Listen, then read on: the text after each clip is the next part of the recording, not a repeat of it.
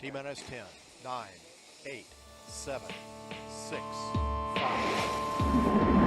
3, 2, 1, 0. Lift off.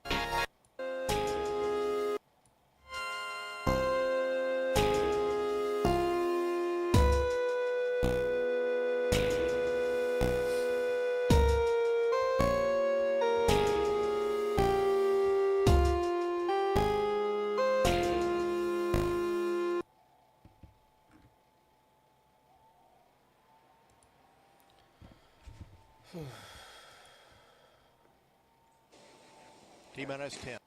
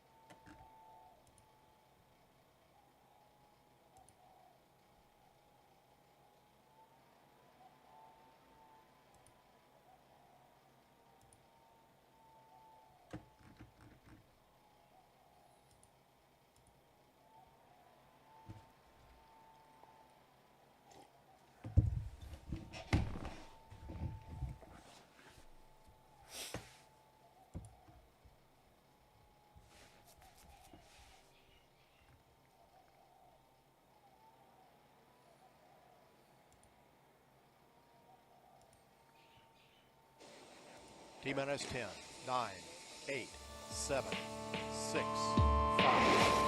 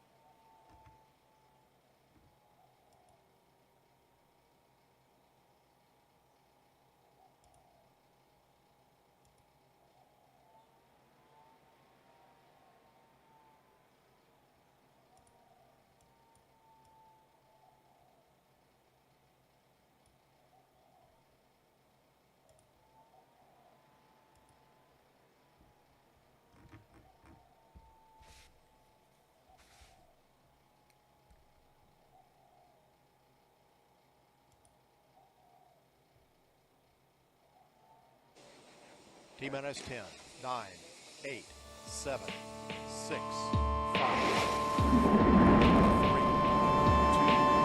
1, 0. Lift off.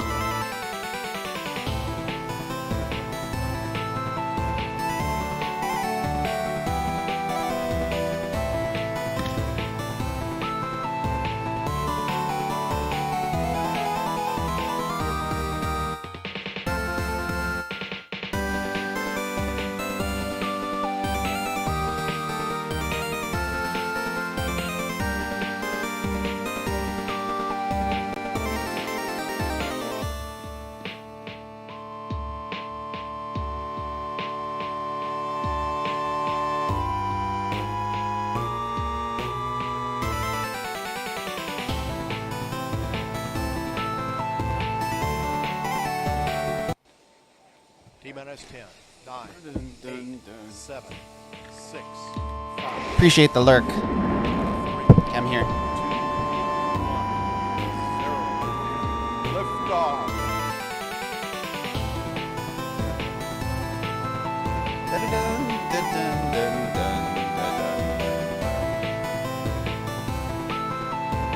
Oh, weird.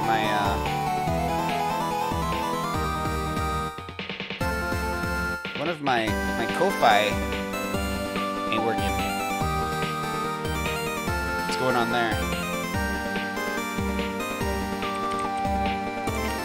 Also, it's showing my Discord. Hopefully, nobody sends me nudes right now. Yeah, right. Like that ever happens.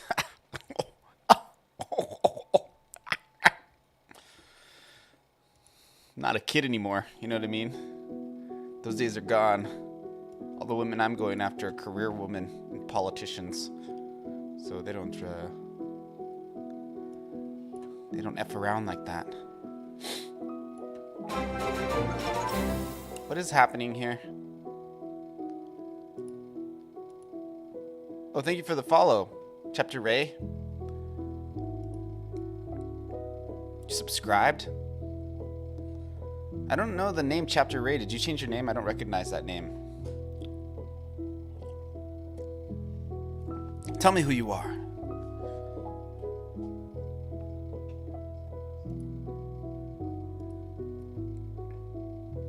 And thank you very much for the subscription. My goodness. Thank you so much. Okay.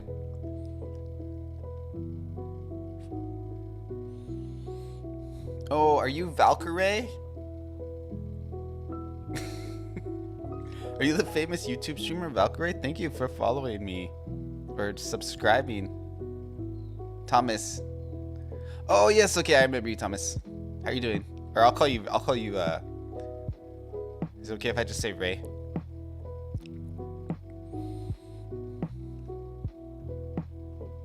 I want to call you your preferred designation. As long as you're not asking me to call you Daddy. That I cannot do. That I will not do.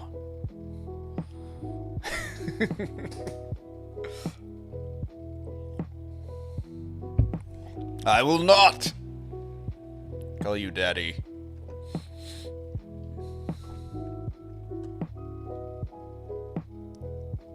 I'm trying to like get my stream working. Usually do this before stream. I could do that too, but that'd be stupid. I actually had to change my monitor. The girl I used to date, I saw her recently, and it was good. It was good to see her. She seems to be doing okay. But she left her monitor here when she left the island, and I was using it, and I got used to using like a really good monitor, and now I'm spoiled. I'm gonna have to go buy one now. It was like 120 frames, you know? And developing on a high resolution monitor is better because you can see the frame skips more because you can tell the difference between 60 and I don't know. Apparently humans can't, most of us can't even tell the difference between like 180 and 100. But when you're testing a game and you watch it like a million times, it's like you see that 120 frames, you know what I mean? And when things are like interpolating or whatever, you can sense it, and it's nice because you can see performance issues earlier. Like if something drops down to like 60 or 50 even, it'll be much more detectable if you're using a 120 monitor than a 60 monitor like I'm using right now, because it's like 60 to 50, it's not like a drastic difference. It's almost undetectable for me. But if you go from like 80 or 90 to 50, just build an FPS count. Hey, bro.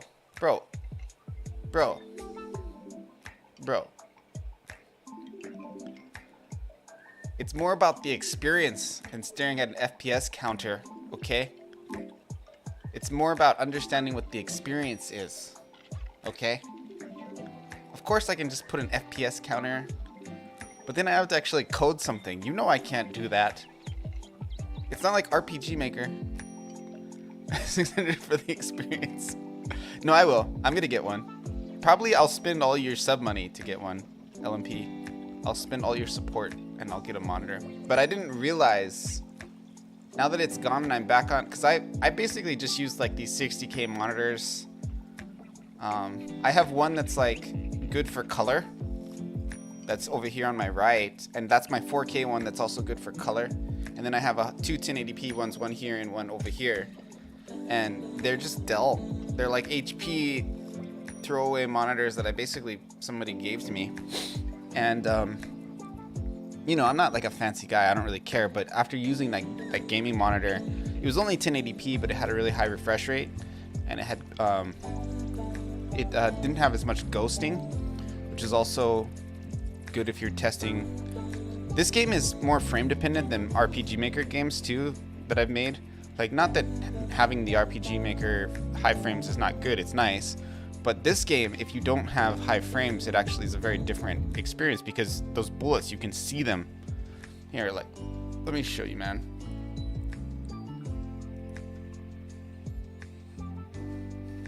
So like, you see these little bullets flying around? that I can shoot the missiles with. Like, I can see every little bullet, and I can see it moving so smoothly when I have the 120 frame monitor. It is a big difference for this specific game. For my RPG Maker game, it wasn't like even really noticeable, to be honest. But oh, by the way, so I have the selection screen set up now, where you can untie that from the tick rate. Yeah, like, what do you mean, like, this is some good stuff. Are you saying, like, don't use delta time?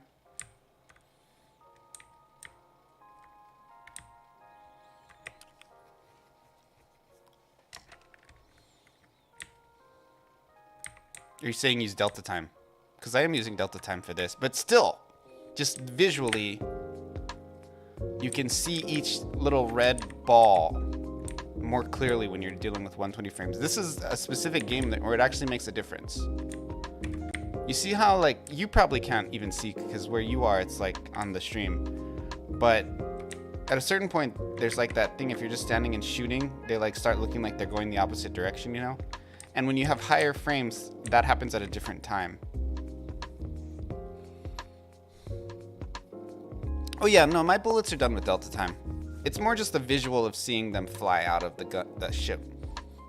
It's one of those things that, because it's like such a specific thing that is somewhat repetitious, I think your brain, at least my brain, and all brains are different. Some people, they can't detect high frames. I can, like, for me, I've tested this with friends, with shooters, specifically with shooters, and we have like the computer on the high setting, and then they'll be like, can you detect like a frame rate lossage? And I'll be like, yeah, it just dropped there, and they'll be like, okay, yeah. So I was able to detect without like a lot of coffee at about 80 frames if you drop about 20 frames, right? So if I'm 80 frames per second playing like a shooter, I think we were playing, it was probably like, what you call that one space shooter that's super popular.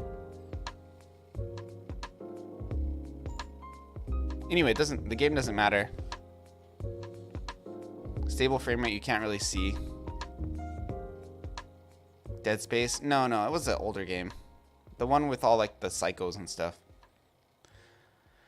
Not Halo. I wouldn't forget Halo. But I think Borderlands, yeah, Borderlands is the one. That I was playing Borderlands, and we would test it on like 80 frames or capped on 60, and they were asking me could I tell the difference between the two, and I could. But when you went from like 80 to like 100, I couldn't, right? Yeah, I agree that you can only see about 60 hertz. But some animations, if they're simpler, like my game, I think it's more detectable at, like, it's the type of game where the movement, it's more detectable if it's a little bit over. Versus with my RPG Maker game, it's not, like, the animation and the way it works, it's not detectable if it goes over. There's only a few places in RPG Maker where 120 frames would even be noticeable, and that'd be maybe like in movement, like the panning of the screen, of the scrolling, and not much else. You know, zooms, sorta. But yeah, I would agree that 60 hertz you can't really see over, but slightly over, I think, at least for me, I can see 60 hertz being roughly about 60 frames ish.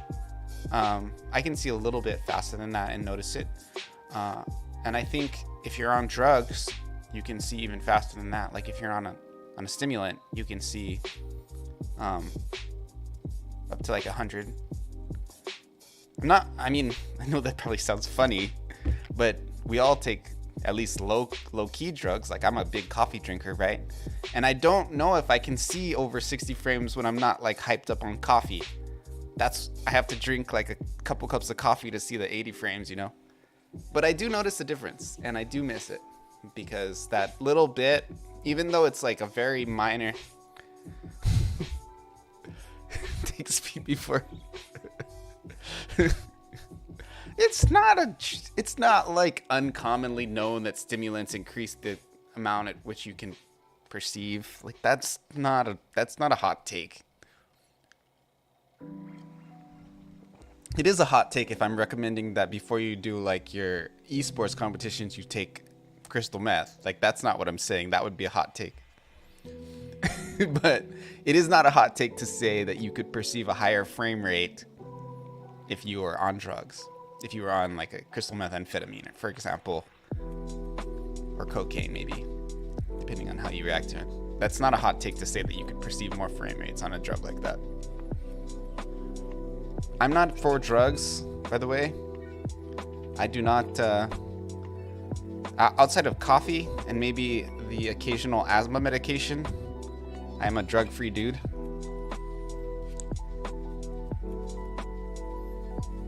So things seem slower. Yeah, exactly. Temporarily, at least. But coffee does that to an extent at a much safer level. Have higher reflexes, yeah. Yeah, so most people can't detect, I don't think, and also I've read that younger people tend to perceive reality at a slower rate. So like a teenage boy, for example, as opposed to someone in their 30s like us, LMP, can perceive like each individual frame. So if they're playing like Apex Legends or something, they do have a slight advantage in that regard. They have the disadvantage that their brains are underdeveloped because your cerebral cortex for most men is not even fully developed until your mid-20s. So even though they have the ability to perceive things more quickly, they also have an underdeveloped brain. So their ability to reason and do all that is less.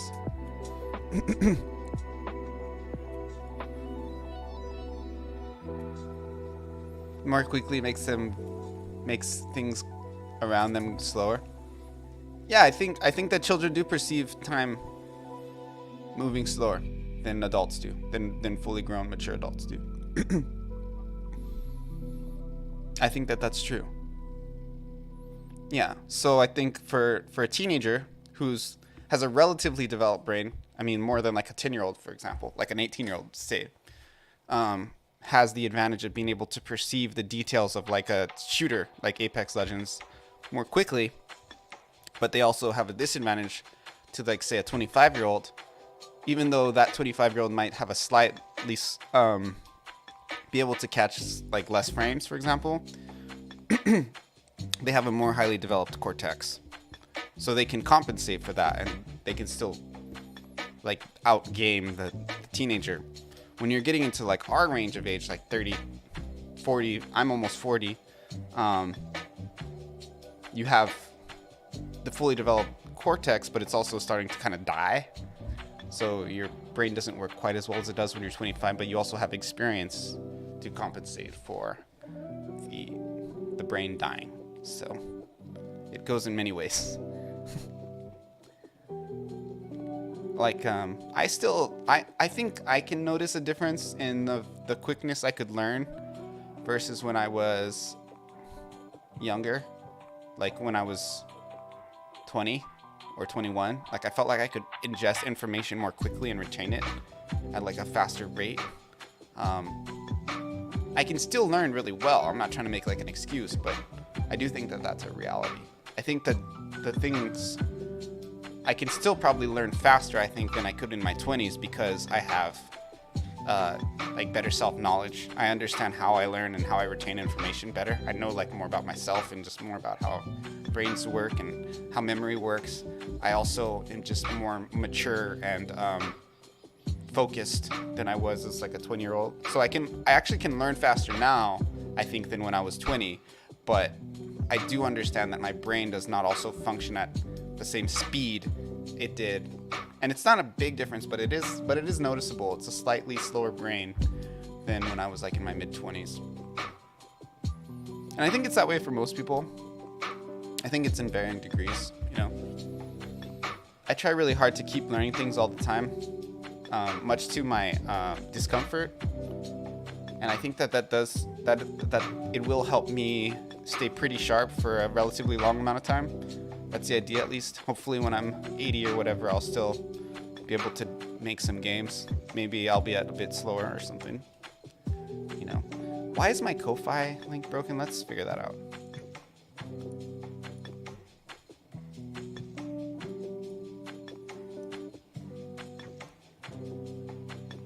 It's like getting hot. I'm gonna turn my fan on. Actually. My camera got like lower. I don't want that. I want you to be able to see what my hands are doing.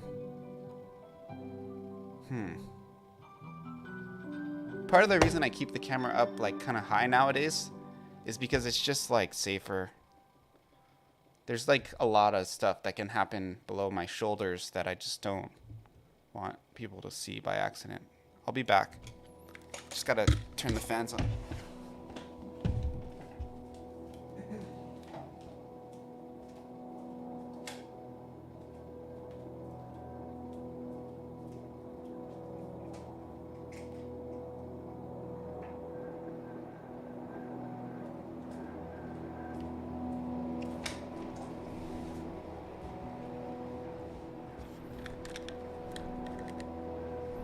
Can you guys hear that fan? If you can hear it, tell me. I'll turn it off. I'm just curious.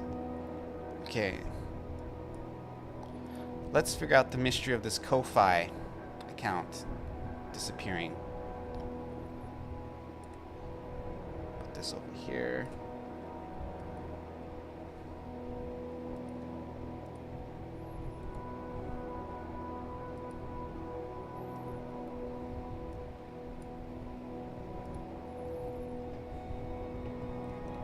So this one still works, the webcam fun one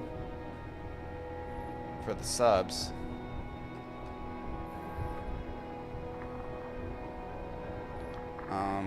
Let me look at the holy cow, holy macaroni.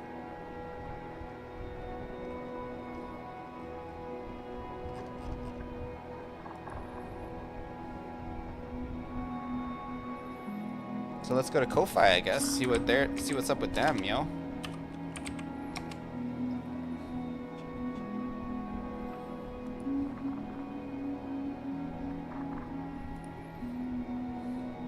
What's going on, Ko-Fi? Why'd you break my widget? I'm gonna change over to Patreon if you don't watch yourself, Mr. Ko-Fi. Look at this, bro. I got one supporter. I'm a big timer. Okay,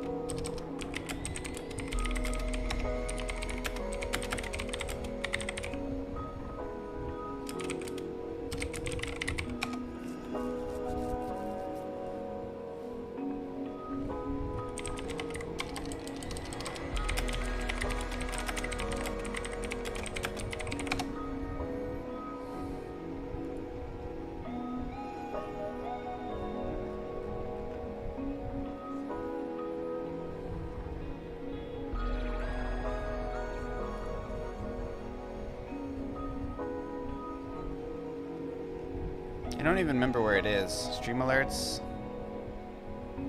Oh, my other Ko-Fi alert doesn't work too now, I just noticed. Ko-Fi just letting me down today. What is going on with my Ko-Fi stuff? Did I turn it off?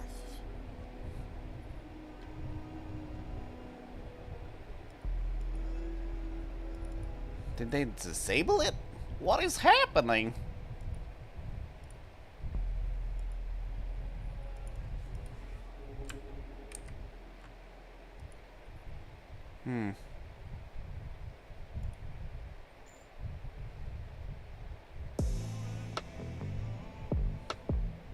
Ko-Fi streambot. I didn't even know I had a streambot.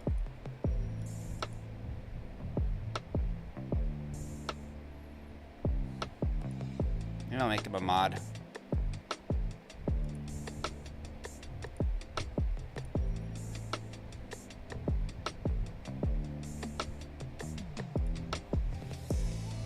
Okay, now he can just spam new donation from someone. Okay, cool.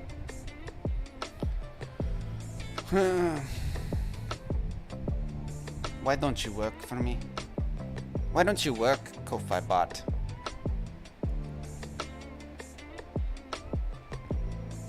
How can you do this to me?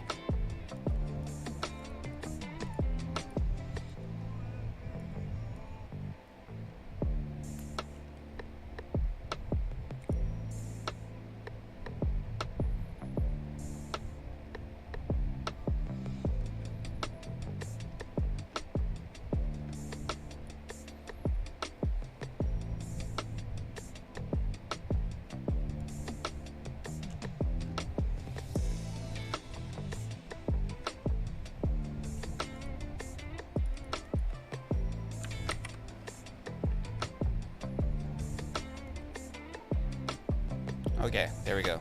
Just have to refresh cache. Is that all it was? Why you make me do that? New donation from someone. There we go. New donation from someone.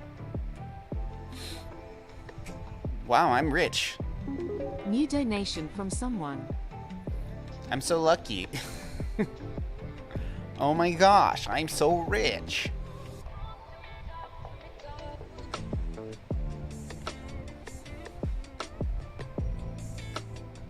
Okay, I'm gonna actually do some game dev now. Have you guys heard of game dev? That's what I'm supposed to do here. Working on this freaking ripoff of Survivor, Vampire Survivor. It's probably the most potential earning game I've ever made in my life. I feel like people are gonna buy it. So the monetization I'm gonna do, I think, is if I end up getting that far, is I'll make like the free play mode where you can just play and it's like a survival, right? And you'll basically just do that and that'll be free. And that'll be leaderboards and the leaderboards will be shareable or whatever. And then eventually I'll add like I'll add more features, right? For like paid, for like DLC. Like I'll add maybe a story mode eventually. I could add like a couch co-op mode. I could eventually try to do peer-to-peer multiplayer. Sky's the limit. I could do like different variations on just the survivor mode, you know. So, and then I could do like different, I don't know, like different modes for the survival or tiers or whatever. I could do a separate one with like with a survival mode with like more weapons and stuff that is like on a separate leaderboard. So there'll be like the free-to-play leaderboard, and then there'll be a premium leaderboard type of thing. So people who pay can play like a version of the game with a little bit more enemies and guns and stuff, but they also have paid like $1 or whatever, you know. And that way you can promote it because people will tell their friends, like, look what I got on the leaderboard, you know. I'm like a 10K score or whatever. At least that's the idea. I've gotten a lot of plays on it so far, and the jam's over, so I probably will actually upload the new version by today, the version that I've been working on. YouTube, depending on how far I get, probably almost for sure I will though by tonight or something. Maybe not like today, but like maybe like late Hawaii night, so it's like early morning for a lot of you guys. But if you go to itch, Maui Game Studio,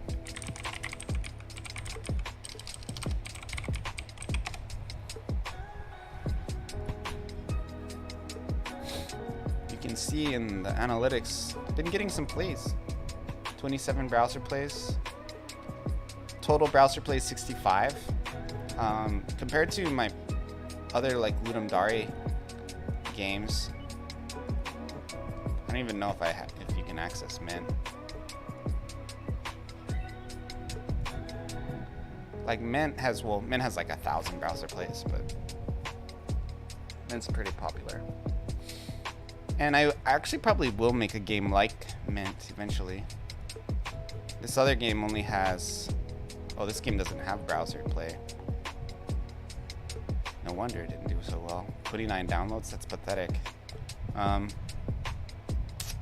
And then this other game, Legend of the Stormer, which has browser plays. This one has 100. This game kind of sucks. It's not even really a game, but they both, I think, have more than Familia, which people don't really play on browser, so people tend to download it.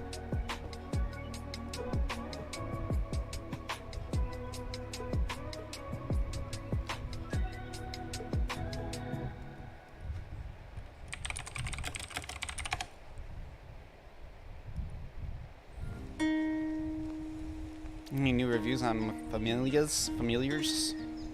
No. I need more reviews still. I'm sure I'll get to 50 pretty soon here.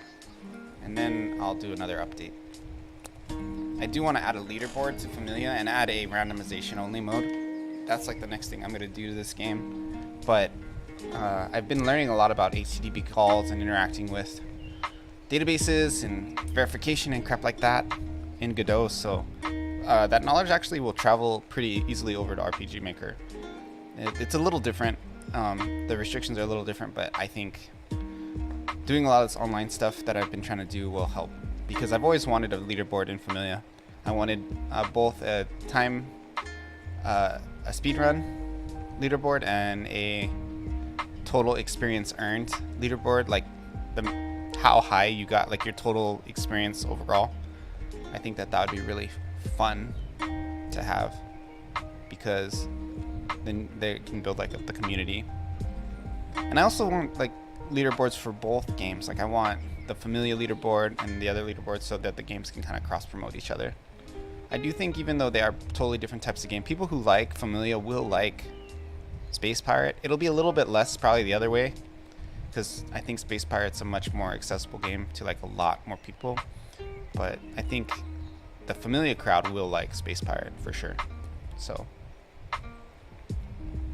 and some of the Space Pirate guys will like Familia. Familia is more like my game that I like, and Space Pirate is more like I'm trying to make a game that I do still like, but it's a popular genre. It's like a hot genre right now, you know? Because I just want to see how much attention I can get from it. Okay.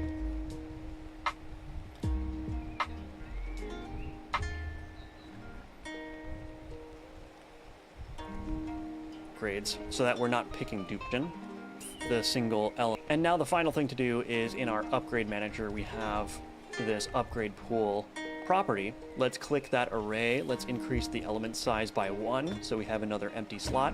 Let's bring over the axe into that slot.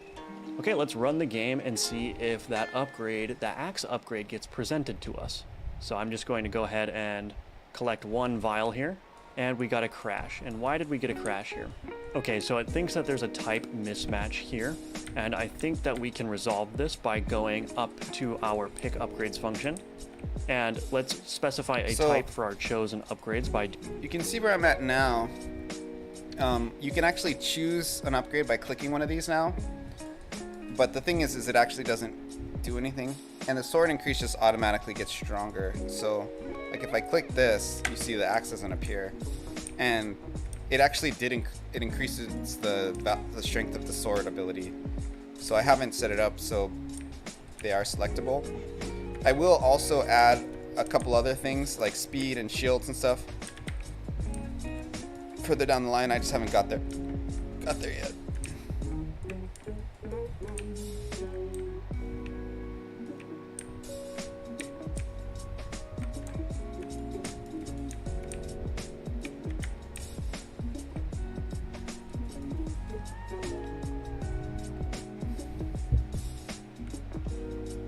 Doing array ability upgrade.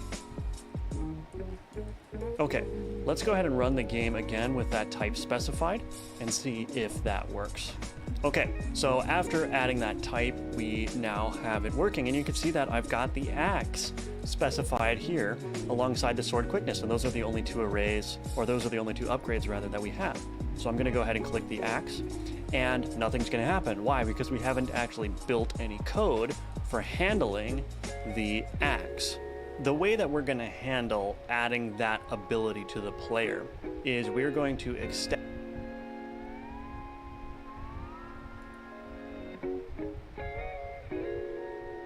And I think that we can resolve this by going up to our pick upgrades function.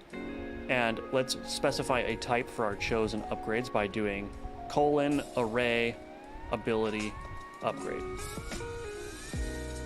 Okay, let's go ahead and run the game again with that type specified and see if that works. Okay, so after adding that type, we now have it working, and you can see that I've got the axe specified here alongside the sword quickness, and those are the only two arrays, or those are the only two upgrades rather that we have. So I'm going to go ahead and click the axe, and nothing's going to happen. Why? Because we haven't actually built any code for handling the axe. The way that we're going to handle adding that ability to the player is we're going to extend our ability upgrade script a little bit. So there's a couple of ways you can do this. I'm going to show you how you can use inheritance to create a separate resource type that has one additional property. So let's create a new script in our file system resources upgrades folder. So right alongside these upgrades, and let's create a new script, and let's just call it, we'll just call it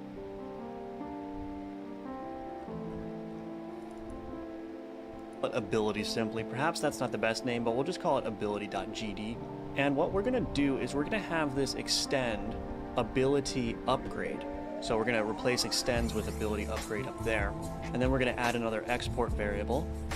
And we're going to say var ability controller scene of type packed scene. So now let's double click our axe.tres here. And we have it set to use the ability upgrade.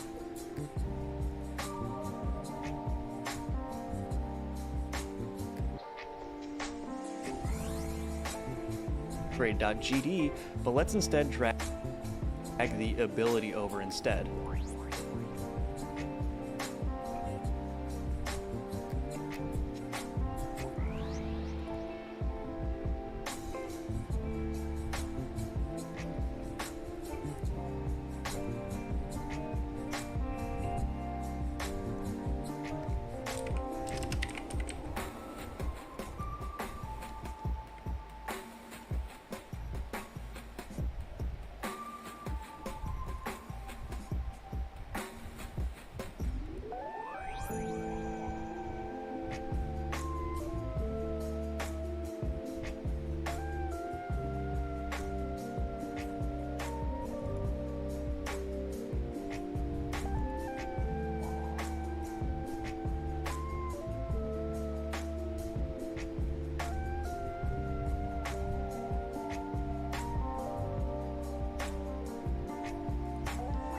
And look what happens now. So we of type packed scene. So now let's double click our axe.tres here, and we have it set to use the ability upgrade.gd, but let's instead drag the ability over instead.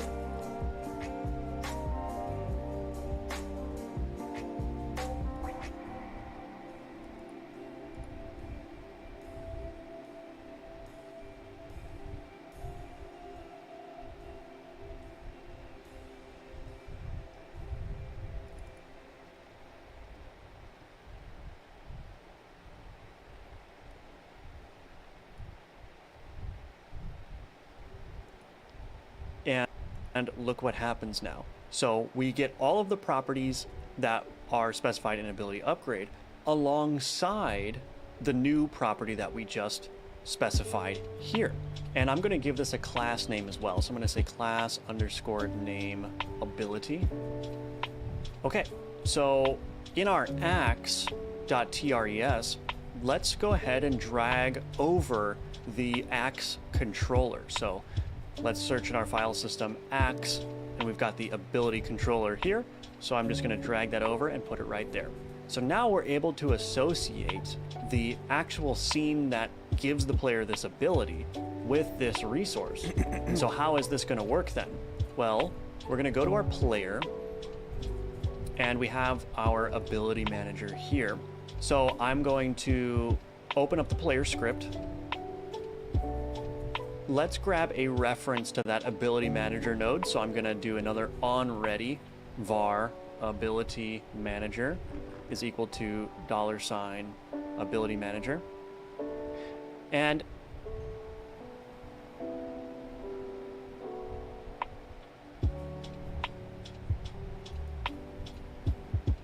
this is not actually an appropriate name for no big deal.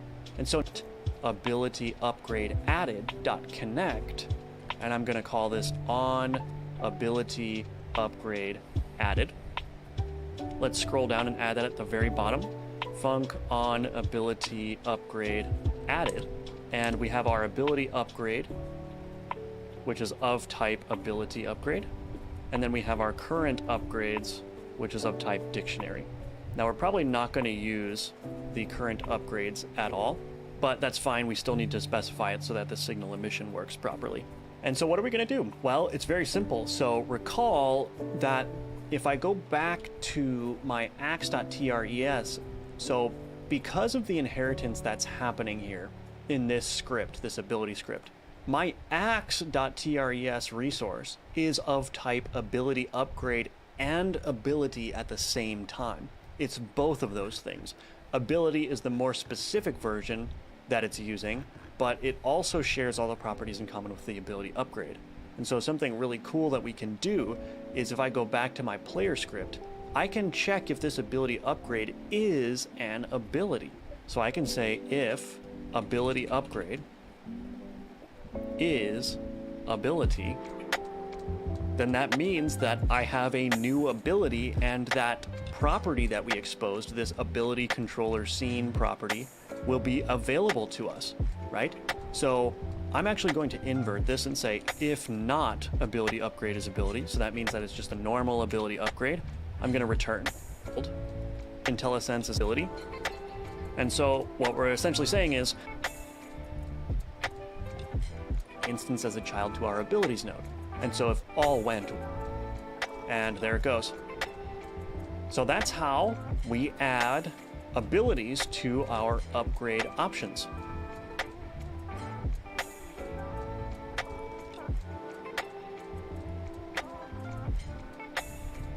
Without.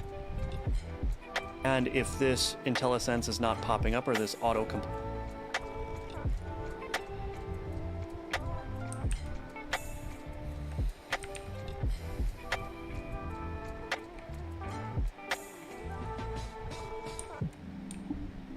Oh, it works! Hell yeah, baby. Look at my axe ability. I know it doesn't really actually look like an axe, but that's okay. And it's also not damaging them? Doesn't look like it. Nothing's dying from it. So let's fix that. It's probably something I accidentally changed. Oh wow, this upgrade's crazy. Look how much more axes I get. Too bad they do 0 damage. I'll probably put some lighting on this and make them like glow or something eventually.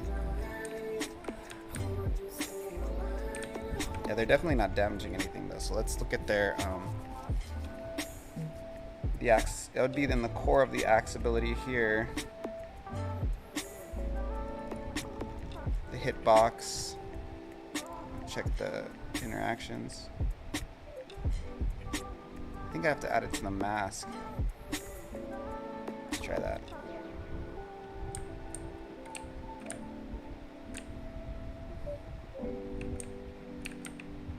Give me. Yeah, there we go. It's working. I think. Wait, no, I don't know. It's working? No, it's not. It's not killing shit. I lose track in my own project the way I assign the collisions because I have an enemy collision. This is gonna hurt me too, I think. That's okay.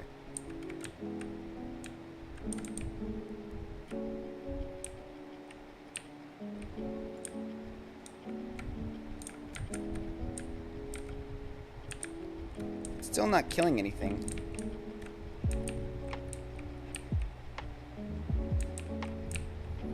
Why isn't my axe killing anything? What's the debugger saying? Root position is declared but never used in the block. Oh, that's not... who cares about that?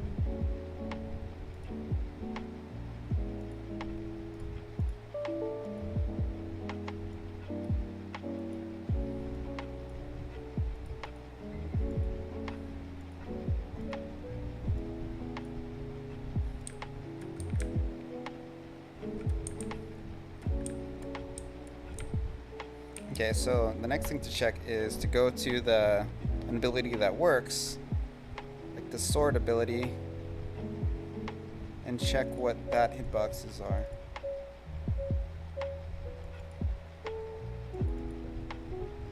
This one is just on 4. Okay.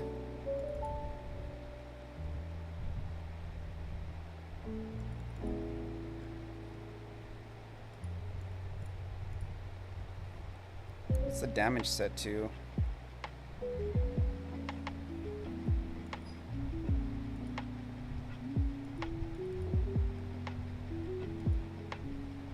Let's increase it just so we can see if it works.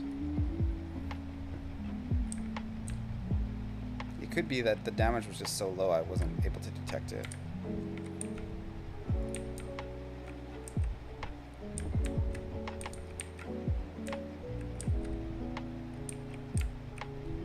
Still not killing shit.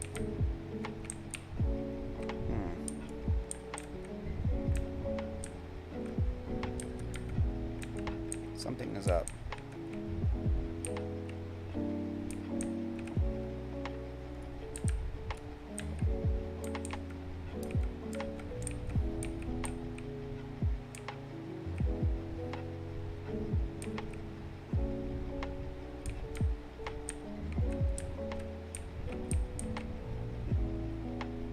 Just to make extra sure, let's like just increase the damage to a real ridiculous amount.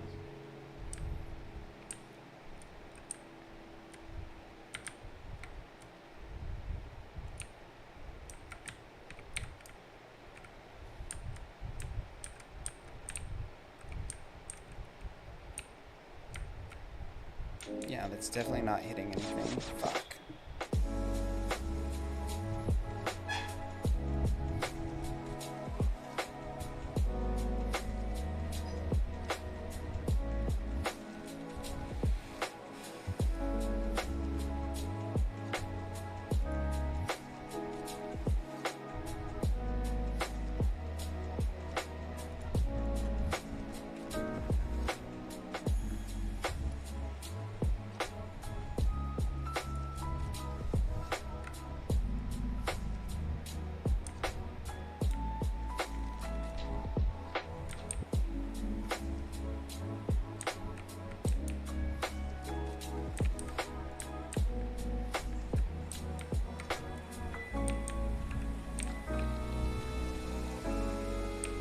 I thought that one worked for a second. I was all stoked.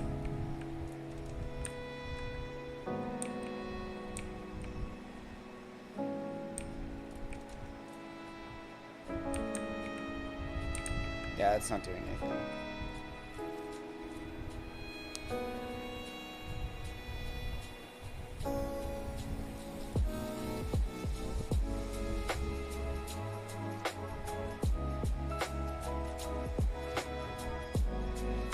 So the ability controller more deals with its spawning and positioning, where the ability itself deals with the damage and the animation.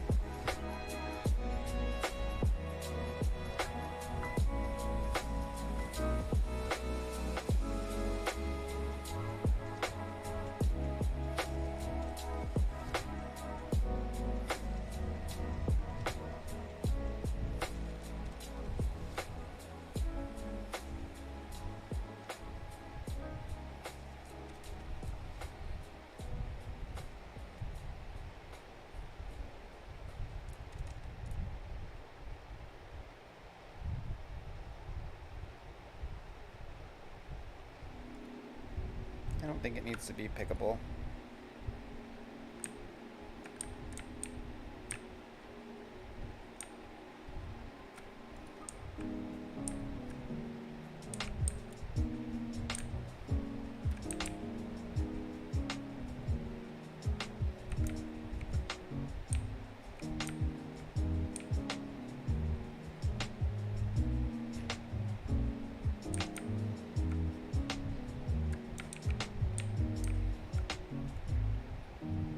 Just leave it on as default.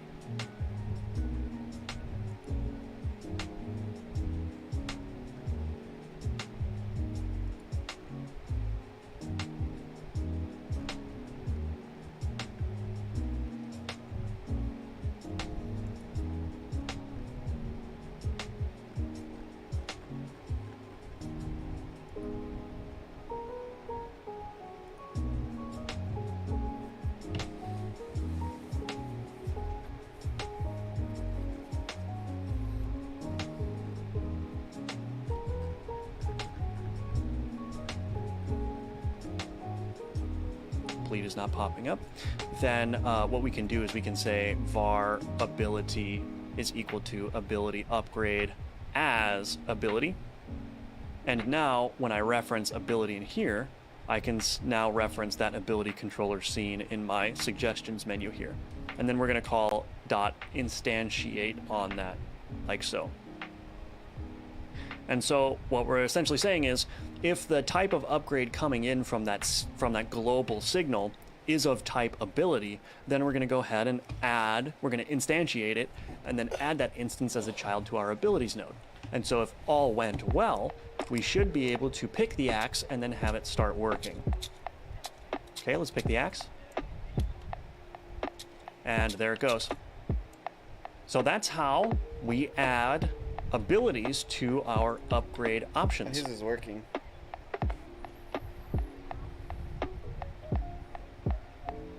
One.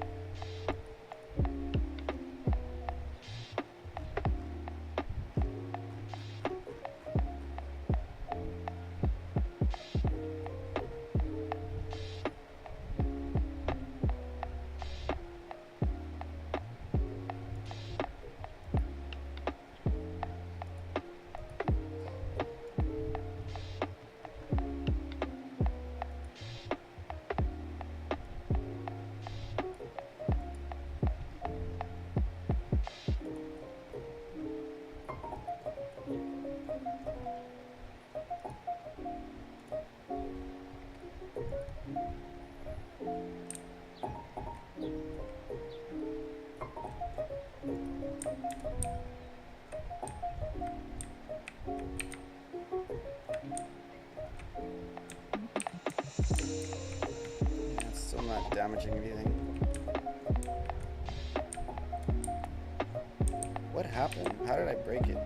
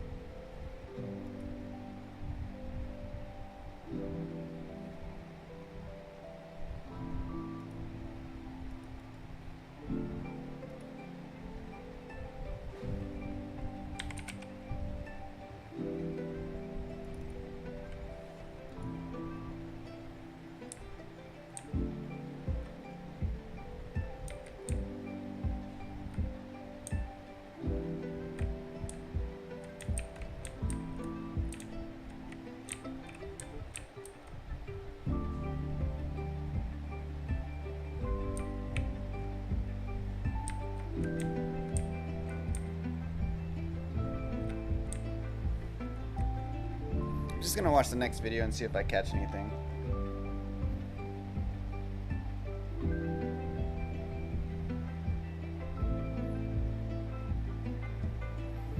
Can't see why my sword is not, my axe isn't working.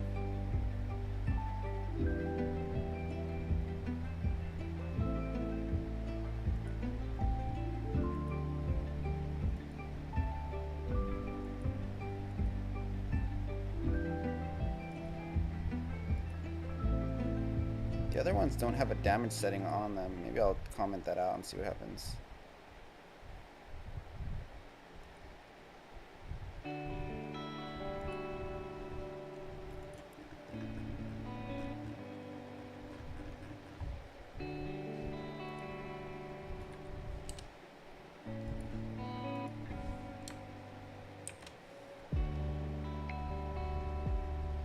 Actually, maybe this damage is overriding my other damage, making it so low it's undetectable.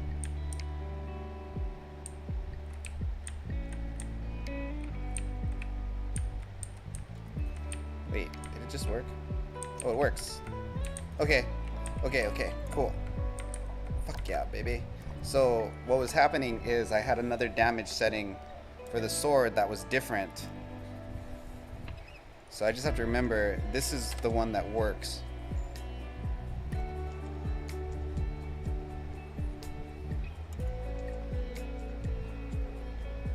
Because I built this axe ability based off the bullet and the sword ability, but I overrode the damage in the beginning. Just out of curiosity, if I can't comment it out because I call on damage here.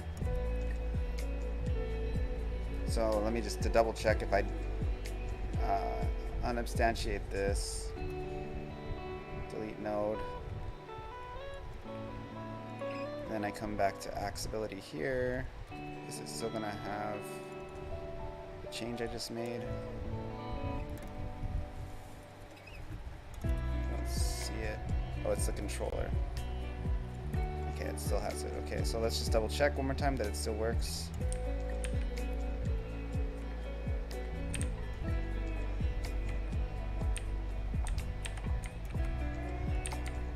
So now I have the axe on. Hell yeah, it works, bitch. Pro game dev. Okay. That was weird, though. Because the sword ability, I put it in the hitbox, I think. Yes. So for the sword ability, I put the damage in the hitbox. Which I can turn that down. That's a little bit intense. And for the bullet ability, where did I put in the bullet ability? In the bullet ability, I put it in the controller.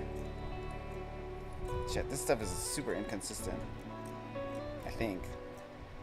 I don't see it here. Where did I put in the bullet ability?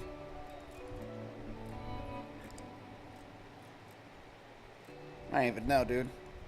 It's a mystery.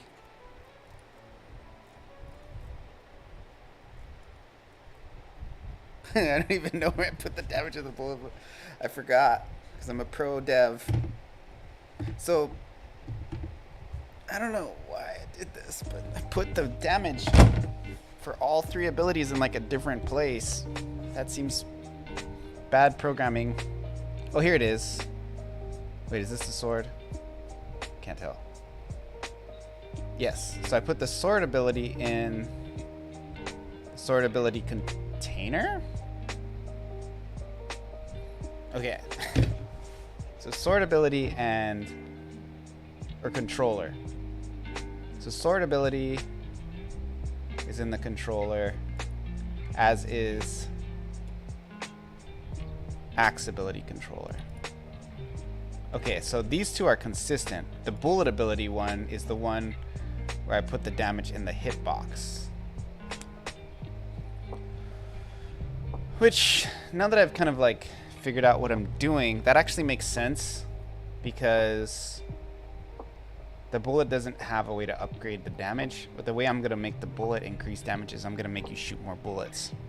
So I might change this later, but for now, I'm quite happy with it. Just as an experiment really quickly, I want to try and uninstantiate the sword ability controller and see if it'll spawn. I don't think it will work yet, but I want to try.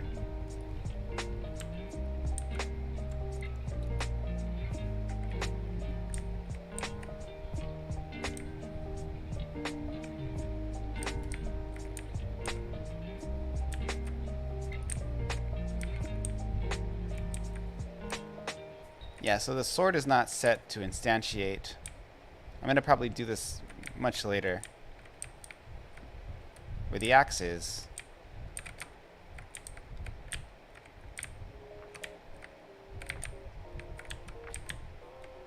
Eventually you're going to just start with the frontal gun. But yeah, currently we don't have a way to instantiate the sword yet. So that's something I'm going to set up later. For now, let me just go back to the player scene and re-add that. Control C. Okay. Just so I have an idea of what's going on. I'm surprised that didn't work because I thought I re-instantiated it, but I guess I just did a add child thing. So I basically, I'll do this later because I want to keep going through the tutorial, but eventually I just have to do the add child, and if there is no existing child, well, first I have to check if it's instantiated, and if it's not instantiated, I'll instantiate it with a conditional, with an if statement, and then if it is instantiated, I'll just reduce the tool. That sword ability needs a lot of work too because it currently goes below 0, which I have to set up a condition for that. Like once it goes below 0, it does like 2 swords or something, you know? And then that just keeps going indefinitely, so it'll go like 3 and then 4. So they'll just appear more and more as time passes. But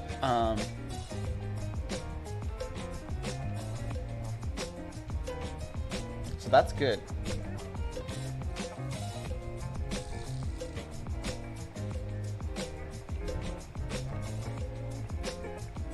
Or reasonable. And then I'm going to go ahead and run it, and let's see how that feels once I get the upgrade. So that feels a little bit less OP to me, and gives us plenty of room to improve the axe's efficacy with upgrades.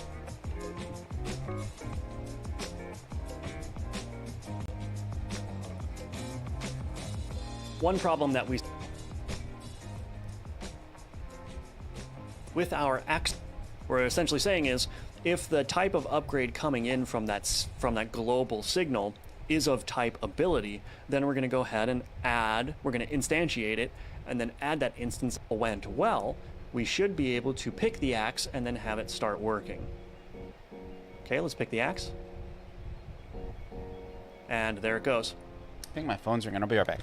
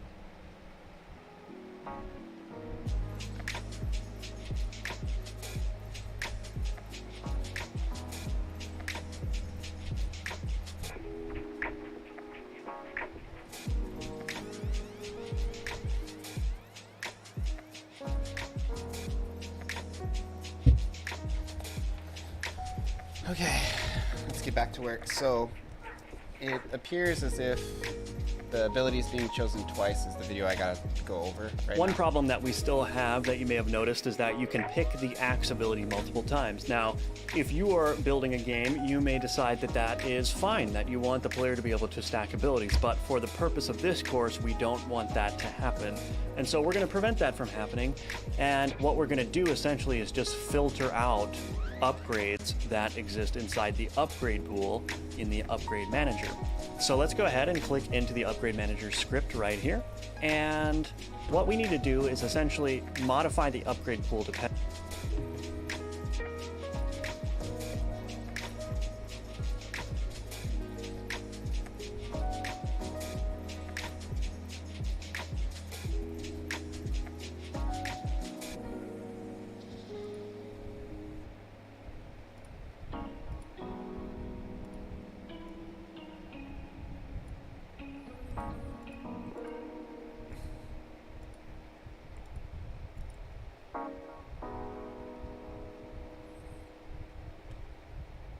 Depending on what upgrades are chosen.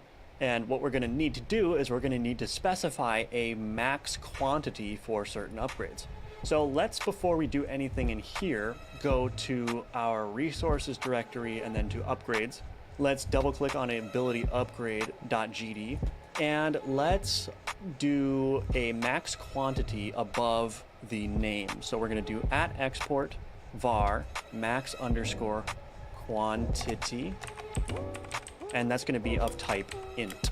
And we will set this to, we'll leave it at 0. And what 0 will mean is that you can have an indefinite number of these upgrades. Okay, so we have a max quantity property now. Let's double click on our axe.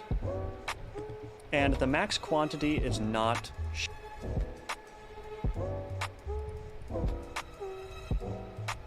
showing up, and I have a feeling that this might be a Godot issue. So what we're going to do is, before we do anything, let's click this tool button right here, this one that says manage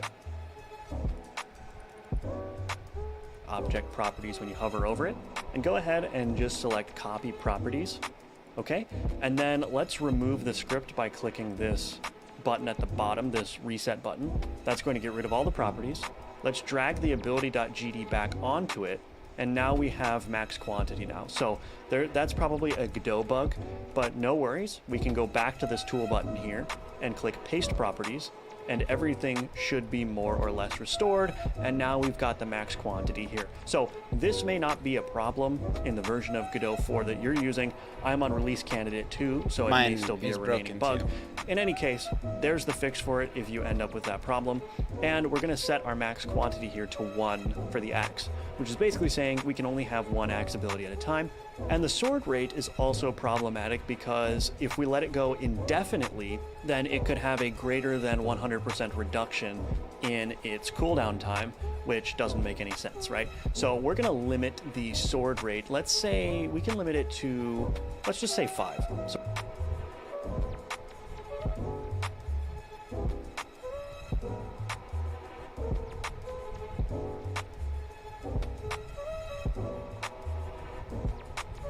Sword rate. I don't remember making that. The frick? let it go indefinitely, then it could have a, and we're gonna set our max quantity here to 1. Oh, here it is. Max quantity to 5. Okay, so... Okay. 1 for the axe. That'll fix the which is basically saying issue we with can it only appearing have too 1 much. axe ability at a time.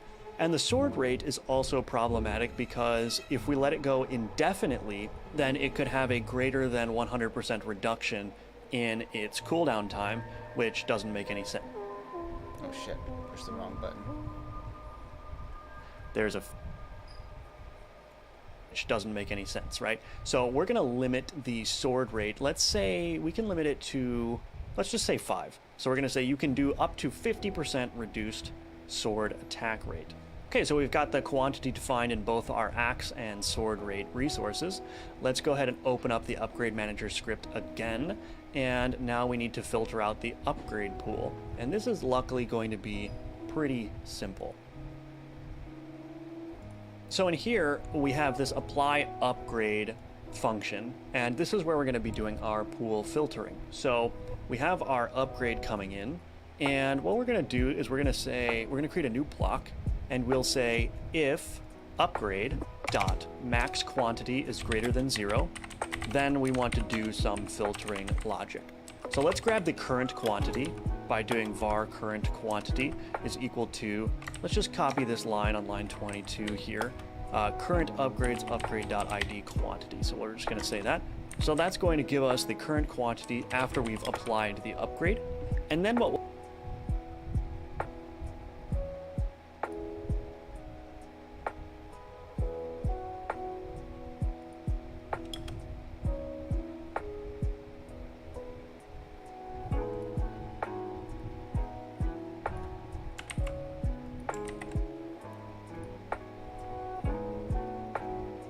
we'll say is we'll say if current quantity equal to, so if current quantity is equal to upgrade dot max quantity. So this is the point at which we are going to want to remove this upgrade as an option from the up.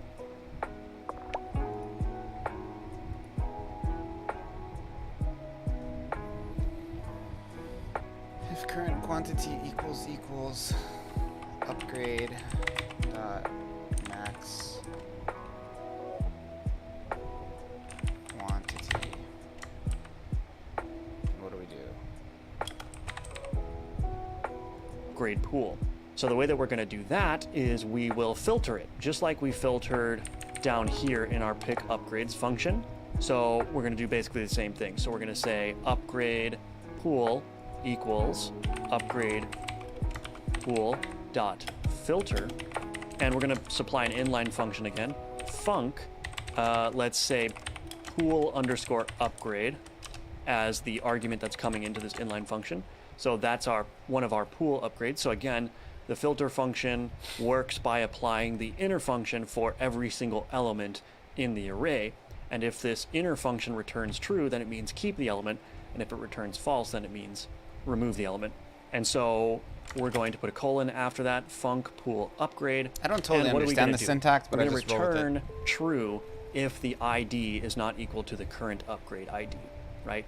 So we're going to say return pool upgrade dot ID is not equal to the upgrade coming into this apply upgrade function dot ID. Okay, and that updates our upgrade pool because again, the filter function returns a new array, so we've got to overwrite the upgrade pool. And I believe that should be it. So let's go ahead and play the game.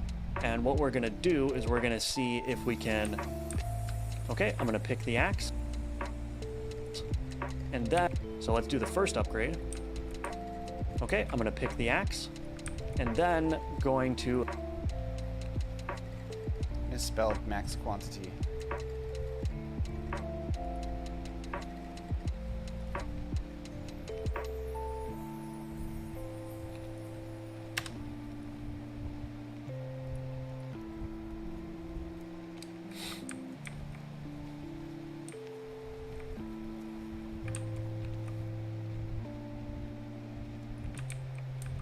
Wait, let's restart it.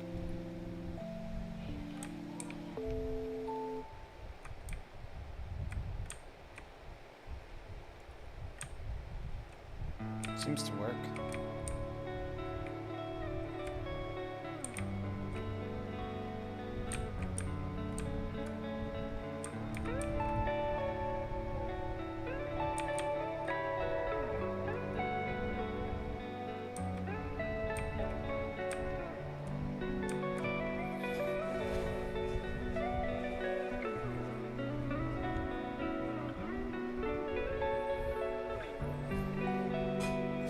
level up one more time with my new axe ability and see if that is an option. Okay, so we're ending up with a problem. And the problem with the crash, well, we're filtering out some upgrades, right? But then we're also running pick upgrades. So yeah, think about it to yourself a little bit. And so here's the answer. Pick upgrades always has to... choose 2 items because we've hard-coded this 2 here. The problem is, once we've filtered out the axe, and since we only have 2 upgrades total in the game, once we've filtered out the axe, there's only 1 upgrade left to choose from. Now, that would be fine, except, remember, we're filtering the upgrades as we pick them in the pick upgrades method, and so we're actually ending up with an empty array after it picks the first sword upgrade. Why? Because it's picking a random element from the filtered upgrades, it's adding that as an option to our UI screen by adding it to this array, and then it's reassigning this filtered upgrades by removing that option from the array. And so by the time we hit the second iteration, this pick random is returning null because there are no elements. And fortunately, the fix for this is going to be rather simple. We just simply have to check if chosen upgrade is equal to null. We're going to break.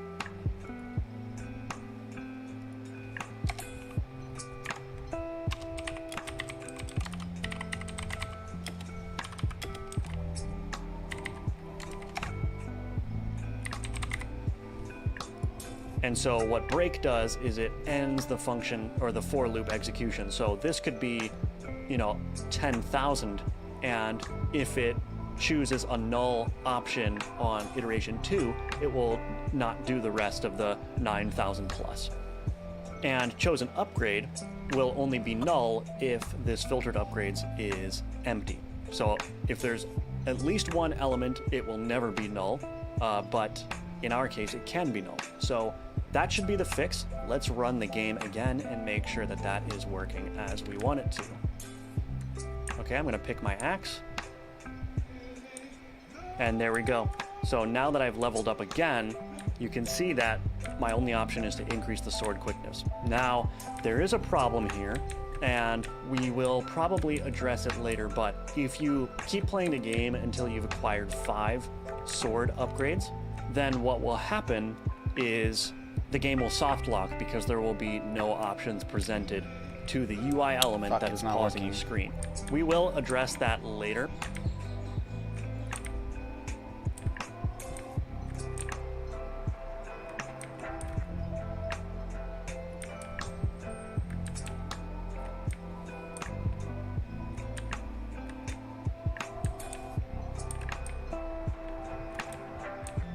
Did something wrong.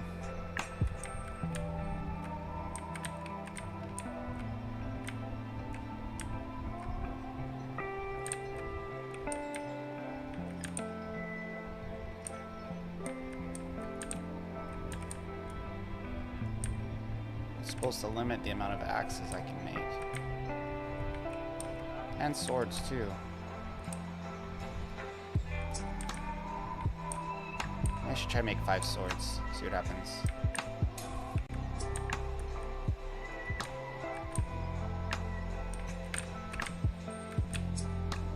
I guess I can just AFK. I'm gonna kill everything, there's no way anything can get through these.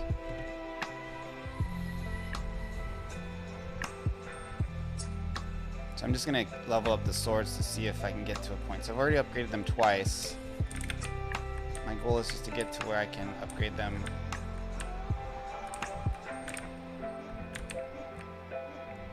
So 3. I'll do like 7 just to make sure I counted correctly. So what I'm hoping for is that the swords will disappear after a while. Like the sword option will disappear. If that's not the case, I gotta go back over my code and just try to look through and see if I can find a place where I missed something. Well, even if it's not, I do, but there's just less code to look through if it's just one of the abilities. So that was 4, I think? I don't know. We'll do like 3 more. This axe ability is pretty OP now.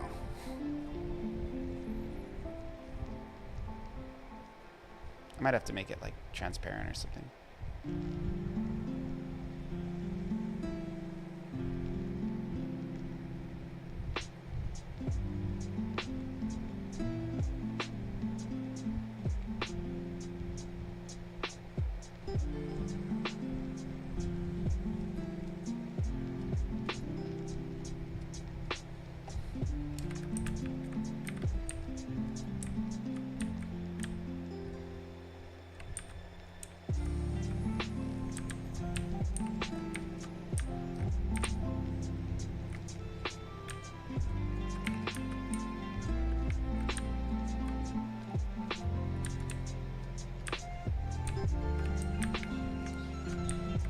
pretty sure the sword ability doesn't.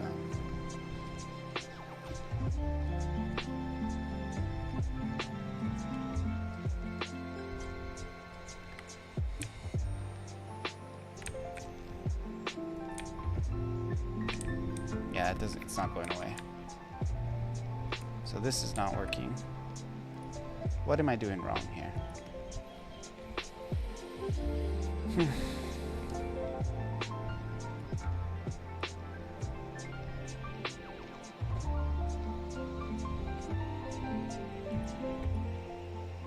If upgrade max quality is greater than 0, bar current quantity. I'm just looking for spelling errors right now. That's like the first thing I do. Upgrade pool function. Pool upgrade ID is not equal to upgrade ID. That all looks right. If chosen upgrade equals null. Break. Let's comment this out to see if it maybe had something to do with that. I doubt it, but just check it out. So we're gonna do the sword or the axe. Let me just check. What did I set to have 1? Sword rate was 5, and the axe was... Oh, the axe doesn't have a max quantity. Okay, so that's probably the issue there. Let's double check. I didn't set the max quantity to 1. Like a Dumbo. So let's get some axes.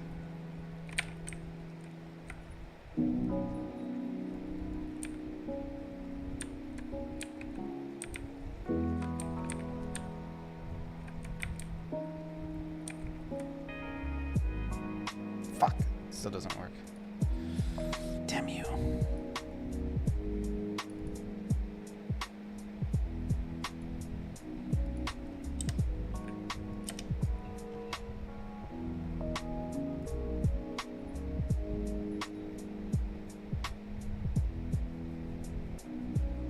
If max quantity is greater than 0, and it clearly is,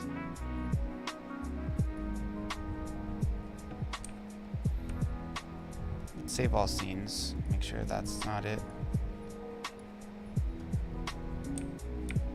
Man, as we get further into this tutorial, I just find like more and more issues, but I guess it's good because I'm like learning it better, so. But still, it's frustrating. I wish it could just be easy. Like it's a 40, it's like a 20-hour tutorial. Oh, it worked. Fuck yeah. Awesome. Okay, so now I have the ability to max out on certain abilities. This UI looks so bad. I can't wait to make it look good. I'm a web developer background, so bad UI like just kills my heart.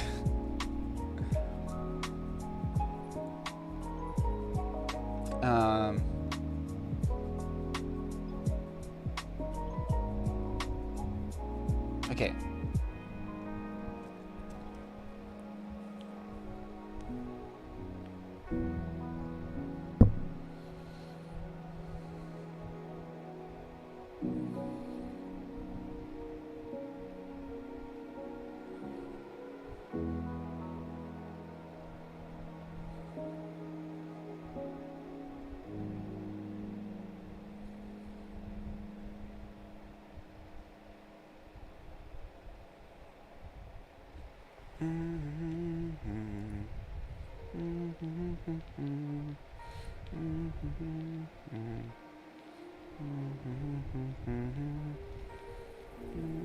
How's my YouTube short doing?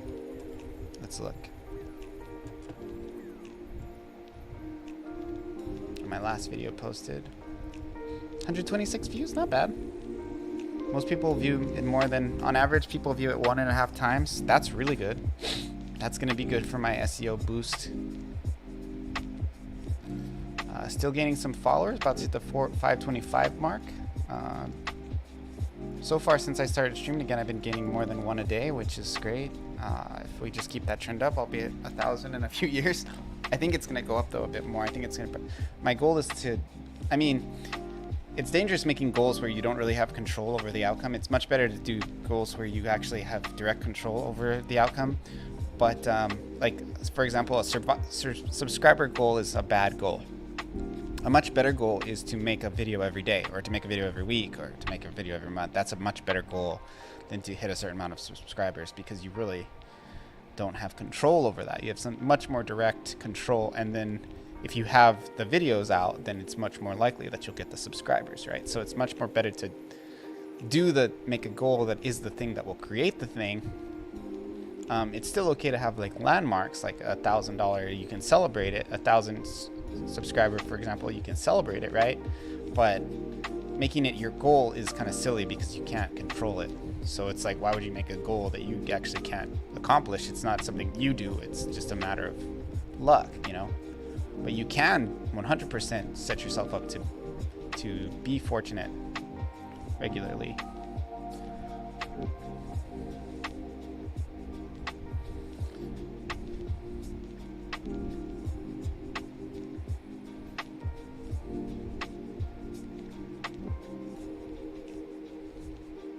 I'm really excited about this project. I'm really excited to upload the newer version of this game later today. I hope that everybody likes it. Oh.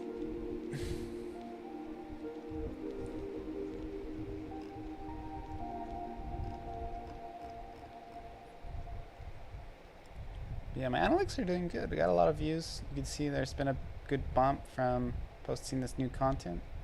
Got about double the views happening, so still by far my most popular video is this one, which was just like kind of a throwaway video, so it's kind of funny, but it's fine.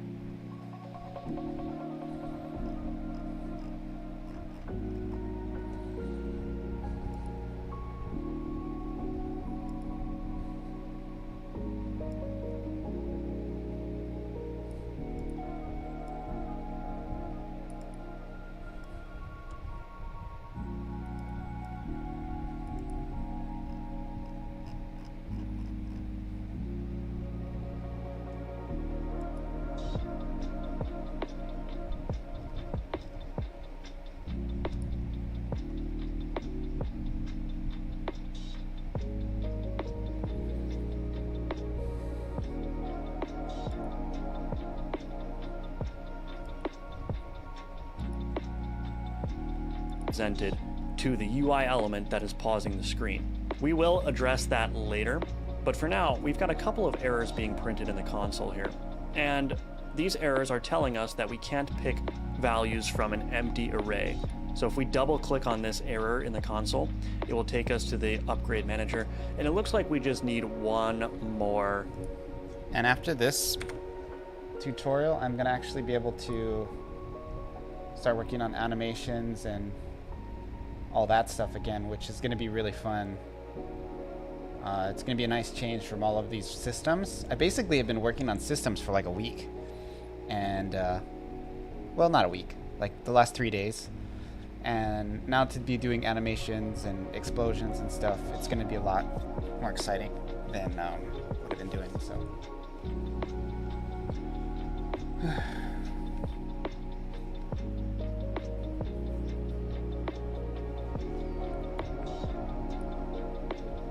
check. Or I guess we should probably change this check. So this check technically works, but it's printing errors to the console, which means it doesn't like the way that we're doing it. So instead of doing that, what we're going to do instead is we're going to write a different if statement. If filtered upgrades dot size is equal to 0, then we're going to break. And we can much better. If filtered upgrades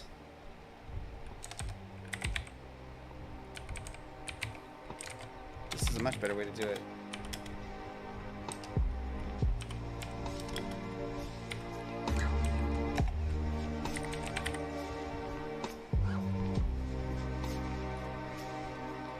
remove this block too.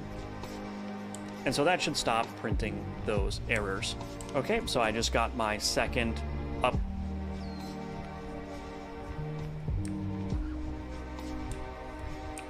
Let's check to see it still works when I get my upgrade.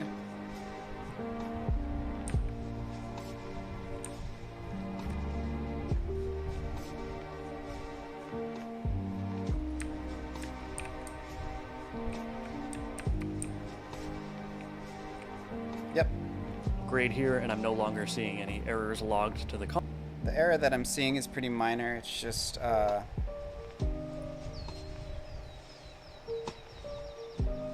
saying to name it for conventions. I think this will take care of itself in time,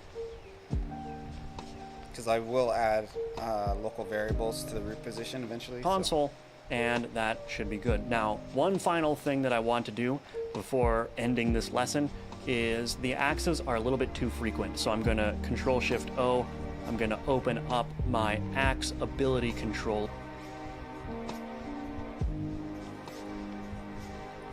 right here, and I'm going to click on the timer, and I'm just going to up the wait time to something like 3.5, which I think is a little bit more reasonable. And then I'm going to go ahead and run it, and let's see how that feels once I get the upgrade. So that feels a little bit less OP to me, and gives us plenty of room to improve the axe's efficacy with upgrades. Great.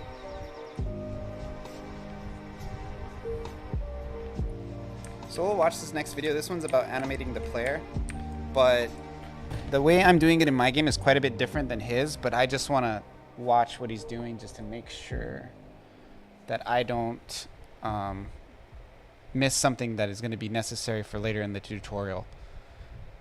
I'm getting to the point where we're about 75% in through this tutorial now, and most of the stuff is not so much systems.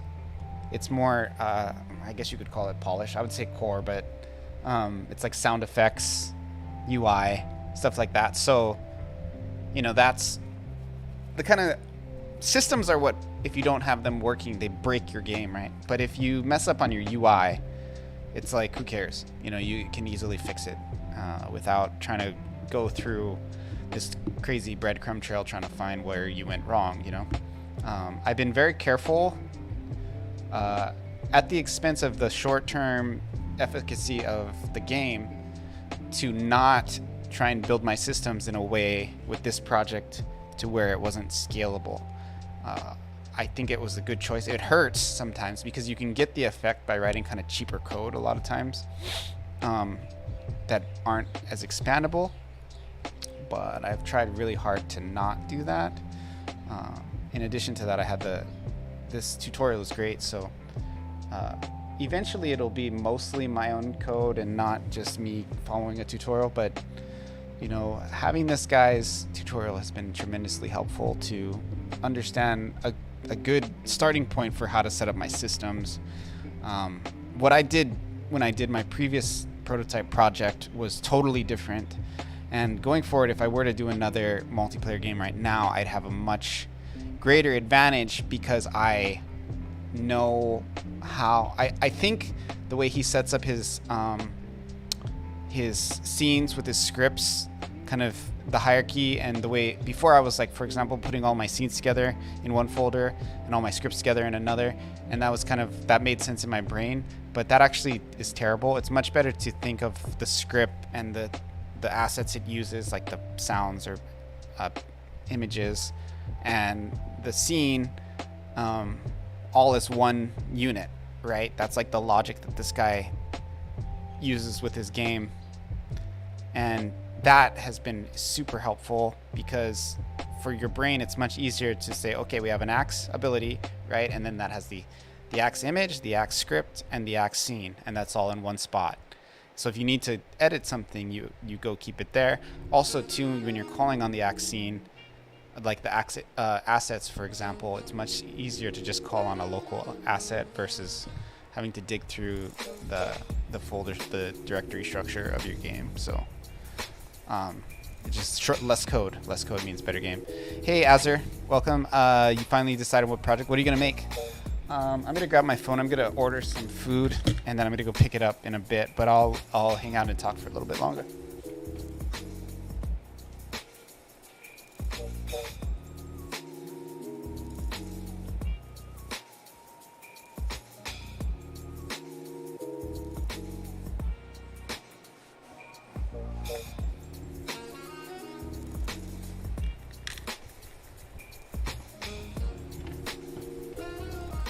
Just done writing the intro. Sequel to Phantom Thief Sim. Cool.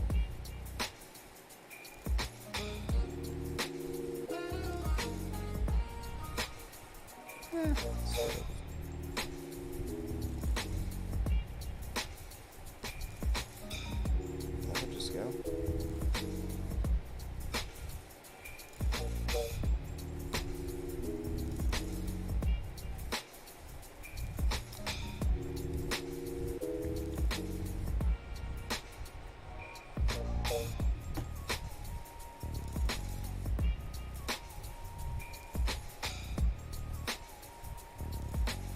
I'm probably gonna put all this code in from the tutorial and then I'll like comment it out or something.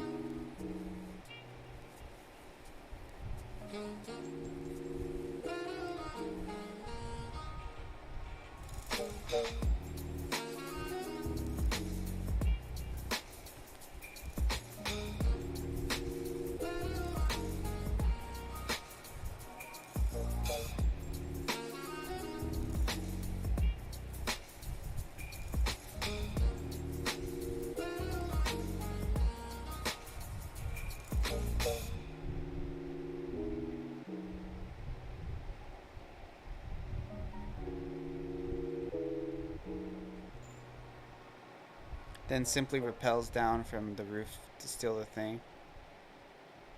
Falsely identified as Sylphie and dragged off for questioning.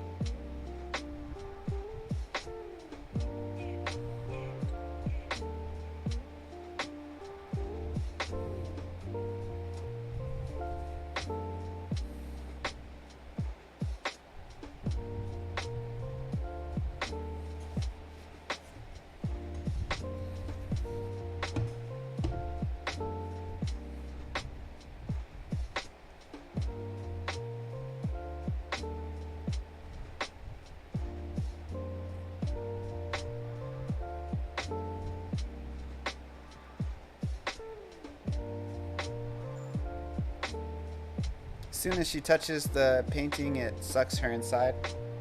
Kind of like Final Fantasy VI. Like Realm.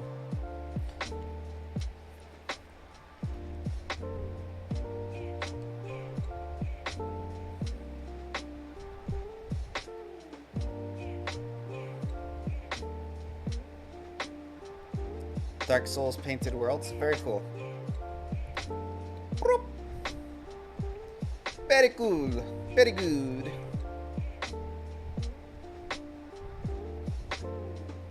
It's a nice one.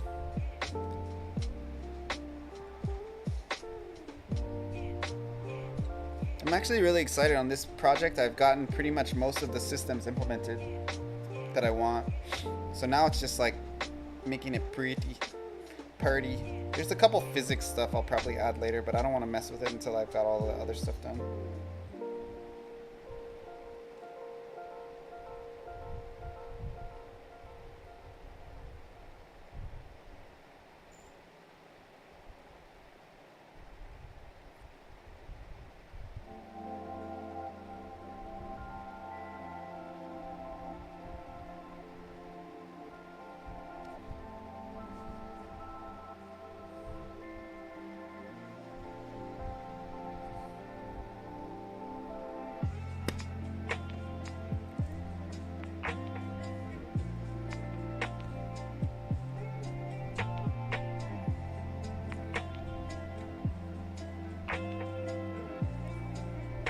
I'm thinking I'm gonna get a quarter pounder with Big Mac sauce.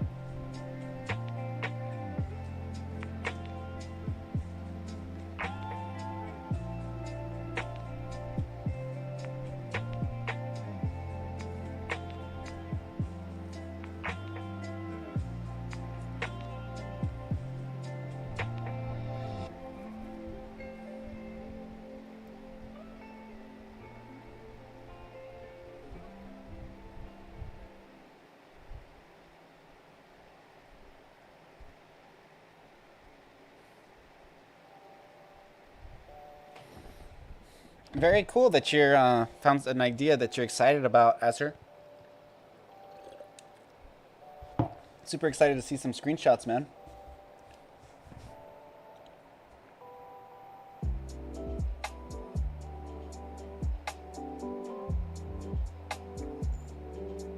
Three-fourths developed idea-wise. I'm sorry, that's funny. Like, the idea is just such a starting point. It's like, I don't know how it is for you, but I kind of develop my ideas as I go. Like, I don't really have the ideas worked out when I start, usually.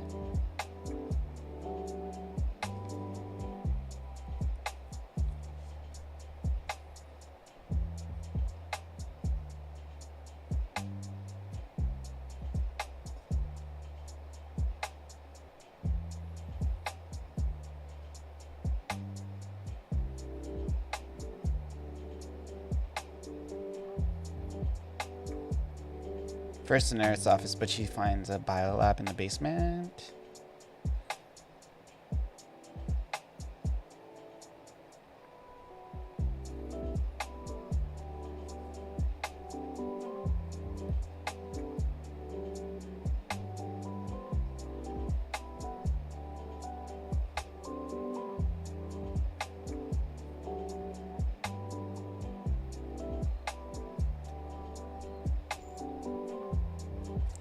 Traditional Sylphie stealth gameplay.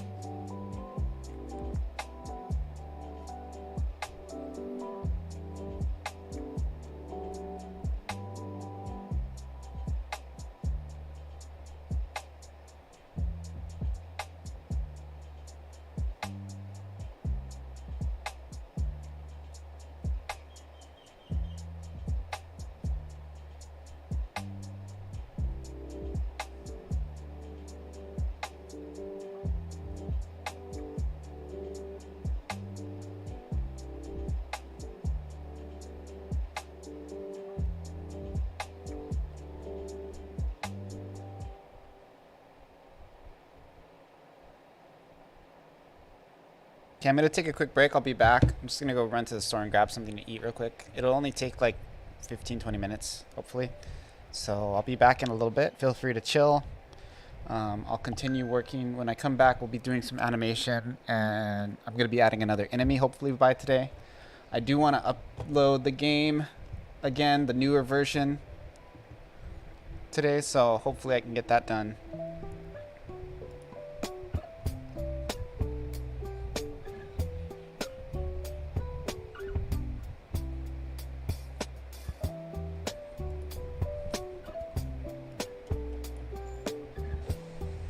T-minus 10, 9, 8, 7.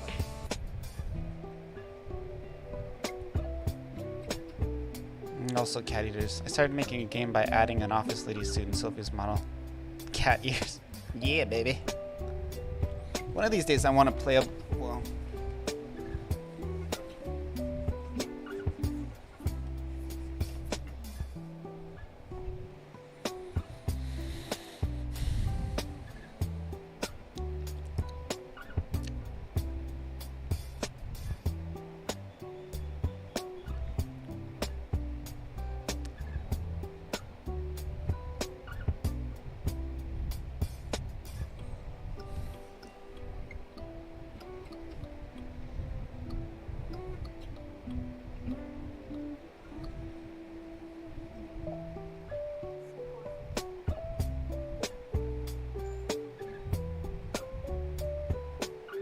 Putting something on to idle while you're gone?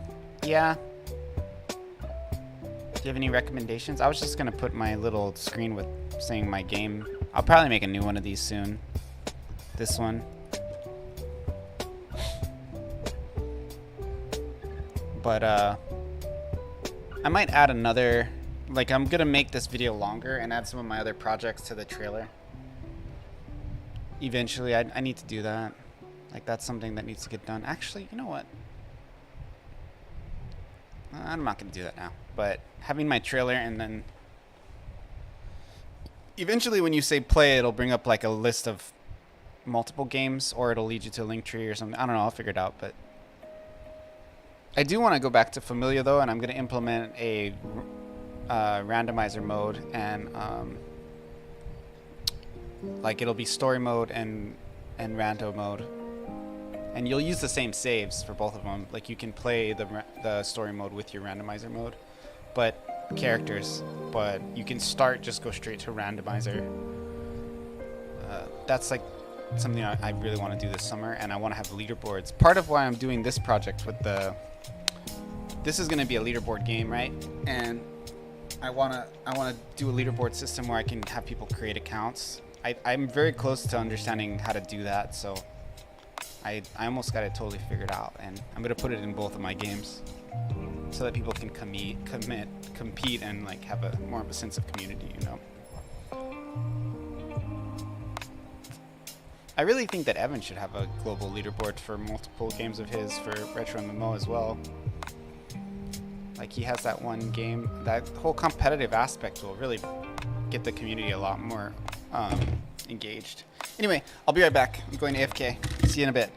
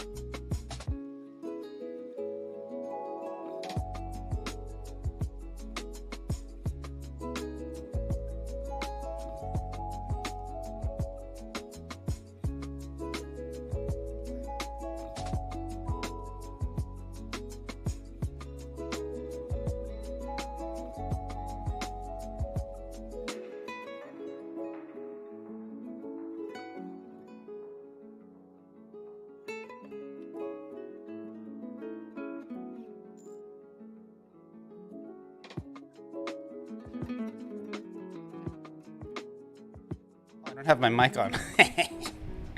Cup of coffee in the morning. Cup of coffee. Yeah. Cup of coffee in the morning. Anybody know that meme? No? Thanks, Code. That's Macho Man Randy Savage.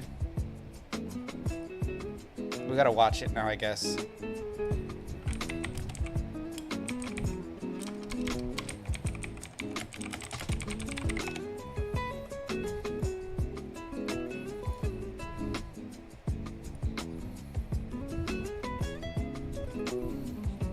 Randy Savage, Sarasota, Florida. Come on in. You're going to be defending against the Dragon, Ricky Steamboat. What's the cup for? WrestleMania 3, Pontiac, Michigan. Yeah, 90,000 plus people watching right there. And this is Ricky the Dragon Steamboat's cup of coffee in the big time. Yeah, cup of coffee in the big time. Because he'll never get closer than now. I am the Intercontinental Heavyweight Champion, and I will remain the Intercontinental Heavyweight Champion. And George the Animal Steel on the outside will be no factor, yeah. You say no factor. Obviously, he is a factor, or you wouldn't even brought it up. Oh, wow, Mr. Sarcasm, yeah. I don't care if you got 23 wrestlers around the outside, and it doesn't even matter, no, because I am ready, and I will not let this opportunity slip through my fingers. Cup of coffee, man, yeah. Man. Wow, man, freak out. Wow, man. Freak out. I love him. The 80s were so different, dude.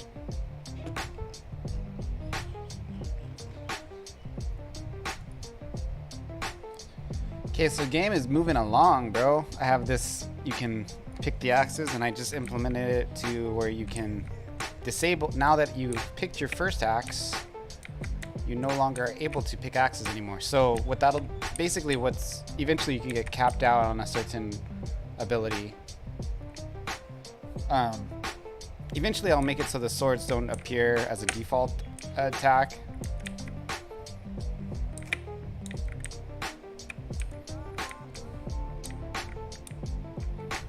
But the game is really coming along. This is a really, I'm really enjoying this.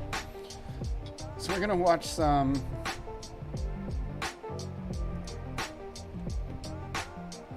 Our game is slowly but surely coming together. Let's spice up the visuals a little bit with some animations. Let's so change the our view. game has been relatively static up until this point, but since we are in that stage of the course where we need to make the game actually look like a game, we're gonna have to do some animations. And Hey Varkees, how you doing? Been working on this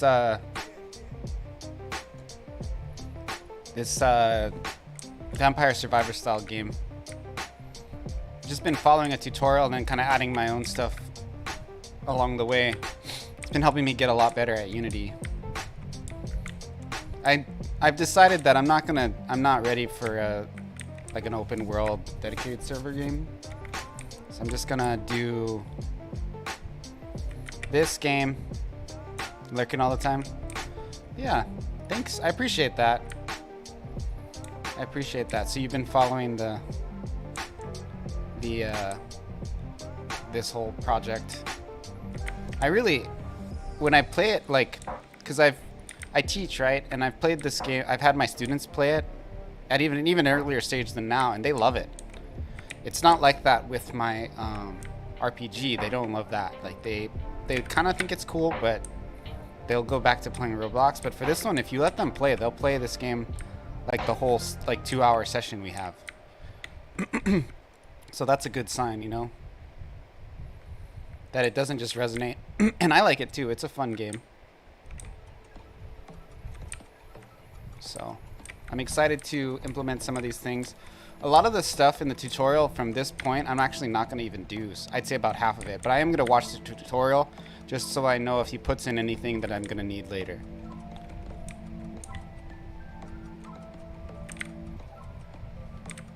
So we can do the spinning axe. There it is. Wrecking balls, dude.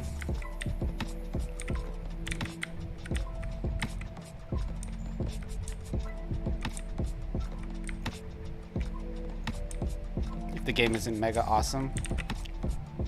I mean, that's a weird thing to say. So you're saying my game's not mega awesome? Thanks, dude. My game is mega awesome.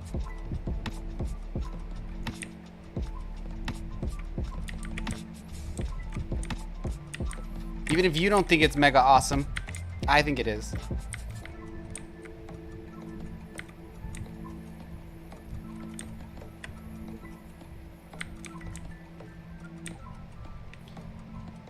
I think it's more just I don't think it's so much the quality of the game that makes it. Do I know what you mean? Well, I think I don't actually know what you mean. I know that you just said that if my game was better, kids would like it. I don't know if that's what you mean, but that is what you said. That's not a deviation. If it was mega awesome, they would like it. I don't really think that that's the case. I think that I made a game.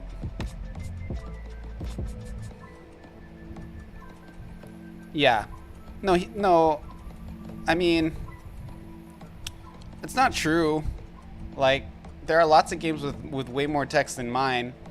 Like Undertale, for example, has a lot more dialogue than my game does. I think that the mentality of the text and the style of the game is such where it resonates with kids more, but I don't think it's just that because there's more dialogue or less. Lots of kids still read books, you know. Lots of kids play text-heavy games.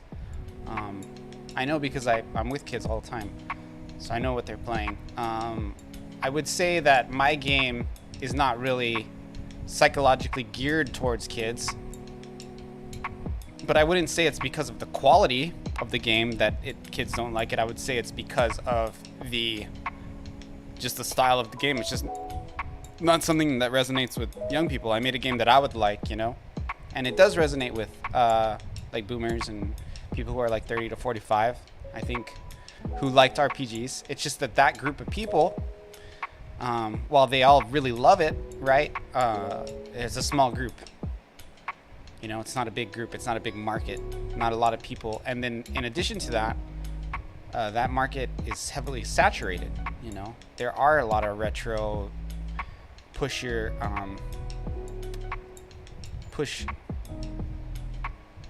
I mean RPG games in general. Oh yeah. Yeah, it's just a weird thing to say. Like unless a game's super awesome, kids won't like it. It's just so weird. I mean, I get that you think that, and that's okay, but that's definitely what you said, so.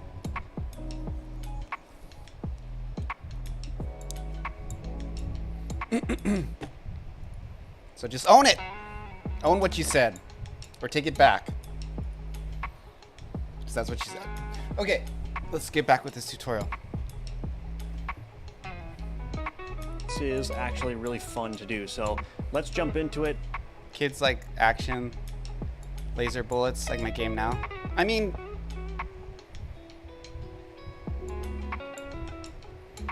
what you're saying is better now. Like, you're saying that you think the style of the game isn't something that kids like. I agree with that if that's what you're saying. But it's a whole different thing to say that the game is not high enough quality for kids to like, which is what you initially said.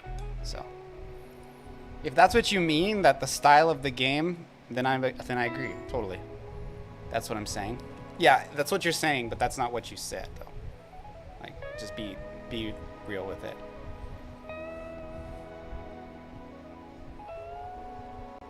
Action battle system. Watching the trailer for Familia made me think it would be fun as an action. Yeah. Wrong genre for kids. I mean, genre is a kind of a nebulous term. I mean, there are lots of RPGs that kids like. The speed you zip around on the map looks fun. Yeah, it would be a fun action RPG. I agree with you, Azur. I think I agree with that. Now again, you're not saying it's not fun, but you're just saying like that type of game would benefit highly from being an ABS, and I agree with that. An action battle system like Secret of Mana. Honestly, that's the type of game I've always wanted to make. Is like a retro ARPG with which, you know, is an action battle system, right? So I just started with RPG Maker, and like action battle system implementations on RPG Maker all kind of suck. You know.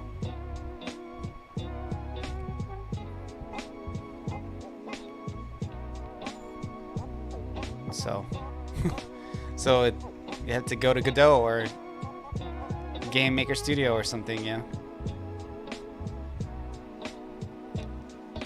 But I do eventually want to do an action battle system game. Can't get your parallel process. Speaking of action battle systems.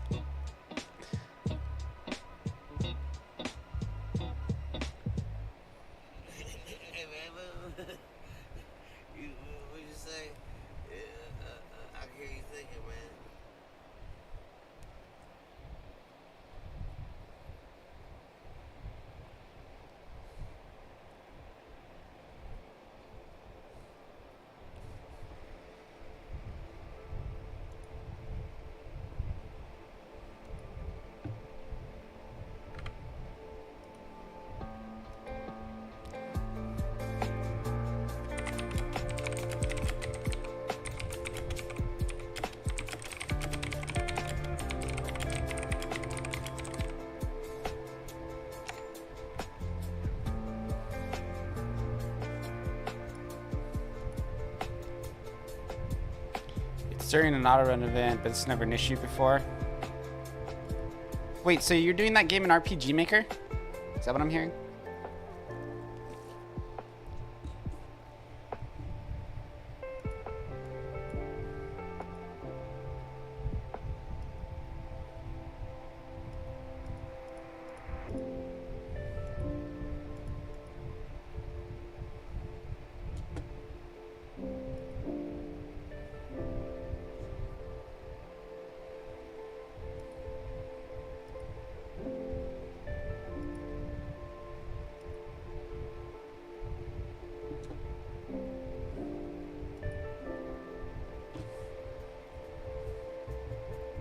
Okay, so back to the tutorial. The first thing we're going to animate is the player. So our player is no longer just going to slide around. We're going to make the player walk. Now you'll notice that the sprites that we're using don't have frames, and that's because we're not going to do a frame-by-frame animation. We are simply going to apply squash and stretch principles to animate our characters.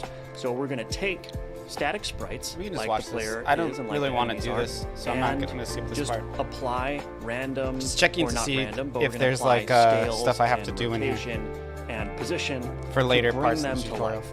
So let's start with the player. Go ahead and open up your player scene and hit Control A to open up the Create Node dialog. Add an animation player and move that to the first child of the scene. Okay, let's create a new animation, and we're going to call this Walk. So there's our new animation, and let's do a couple of things. So I'm going to show you something else you can do that's really handy. So up to this point, we've been clicking this key icon on the right-hand side of the properties here to animate things, and we're still going to do that, but we can also use these tools up here. There's a record button, which will record all of the rotation and scales we're applying and keyframe them automatically. Before we do that, let's go to our Sprite 2D. We'll select that, go down to the transform, and add a key for position and rotation and scale. And the reason that we're setting up these tracks first is when you click this key button, it will also by default create a reset track.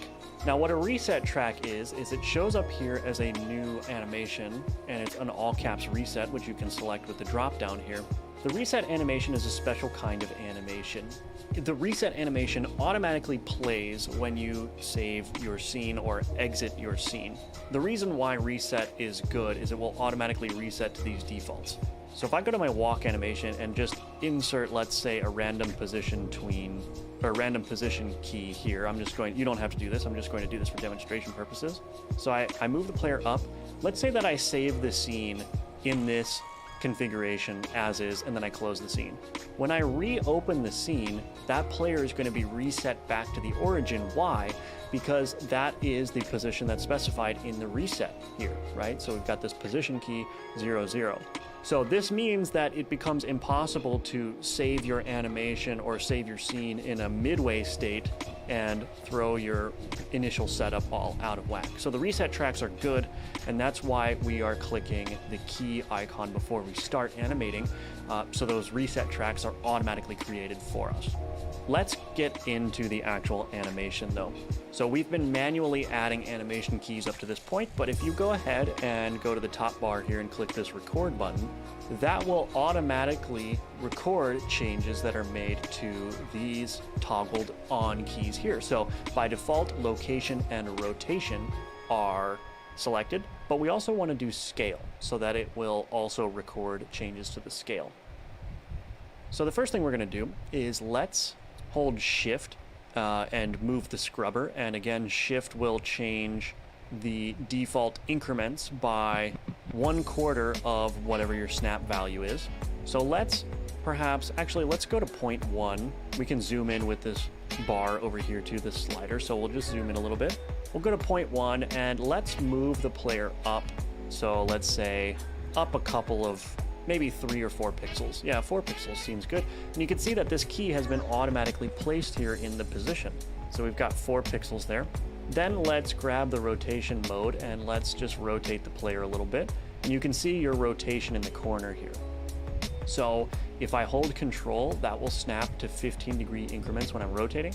And again, the rotation tool is up here in the toolbar. You can also press E on the keyboard to select it. And I'm going to set the player to -15 rotation by holding control.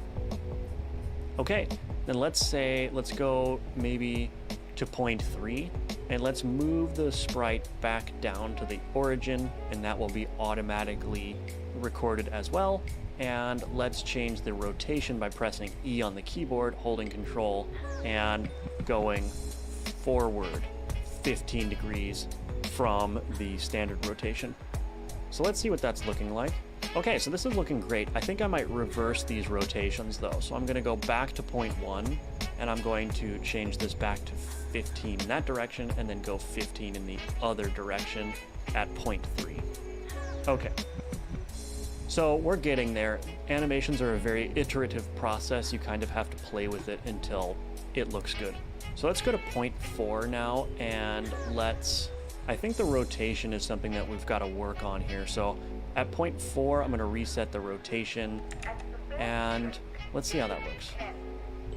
Okay, so that's looking decent. Let's change our duration to 0.5, like so. And let's change loop to on by clicking this button here. And so let's play it.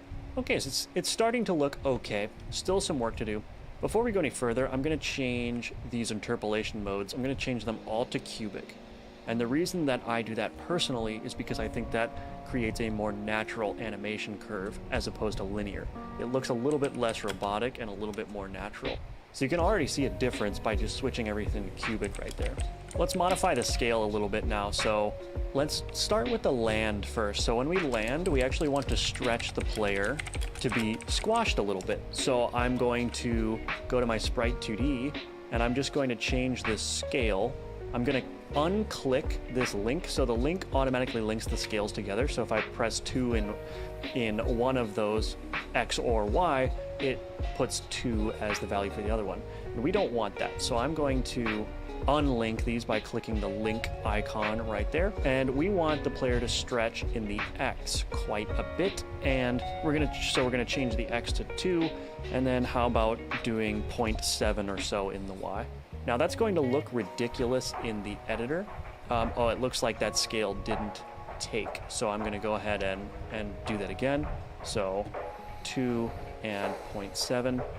Okay, so it looks like it's not recording the scale when we manually input it. So I'm just going to insert a key there instead, and that should work. So now we've got something looking pretty good here. And we want the player to snap back to 1 at the end, which is already happening. So we can play this. I can use this to do like a booster behind his too early, behind and the we ships. can fix that. We're actually going to make the player Like the stretch afterburners. before going up into the air. So at 0.1, let's create a new key for the scale. Just want to see how he and implements let's it. unclick the link icon again with this key selected, and we're going to basically do the opposite. So we're going to say 2 in the Y and 0.7 in the X. Which and will then be we cool. can scrub And so we can I'm see gonna have to get now Biz that to we've got replace a the little bit afterburner more effect after, but of I'll a make something real quick. ridiculous animation. Now that's a little bit too much, so I'm going to click back on this scale key and Load a change save the in Y Live2D to works, call a 1.5, common again event. disabling the link here. Perfect. All right, now this is looking a little bit weird, and the reason is because the curves are not quite correct. So I'm going to select this key here, and I'm going to change this easing, and we can click and drag on this easing to change how quickly it transitions to the next key. So if I were to set the easing like this, that means that it would linger around this key and then quickly ramp up to the value of the key on the right. We actually want the opposite to happen. We want it to quickly transition to the key on the right. So let's see. Okay, so actually I don't think that's correct. I think we want to do the opposite. So we wanted to drag the easing curve down with this key selected. So let's see. All right, so we've got something good happening here. And then let's try to play with the easing curve of this keyframe as well. So let's make this one linger a little bit too by dragging the easing curve down. And look at that. So that's looking pretty ridiculous. Now, it might look a little bit odd in the editor, but what we can do is I'm going to check autoplay on load right here. So toggle this option on, and then let's see how it looks in the engine, because that can look very different compared Looks to terrible. the editor. All right, so that is actually looking much better in the game. I think the This stretches guy are has a little terrible bit too art much, sensitivity. So I'm going to select this scale key and turn It would look down better the if he just, Y like, stretching jumped. to 1.2, so it's Just a went, little like, bit less popped up and apparent. down like And then this. I'm going to do the same in the Programmers, landing man. key right here. This third scale key rather. Uncheck the link option, and then 1.5 in the X should be good. Perfect. And then in this first scale key right here, This game would be make so it much better if also- this guy was a slime and he made it like, because then this type of animation would work great for a slime, right? It'd be like slime night or something. Such a cooler game. transition a little bit slowly by dragging the ease down. Then this So what you animation should would be able to see, wonderful. if you hold control, you can see it in slow motion more. I think that's looking really good. And what I might do is I'm going to try to put another scale key here at 0.4 and change it to 1 for both the Y and the X. And then I'm going to maybe set this easing back to linear for this keyframe here. And then for the first keyframe, this first scale keyframe, I'm actually going to change the easing to something less than 1. So that's looking a lot more subtle and a lot nicer. So let's run the game now and see. Okay, so it's looking a little bit awkward in game because we do still need to make some changes to it, but I think that's looking pretty good. Now I know we're doing a lot of whiplash here. We're kind of changing a lot of things at once. Basically, what you need to do is just try to convey the sense So I'm of going to replace this walking with an afterburner, using squash and stretching but I want to in see how he accordance implements with it in the code. Jump and the land, and try to make it look and feel good. And I think this rotation needs to change again. So I'm going to change this rotation key. This is a very iterative process. I didn't pre-plan this out. I'm trying to organically create a game so you all can see how it ends up usually working. So I'm going to change, so I reverse the direction of these keyframes here, these rotation Code keyframes. more, I think I'm So going to do a the first one, Udemy the course second for one, rather. RPG Maker First one MZ. is 0, second one Similar is to this one. 15, and the third one is 15. And I'm going to move this 15-degree one over to 0.2. So what happens is that the player rotates working great. mid-jump. So that looks a lot nicer, Congrats, right? Adler. So I can hold control and scrub to be very granular about it. So the player jumps up, rotates around, then comes back down onto the ground, resets a little bit, and then jumps back up again. All right, I'm going to run it one more time and see how that's looking. All right, I think that's looking really good. Okay, so the animation is It's in high, it place looks for terrible. the walk, and it's looking pretty decent. And I encourage you to I'm an play excellent with it programmer, to but get it looking how very you poor want it to art look. sensitivity. You don't have to match the exact keyframes, but just follow the principles that I've done, apply some rotation and scale at the appropriate places, and you can get something looking really nice. But there's a couple more things that we need to do. So we don't want this to autoplay. So I'm going to uncheck autoplay on load. And then I'm going to go ahead and open up my script for the... Okay, so I'm going to go ahead and make my animation when I come back. I'm going to use the bathroom real quick. I'll be back in probably like 5 or 10 minutes. This coffee is giving me some work to do, if you know what I mean. So, if you guys want to hang out, I'll be back. And when I first come back, what I'm going to do is I'm going to set up the animation. And then I'll follow the rest of this to do his animation implementation. I have to draw it too, so basically just have to draw some afterburner effects and then drop them onto the player scene. It's actually going to be pretty cool.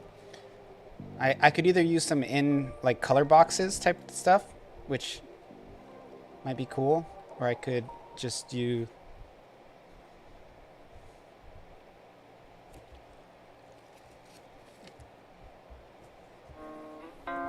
I don't know. We'll figure it out.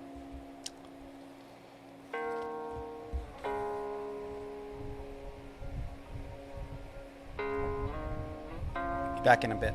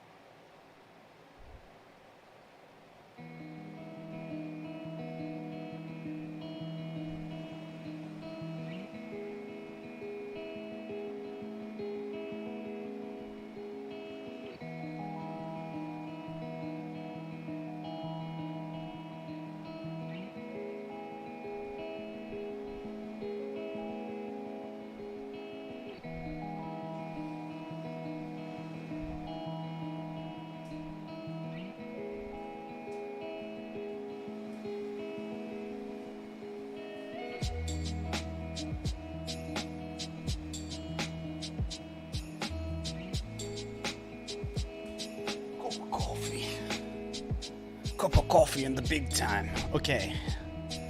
I'm back. How's everybody doing? How's everyone doing?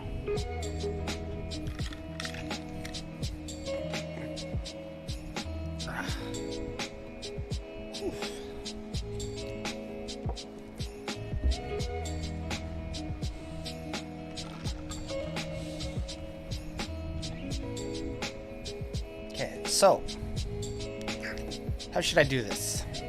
I need to do afterburners. I want them to be pretty chill, like not a huge, crazy thing.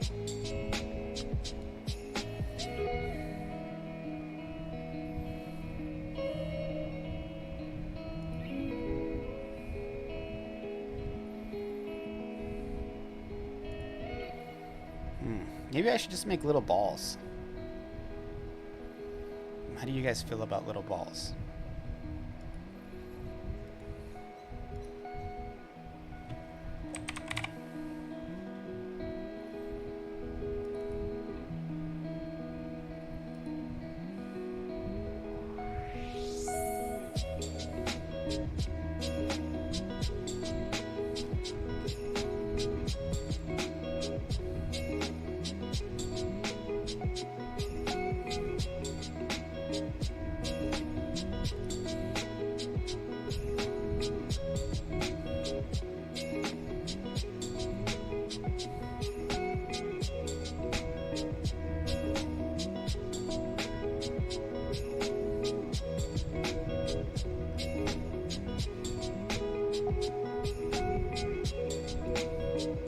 Rotation 0.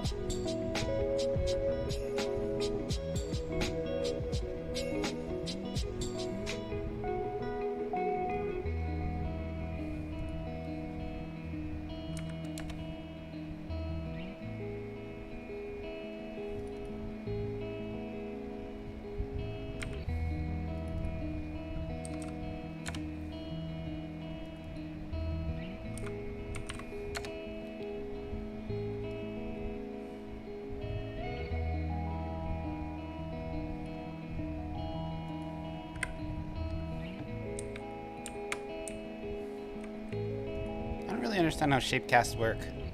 Like, what do they even do? Physics collisions sweep immediately overlapped queries. Okay. That's not what I want. Change type.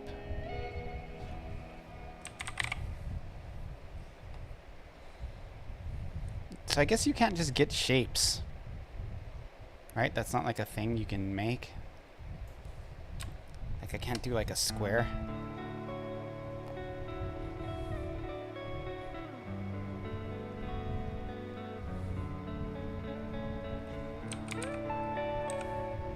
Color Rex. You could do like a rect with round edges.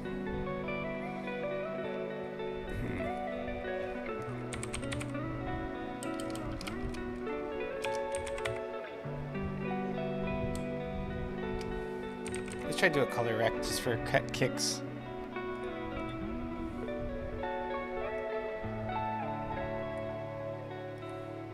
Like an orangey.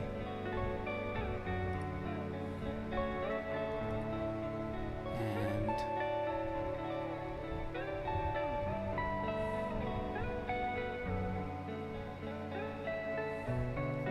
I don't really know what Shapecast does. Yeah. I think I'm just gonna have to use the Sprite 2D. Is there anything in my resources that I can grab?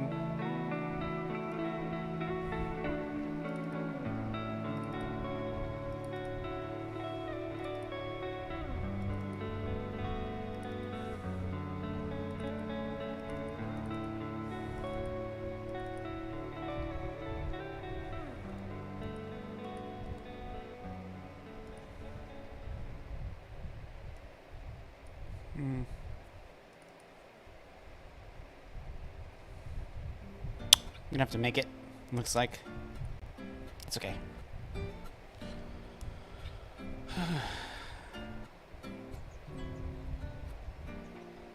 So let's open the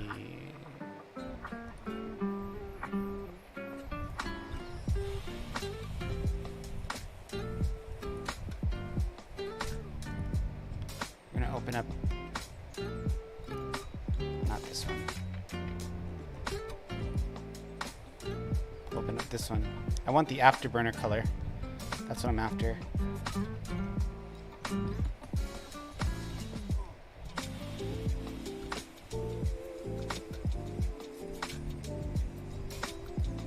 Open up, sucker! Don't crash my computer.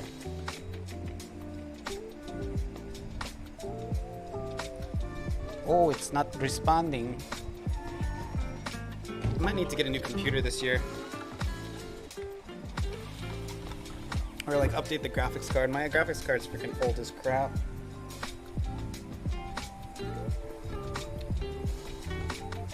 Clean my computer out, update my fans. Because I have a bunch of fans that I need to install.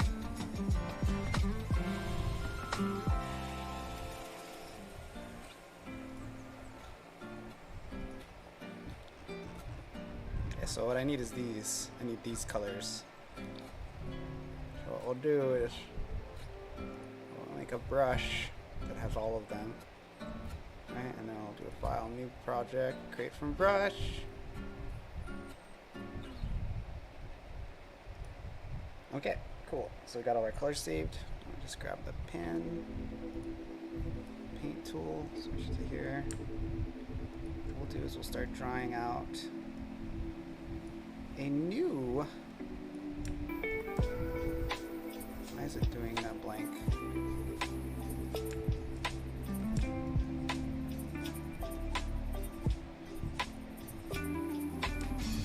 Is it like the invisible color? Why isn't it?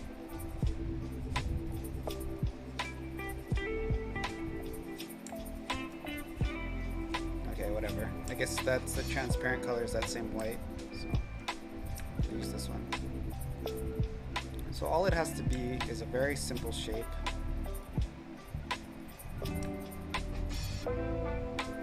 As you go to the core, it's white, and then it goes to this color. And then as it gets out, it's this color.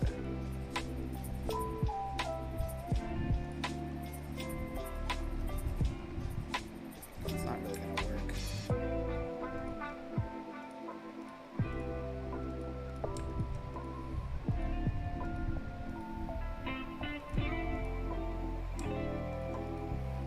We can try with this.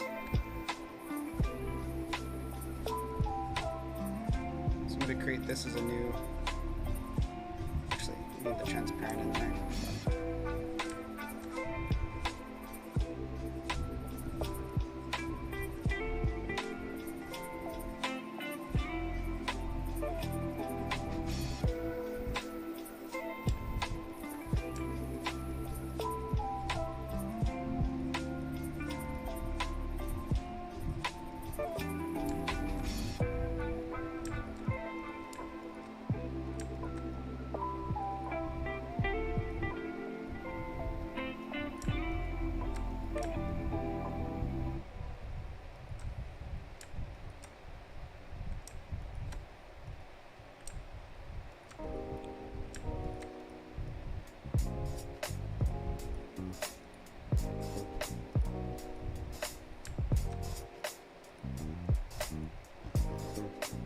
I think that's the one.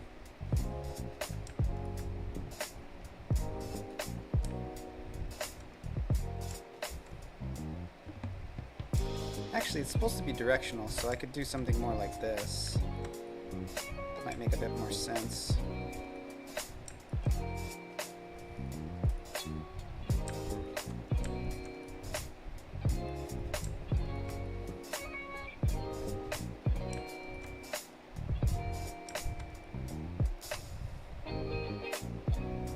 I think that works, actually. Let's try this. So I do have to rotate this.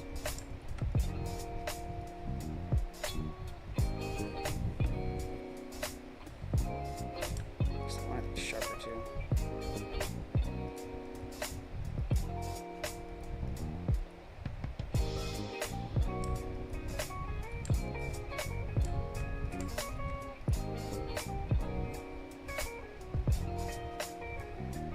we can put this on here, but this will go behind the jet, so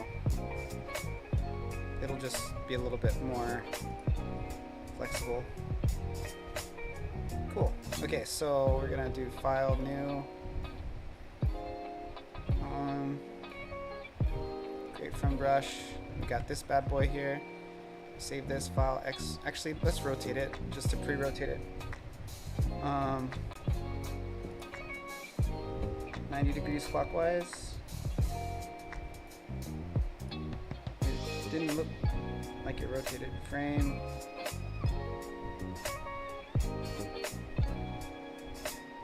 There we go. Okay.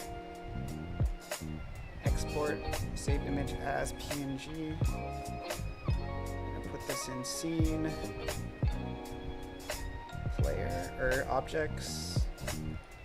Player. Just call it what it is. Afterburner. Okay. So now we come back to here in our game. We're gonna go grab the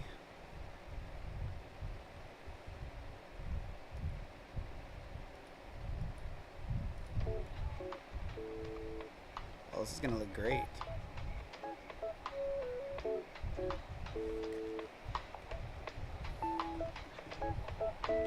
It almost looks good foggy. We'll leave it foggy for now. Okay, so here's two more. We'll start this one. We'll do Afterburner 1. Oh no, they have the same name. Afterburner 2. Afterburner 3.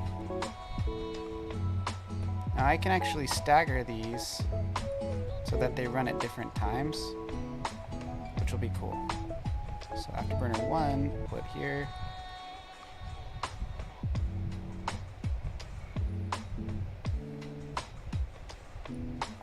They actually have to go above the sprite 2D.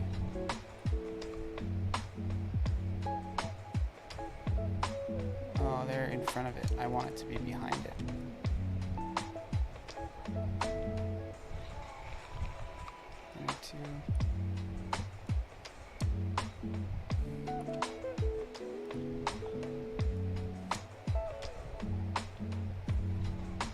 Very cool. Okay, so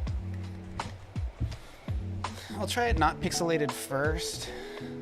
So now if we just start it up, it should already, I don't know, it might not spin with the animation. Oh, dang, dude. Freaking sick. Okay, so the way this is gonna work is these are gonna flash when you push the movement key. They already look really good, just like that. With the blur effect still on. I feel like I'm gonna leave that because it looks more like fire. So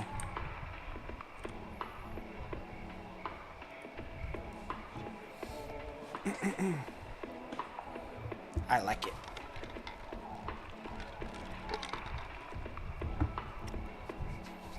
So we're gonna put in, you know what? I should probably just convert these to animations.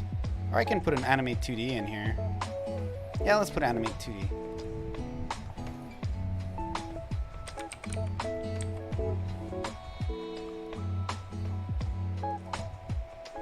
There's a couple ways you could do this. I'll just do it this way.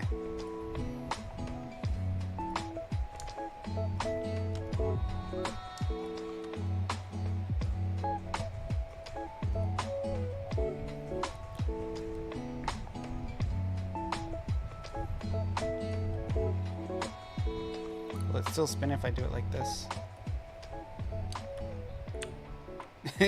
Look, I left him. Moving so fast, I ran away from my afterburner.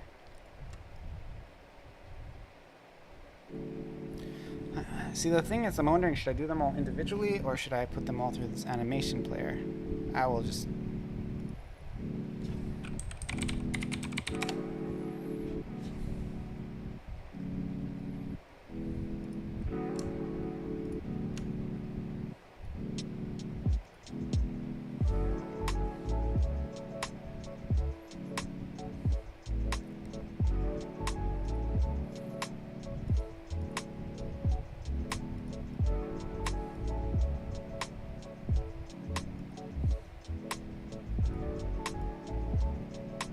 So for these three, I can just grab them all.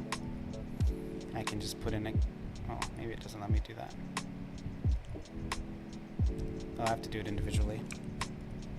That's fine. So I put in a key here. And what we're going to do is we're just going to turn visibility on and off really quick. I think that'll look the most retro. So later we can get crazier with it if we want, but right now I like to start with the simplest solution and then, you know, ask myself, do I need to take this further? That's kind of my process. So what we're gonna do here is is there like a...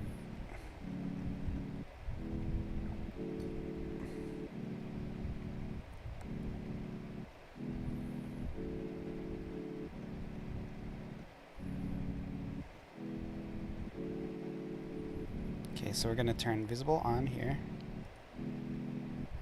We're gonna move it.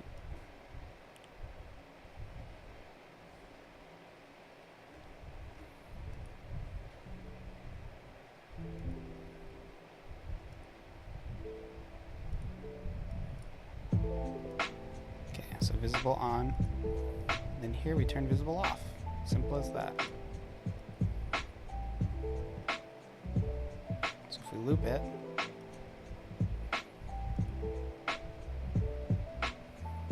that is way too slow, though. So what we need to do is do this at a much quicker speed. I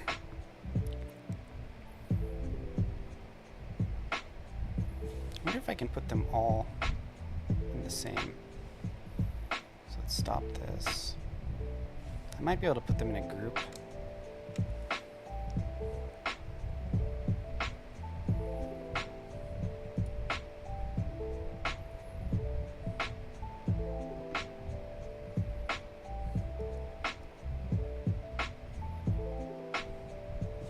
How to zoom? Oh, here we go. So we'll do this like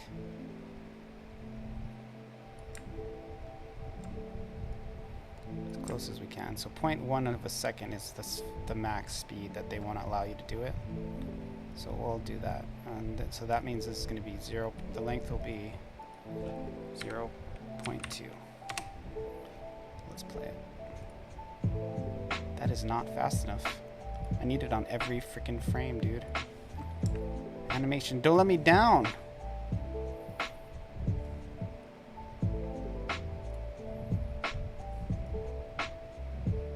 Is there like a magnet track or something?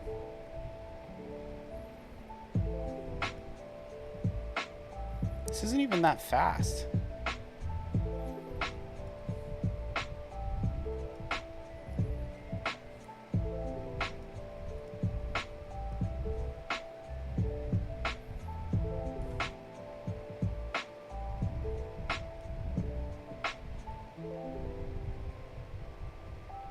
Oh, okay, so you can set the minimum there. So I'll do that. Set it to 0.1. 0.01. And then we can set the length of this to 0.02. There we go. Okay, let's see how that looks. There we go, that's what I want. Now just to test it out.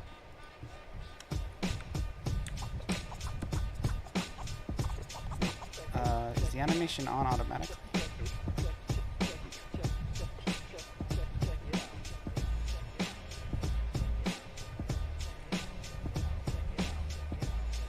Oh, I have to do auto loop, yeah. So it probably happened, but I just didn't see it.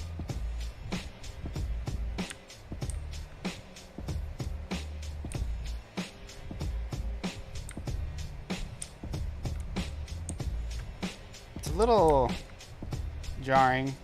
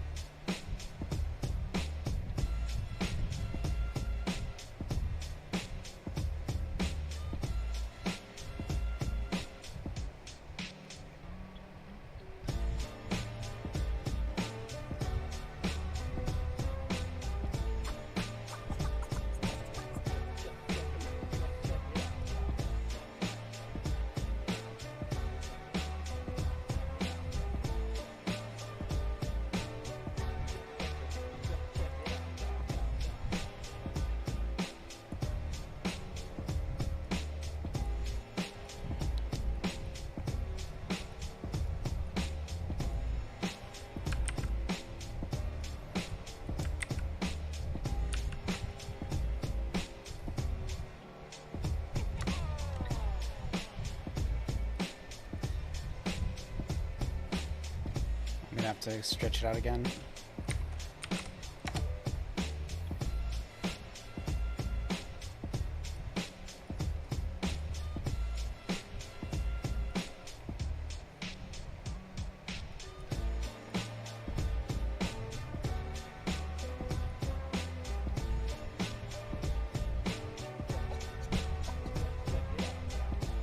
Kind of like hacking the engine right now. It's okay though. So what we do here is we move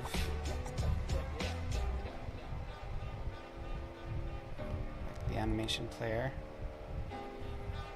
Click on this bad boy. We gotta move it to whatever this is.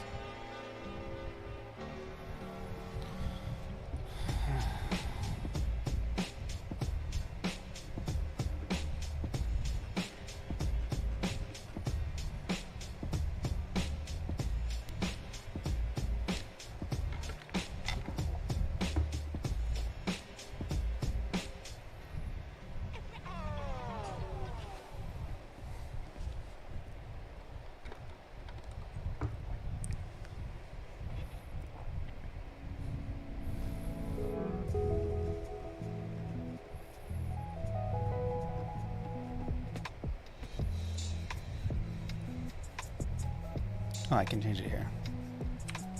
Let's actually do it a little bit slower than I did it initially.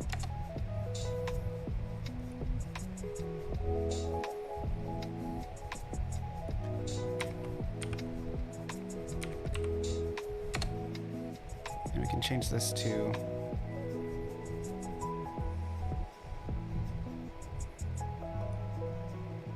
let's just add another one here.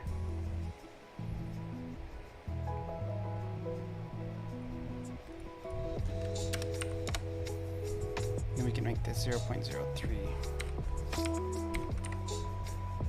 So it'll be on a little bit more than it's off now.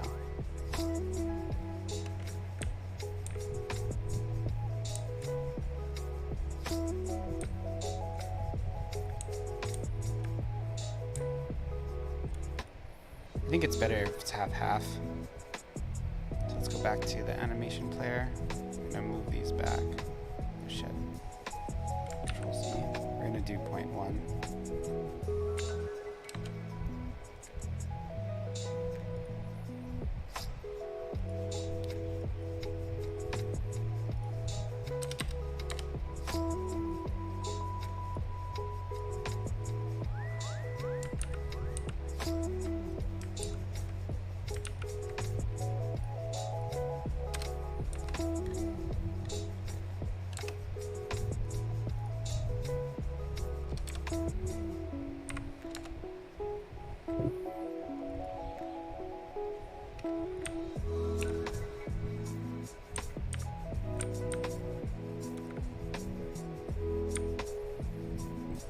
We could also just do like an opacity decrease so it seems smoother versus a full visibility change.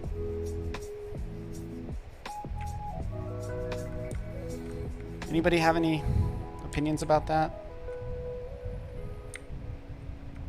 This is only going to appear too when you move. I'll leave it for now, and we'll just implement it. All right, I'm going to run it one more time and see how that's looking. All right, I think that's looking really good. Okay, so the animation is in place for the walk, and it's looking pretty decent. And I encourage you to play with it to get it looking how you want it to look.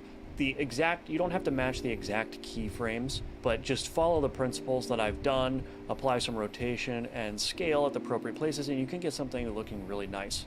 But there's a couple more things that we need to do. So we don't want this to autoplay. So I'm going to uncheck autoplay on load. And then I'm going to go ahead and open up my script for the player. And let's go ahead and I'm going to toggle this animation panel by clicking the animation button in the bottom toolbar here. And then I'm going to scroll up to the top of my player script, and I'm going to grab a reference to that animation player by doing onReadyVar animation player is equal to animation player, just like so. And what we want to do is we want to update the animation depending on the movement vector. So I'm going to, below the move and slide, I'm going to see if movement vector dot x is not equal to 0 and movement vector dot y is not equal to 0. Actually, this should be or. So I'm going to change this to or. So basically, if we have any movement input at all, this isn't probably how I'm going to do it, but I'll change it later. Player dot play. So we're going to, for me, because it's a rocket, you want it to go when you're actually actively pushing the button. So I'll probably attach the animation playing to if you're pushing one of these. So I'll be like, if input get action, aim right, left, or whatever is engaged basically, then I'll run the animation. But we can do it like this to now see how it goes. To play the walk animation, which should automatically be suggested for you. And then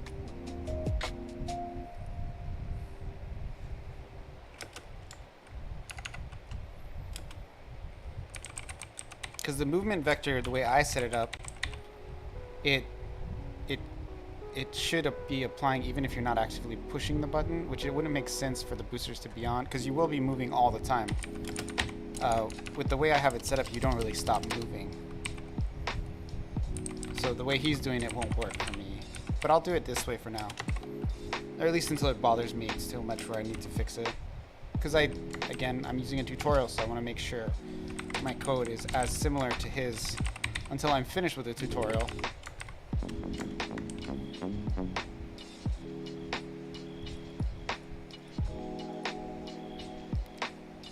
else, let's do animation player dot play, and we'll just play reset.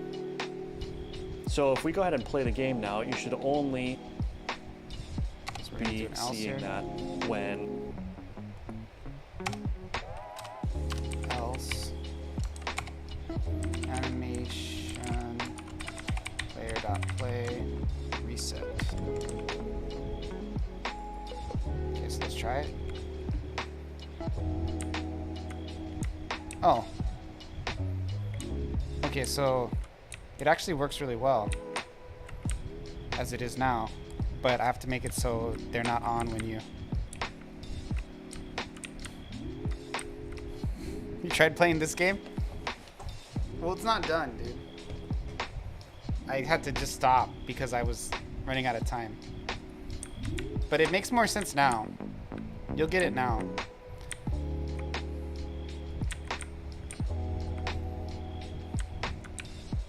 Like, I don't have any guns yet. And, like, you see these frontal bullets? I don't have this in the original version.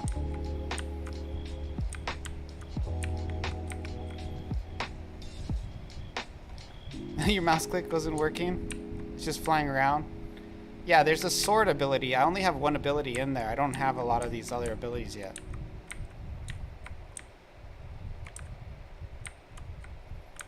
Okay, so,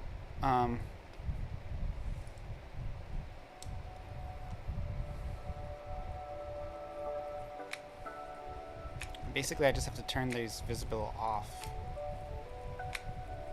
by default. Oh, but it leaves it back on. So reset.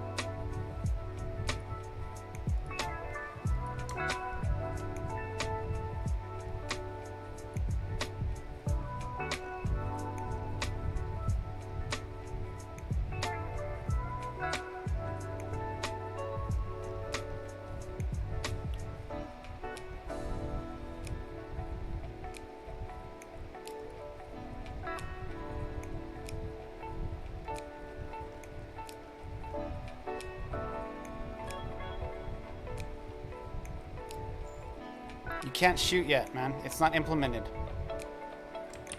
So you can't shoot. Can't shoot yet. Can't sit here. Sorry, Corpse Jack. I'm trying my best here, okay, man? I'm trying to get the game done as fast as I can, bro. But there was no shooting in the beginning. It's still fun to fly and dodge stuff. Enjoy yourself.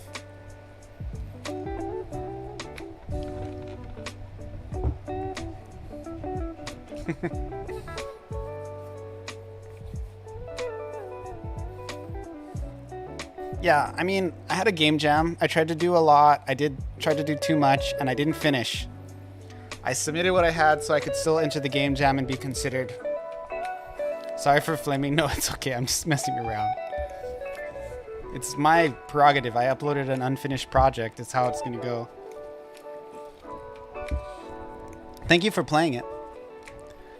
I'll make sure to let you know when I upload the newer version.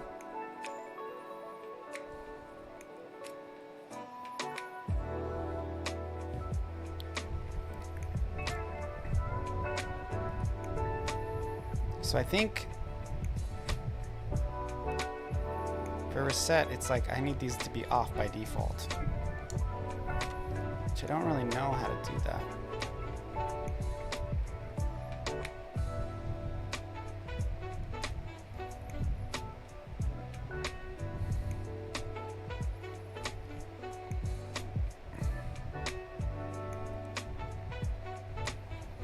You couldn't add shooting to begin with? No. No is the answer. No. Bro, Corpse Jack, you learn how to make games on Godot, okay? Then you give me some crap. Alright? You come in here like, oh, couldn't you just do this crazy programming thing that takes years to learn in one day? Cause yeah. Couldn't you just do it? Freaking video game fans are the worst. They have no idea how to do any of the things they criticize. Human Torch says flame on. Hi, my name's Corpse Jack. Could you make a perfect game in one day and learn how to do it in one day? Why can't you just do it? Why can't you just make the perfect game that I can play for the rest of my life in 5 seconds?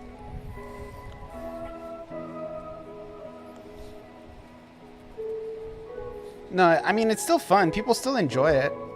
They get the idea. They get where I'm going. That's the idea. That's why I posted it. There was part of me that thought maybe I should just give up and not submit anything for this jam. You know what I mean? Like, I did think that. I actually thought that that's what was going to happen for a while. And then I'm like, it was really like the last 5 minutes that I could submit it. I was like, fuck it. I'm just going to put this up as is. People are all going to be like giving me super obvious feedback about it. That's kind of, and so I did. I put it up, and everybody said things that were like super obvious that yeah. So it was basically like I put it up. I was like, screw it. I know that people are gonna have all these. They're gonna be like, why can't I shoot my gun? It's a freaking shooting game. Why can't I shoot? Understandable feedback. Understandable concern. But you still have the sword ability, so. I mean, you can still play it. It's still kind of fun to fly around. I said on the description, like, I didn't get as far as I wanted to, but I just submitted. The sword ability is boss, yeah. It's kind of fun too, because if I just had a shooting ability instead of the sword ability, it would just be so run-of-the-mill. Yeah, at a certain point, you can just sit there and collect experience forever. I also had a 1 minute timer because initially I was going to make it so the goal of the game was to survive for 1 minute. But I changed it to where it could last longer just because it's fun. And I did it so quickly I didn't even have time to remove the clock yet.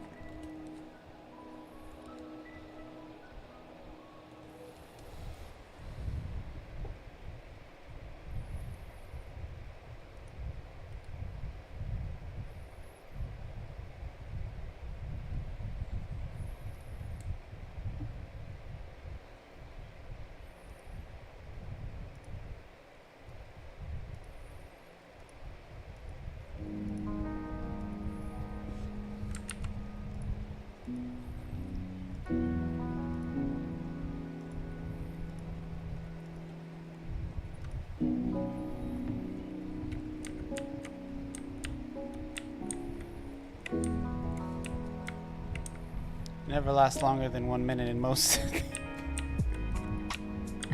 What are you talking about? What are you referencing, my friend?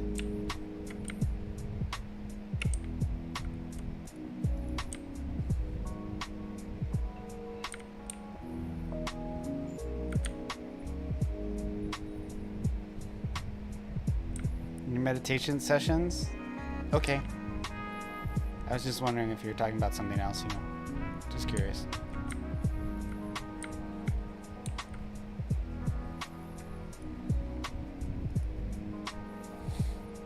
Okay, so for some reason, it's not on by default, and I want it to be off by default. I tried turning everything off with the visible toggle, but for some reason, they come back on.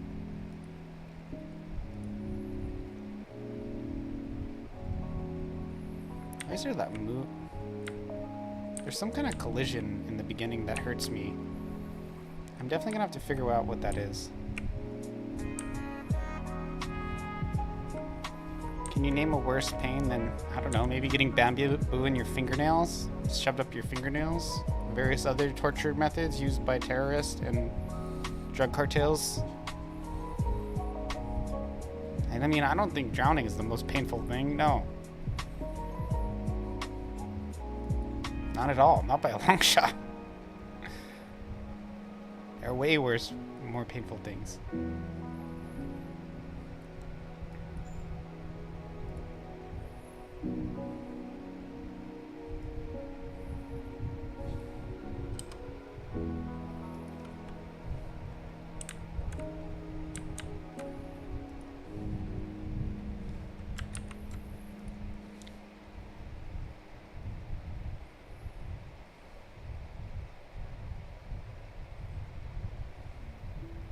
It stings. It's not worse than getting bamboo up your fingers or getting your fingernails pulled off, as far as pain goes. I mean, I don't really feel like that's a subject of debate.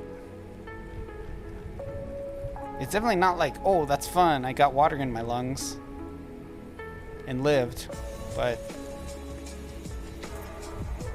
it doesn't come, to me it's not, it doesn't sound like the worst thing in the world.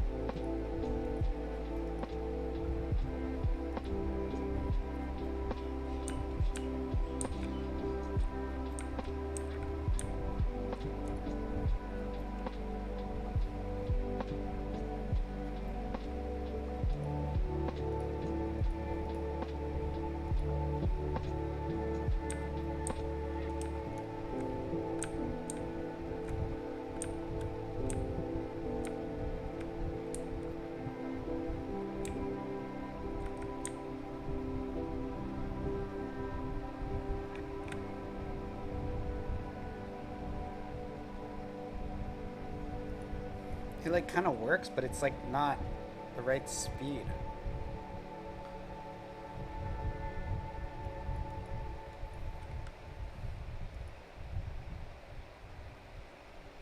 Oh. Let's see what I did.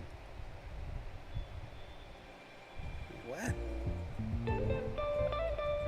Why is it so slow?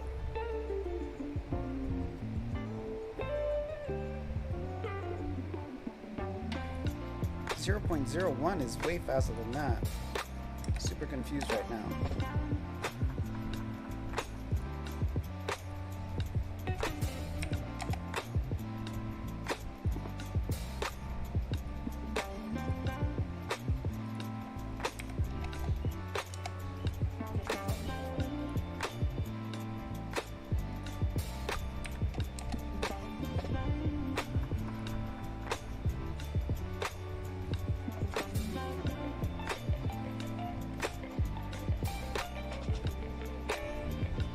This one needs to be about 10 times that fast.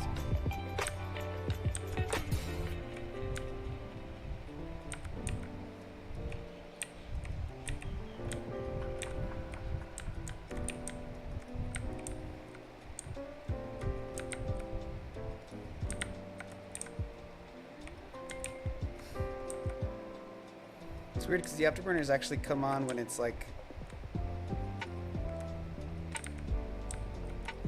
not the direction you're flying. Like if you're backing up, it comes on. Why is it so slow? That makes no sense.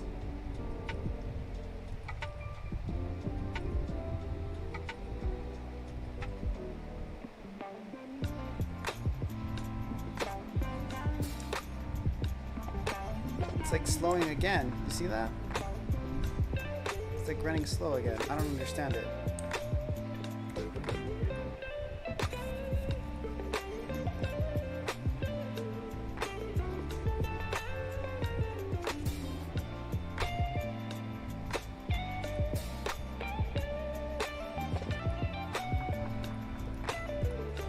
Maybe it's like 1 second. So I'm have to running it like.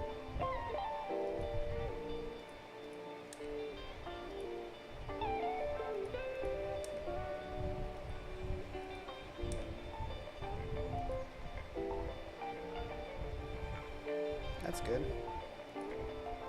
This animation is effed. Okay, so this is so fast I can't even detect it now. I just can't win here.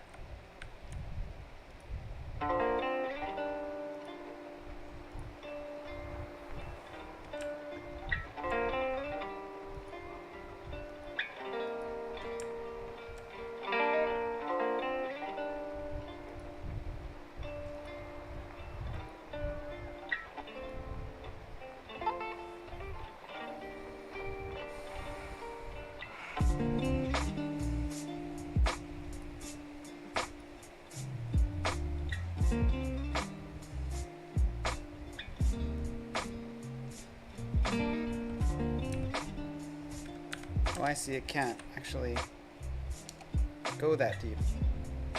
Can't have anything less than 1,000th of a second. Oh, that sucks. What a bunch of BS.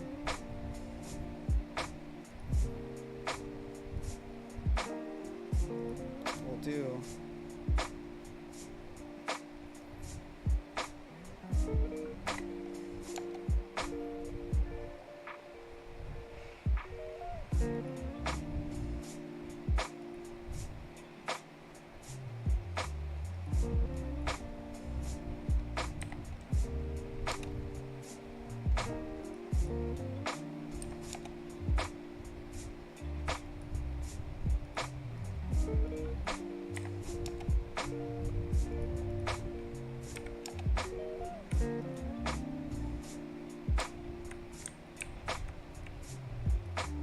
Is it still?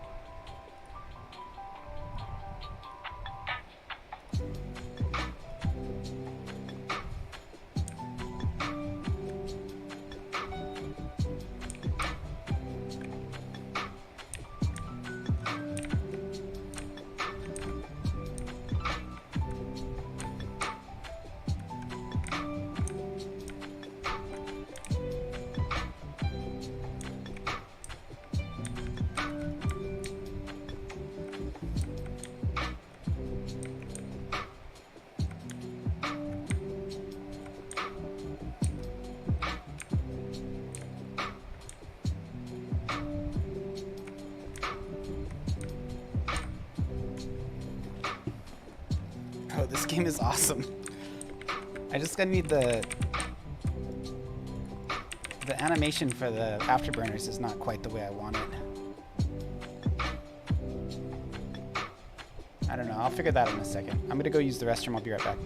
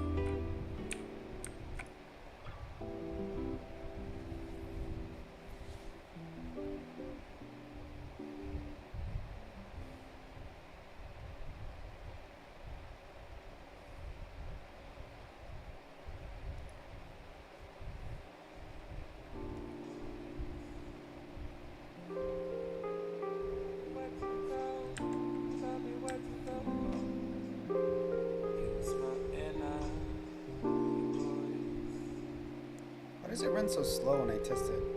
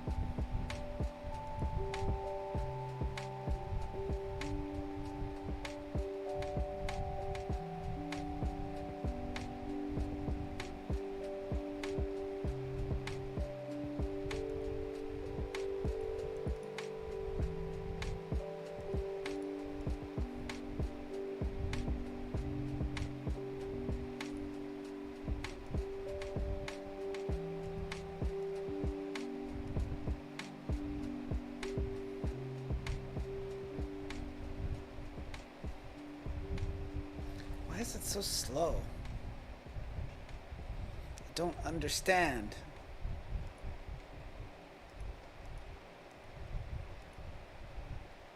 That is not a 1/10 of a second.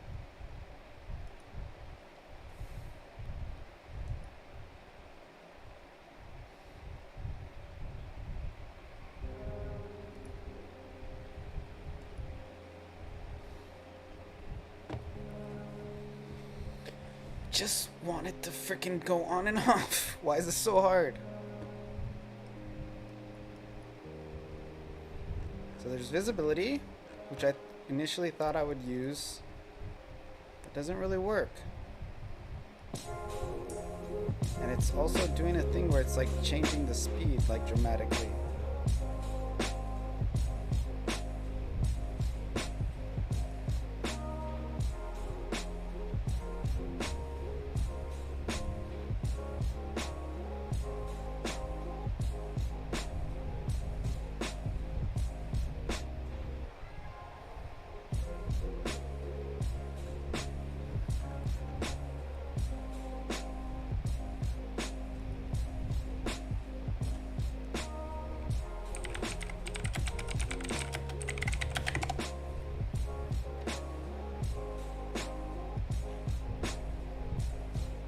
Hey guys, today I'll be showing you how to create this blinking effect in Godot. So the first thing you're going to want to do is to go to the sprite that you want this effect to be on and create a new shader material for it.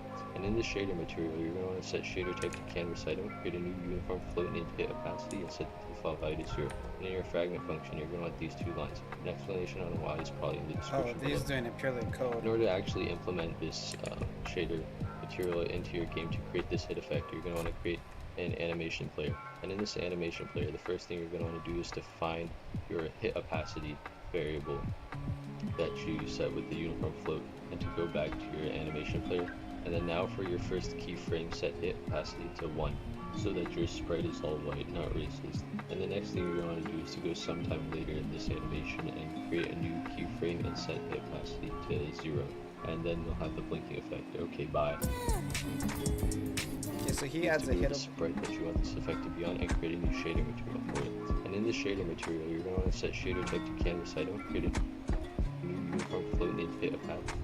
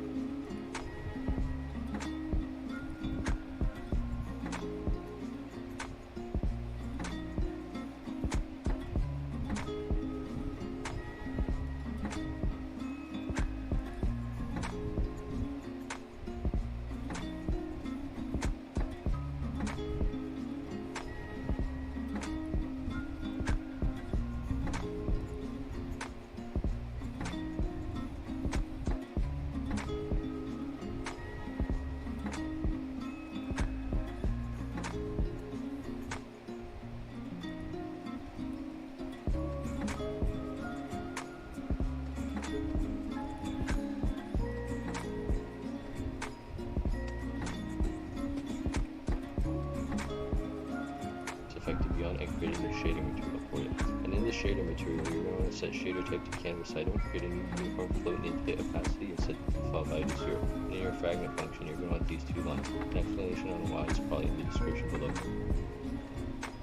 So you can just add render opacity. It's gonna be my first time trying to use a shader.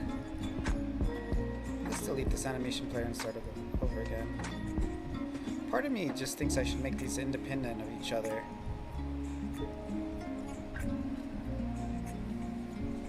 And then I can just have them running all the time. And I can just turn them on and off.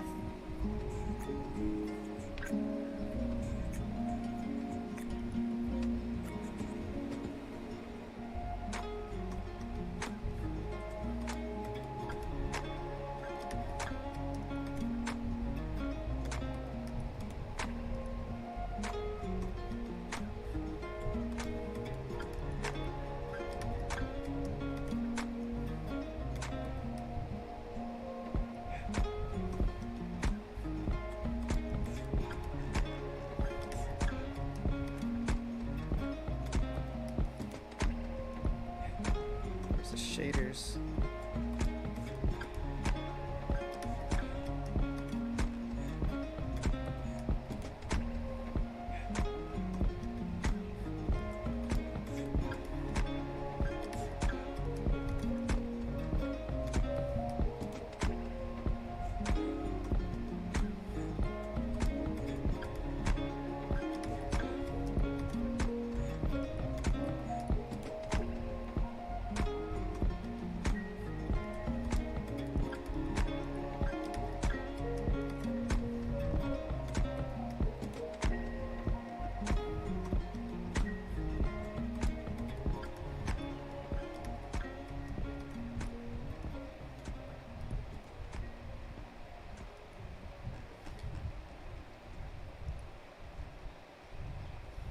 Doesn't look like you can save this off the bat.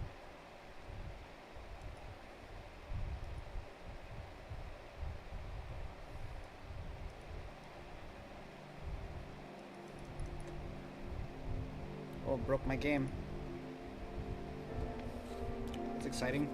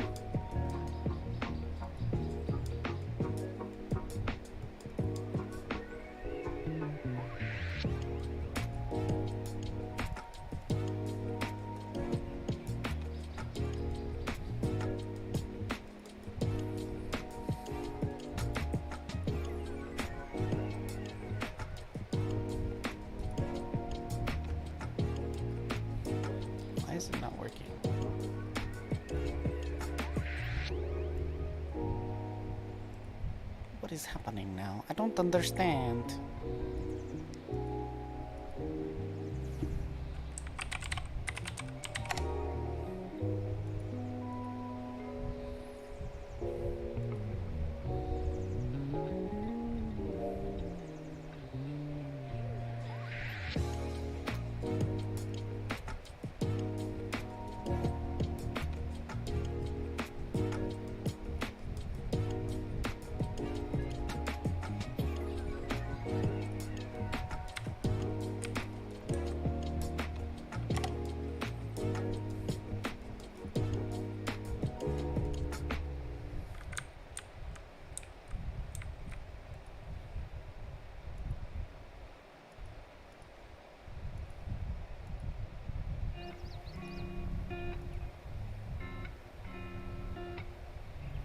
The hell?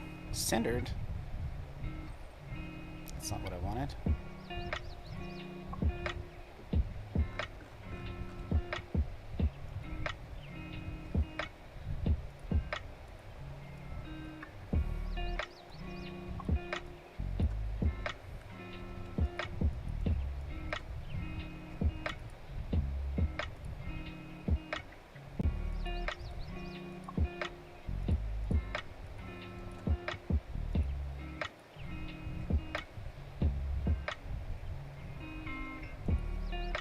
Why is it invisible?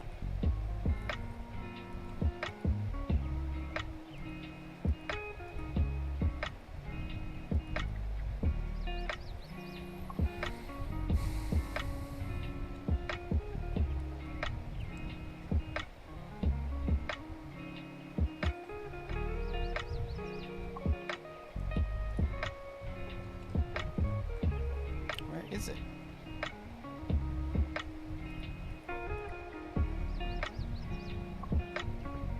Where's the sprite?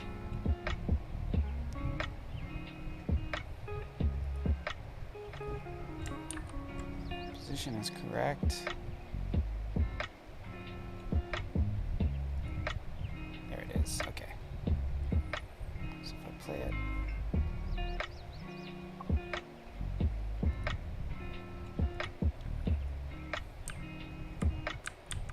That's actually fine.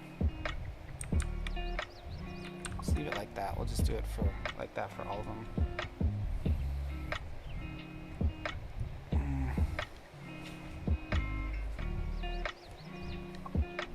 Maybe we could actually do it a bit faster by doing like a, what's this one at? 0.1. That's 0.2.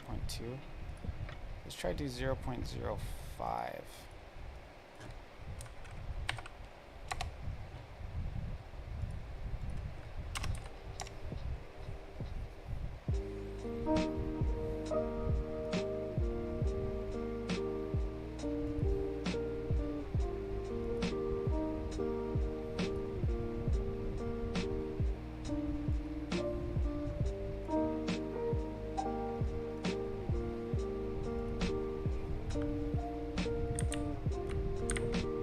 That looks really good. That's about what I want.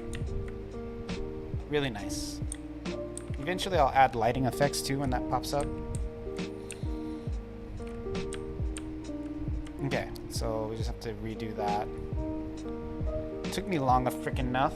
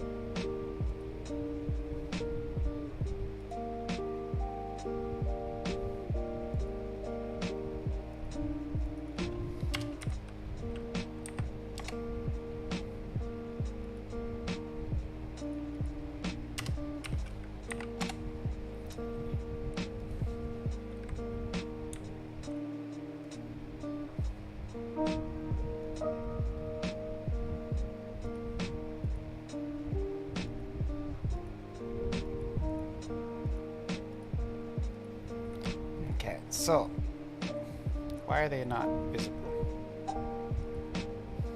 Oh, they're not on the...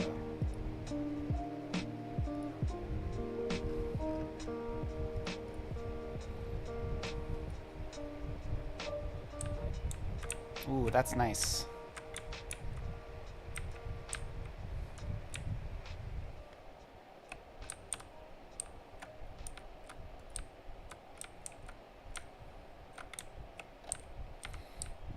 I love it.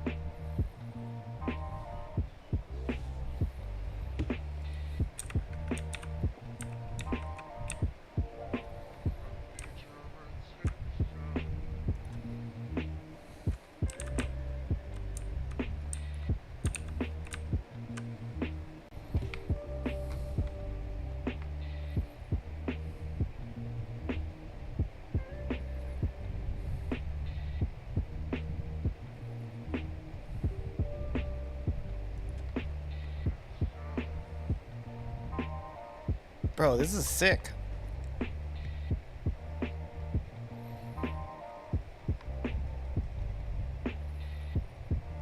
I fucking love it, dude. It's so sick.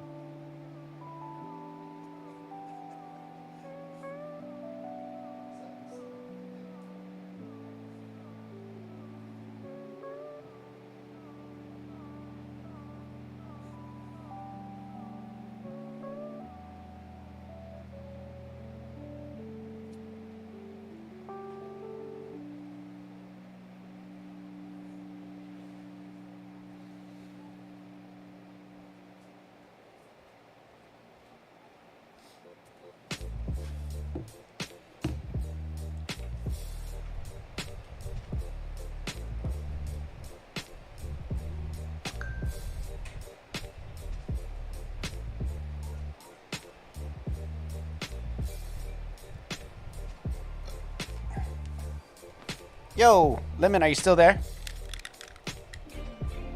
I took a break. I'm back now.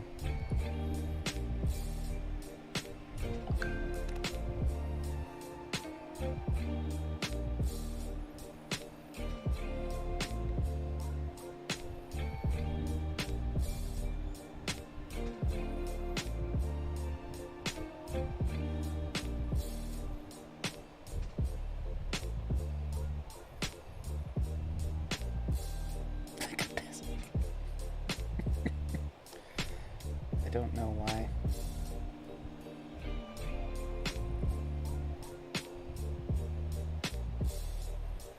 I don't know why they did that.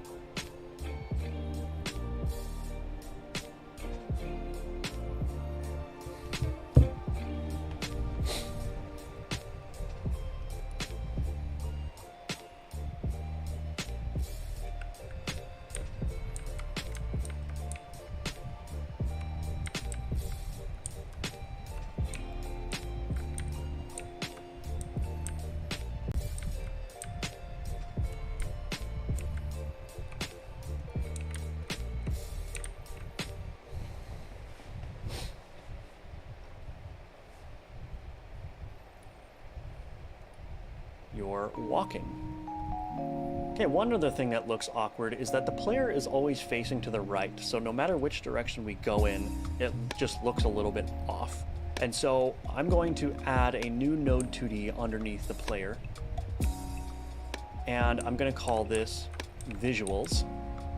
Let's drag it up to just above the sprite 2D, and then let's move the sprite 2D under the visuals. Okay, so why did I do this? The reason is because we're going to apply a scale to the visuals. So watch what happens. If I apply a scale of -1 to the visuals node in the X direction only, the player is flipped. And because the player is flipped, my animation player will now appear to be going the other way. And so this is just the nature of Godot transforms. So node 2Ds inherit their parents' transforms. So in the animation player, we're animating the sprite's position, rotation, and scale. However, it is also inheriting the scale of the visuals. So this is a nice way of being able to flip the character without having to have a bunch of different animations for the different directions, because we can just apply the scale to the sprite here in this track, and then we can apply a secondary scale to a parent of the sprite to make it face one way or another. If we were applying that negative scale to the sprite directly, it would overwrite the scale that we're applying in the animation player. So the sprite will inherit the transforms of the parent, and this goes for any property of the transform. So scale, rotation, that's the reason why I can take the visuals node and I can rotate it, and then I can play the animation, and the player is still rotating the sprite in accordance with our animation, but it's inheriting also the rotation of the visuals node. So that's just a really nice trick to know, and I'm going to reset my scale here so that it's facing to the right. And so the reason that I set that up is that if we go back to our player script, what we can do is grab a reference to that visual node. So onReady var visuals is equal to $visuals. And then we can scroll down here, and I'm going to apply a scale based on the movement vector X. Under here, I'm going to say var move sign is equal to sign of movement vector dot X. And why did I do that? So if I control click into the sign here, you can see that the documentation states that this will return -1 if the number is negative, 1 if the number is positive, and 0 if the number is 0.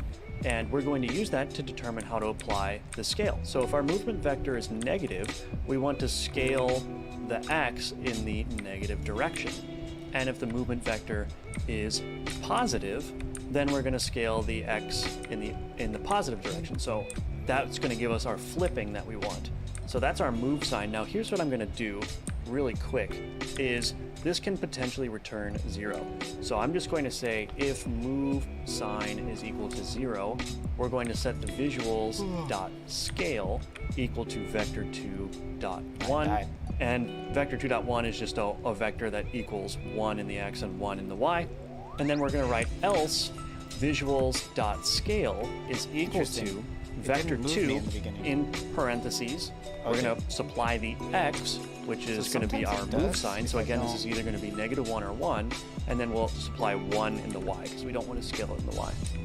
And so now if I run the game, you can see that the player flips. It's very subtle, but the player does flip, and the animation looks a little bit more appropriate based on the direction that he's facing. And that animation is looking just a little bit too weird, so I'm going to make one final change to it by selecting my animation player and then selecting the 2D button at the top. I think this delay is a little bit much at the end, so I want to see what happens if I change the duration to 0.4. Okay, so let's see how that works in game with just the 0.4 duration. I think that looks great overall. One final change I'm going to make is the scale here. I'm going to slightly change the scale in the Y again on this second keyframe here to 1.1 and just slightly reduce that. And also, actually, I'm going to reduce the X as well. So I'm going to change it to 0.8 in the X and 1.1 in the Y for that keyframe. Okay, and I know I keep saying one final thing, but I'm also going to exaggerate the position a little bit more. So I'm going to up the position to something like -5 instead on this second position keyframe and see how that looks. Okay, I think that looks just fine. I'm going to stop messing with that. So that's the first of many entities that we're going to have to animate.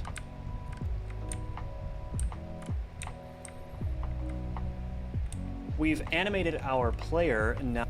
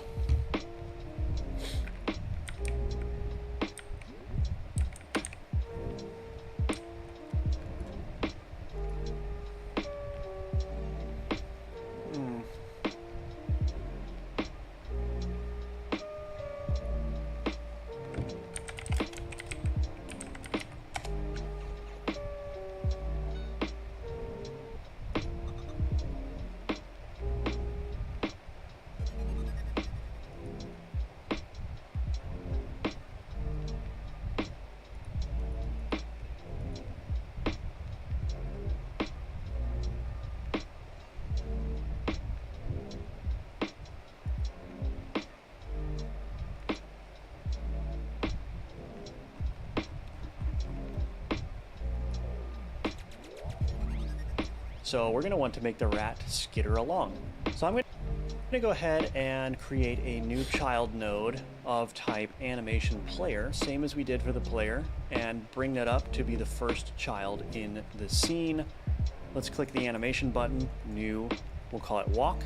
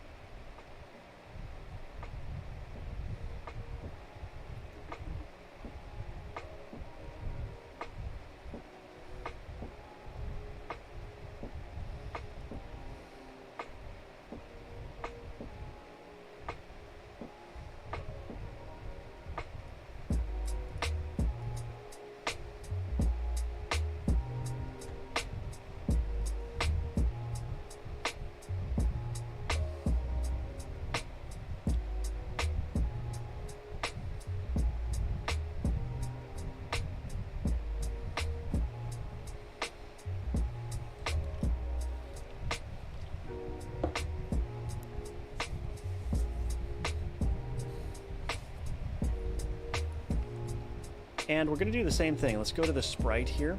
And we're going to actually, let's do the same setup that we did for the player. So create a new child node as well of type node 2D and create or call that visuals, just like so. And bring that up just above the sprite and then move the sprite 2D underneath the visuals there. So this is the same setup. We're going to be using the same trick as the player. So select the sprite 2D, make sure you have the sprite 2D selected and not the visuals node. So sprite 2D and then scroll down to the transform section and create a track for position, rotation, and scale. All right, so the rat is a skittery creature, and so we're going to try to give the impression of that. So at 0.1 seconds, let's try maybe offsetting the position. So I'm going to insert a key at 0.1 seconds. I'm going to change the position to -1, like so. And then perhaps I will go to 0.2 and change, or 0.3 rather. Yeah, let's move.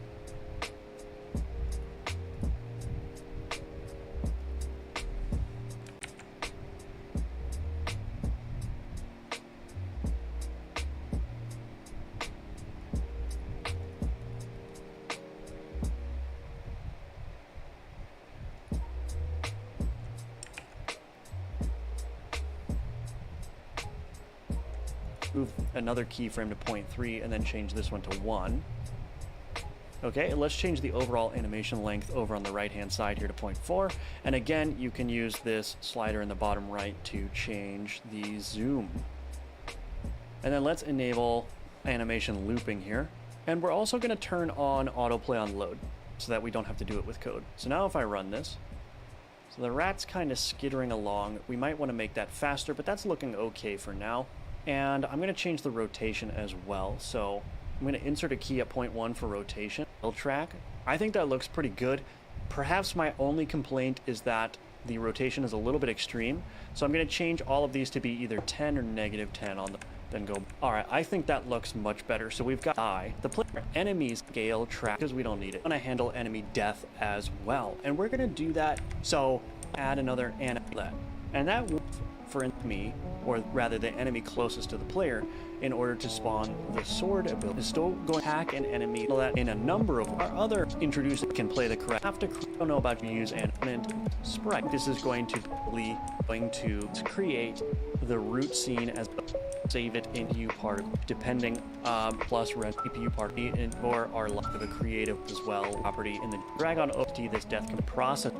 And what this is this is essentially a material that comes with all kinds. We've to one equals process material that we want to take emitted in, and right to be min and in others here with angle the spread angle so a circle can be sent.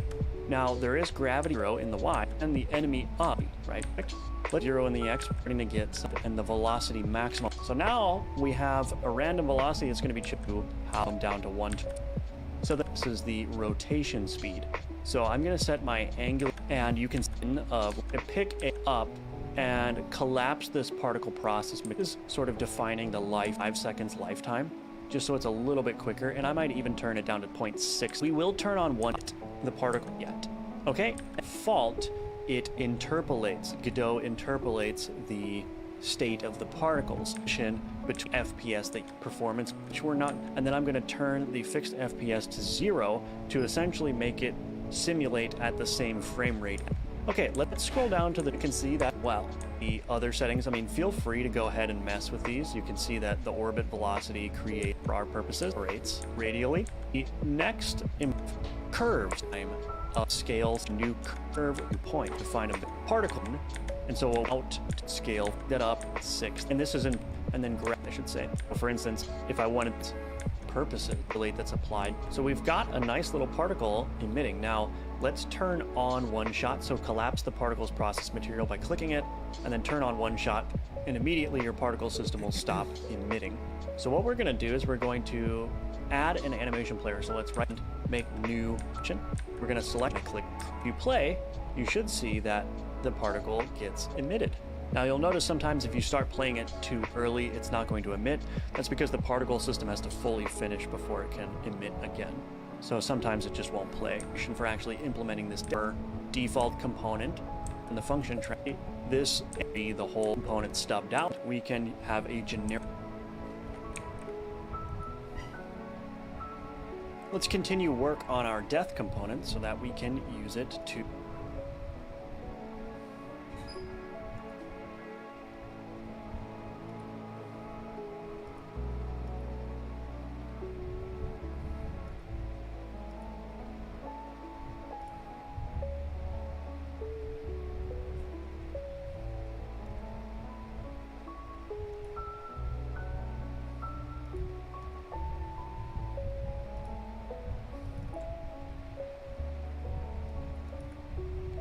Really joking now.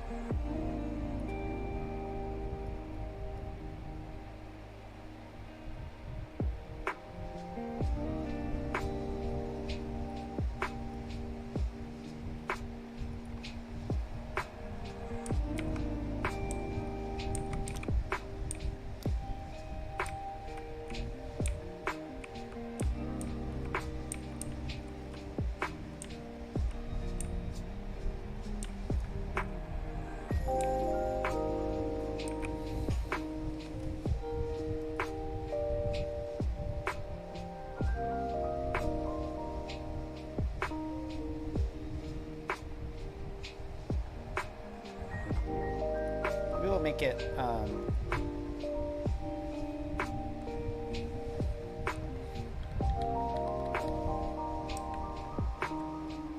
make it like switch size. So for the afterburner, we'll add a node for scale. And then we'll make it get rid of this.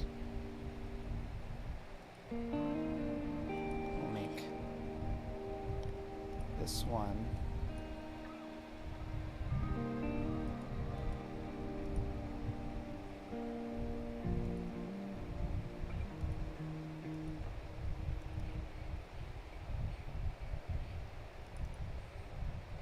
Do this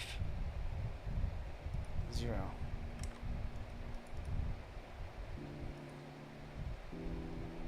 So 0, 1.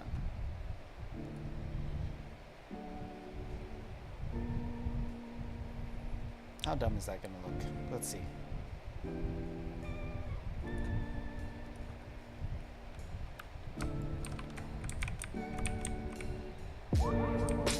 It actually doesn't look that dumb. Maybe we could just do a little bit less. So we'll do like 0.5.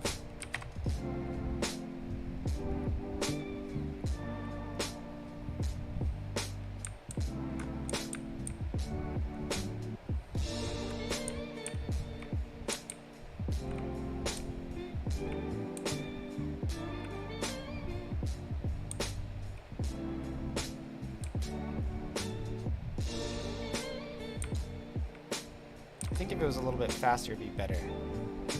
So let's go back to this animation player. Let's see if we can just decrease it to 0.05. And then just make this 0.1.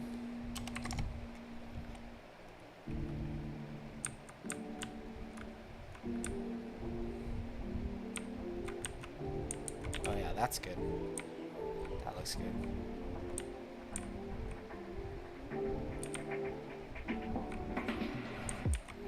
Also, I'm curious what it'll look like if I don't, if I do the filter as linear.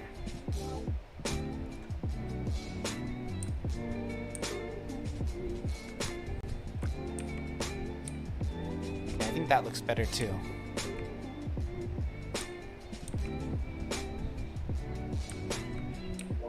Because it's more like...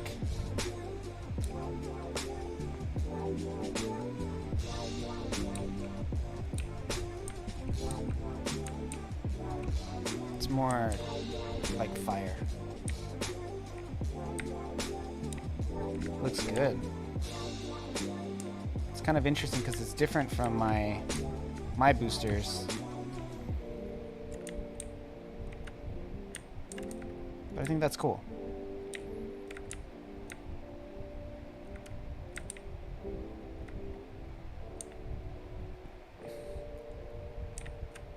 Okay, so I don't know if I'm gonna do the enemy deaths the way the tutorial does them.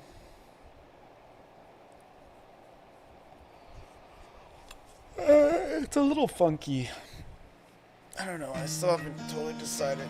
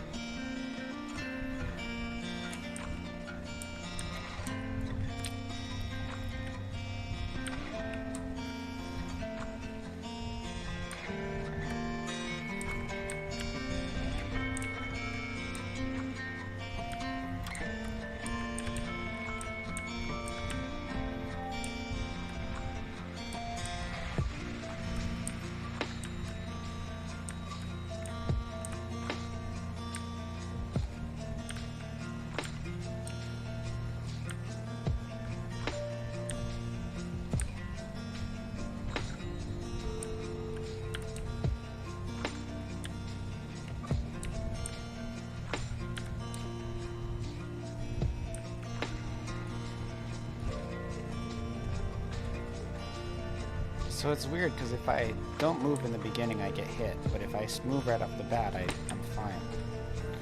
There's something weird there.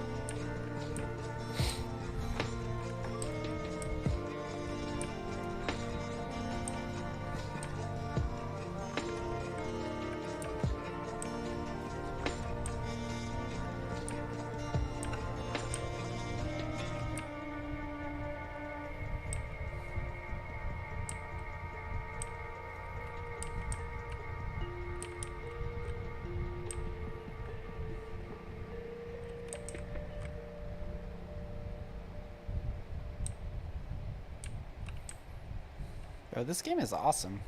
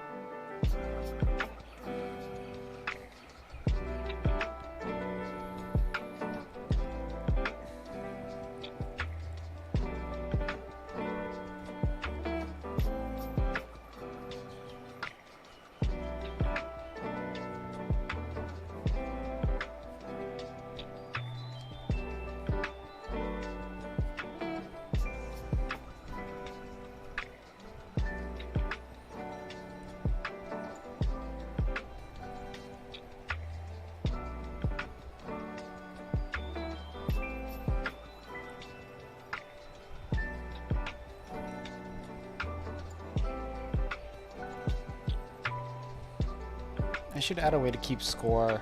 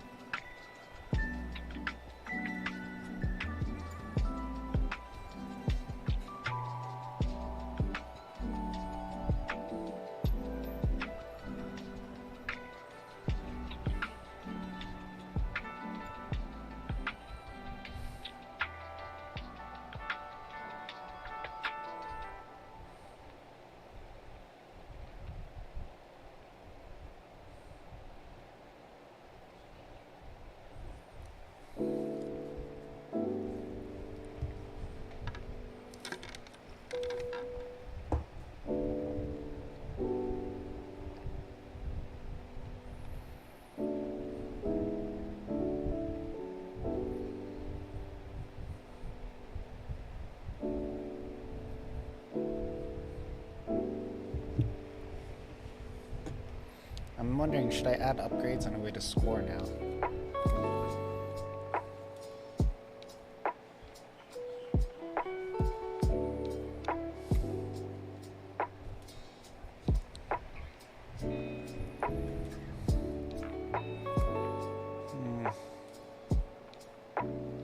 Did a lot today.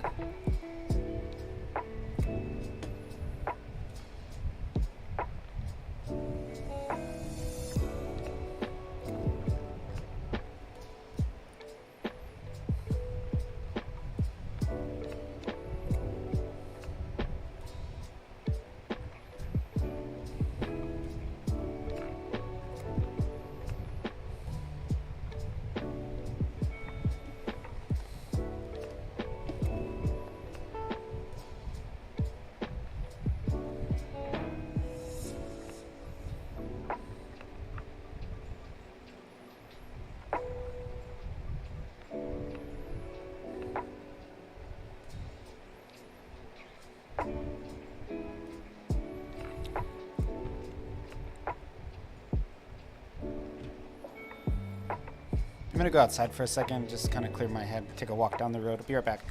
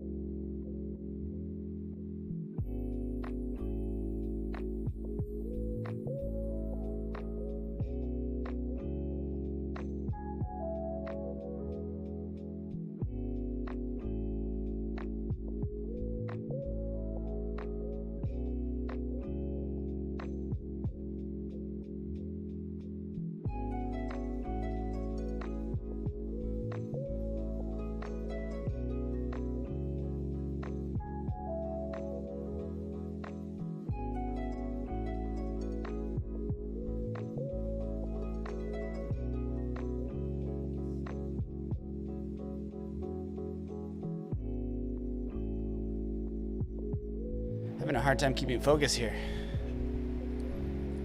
Ooh, how's everybody doing out there in the backgrounds?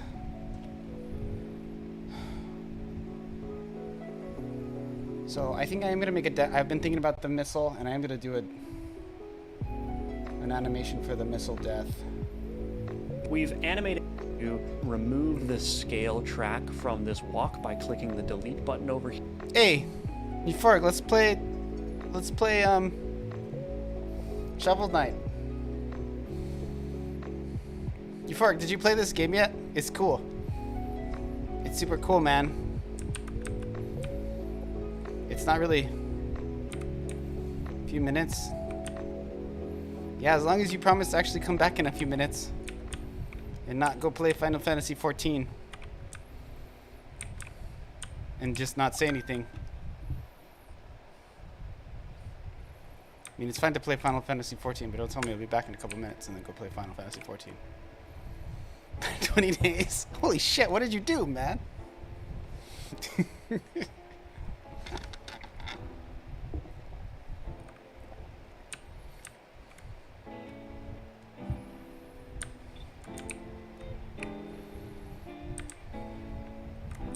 I'm down to take a break. This is hurting my brain, all this animation mechanic stuff.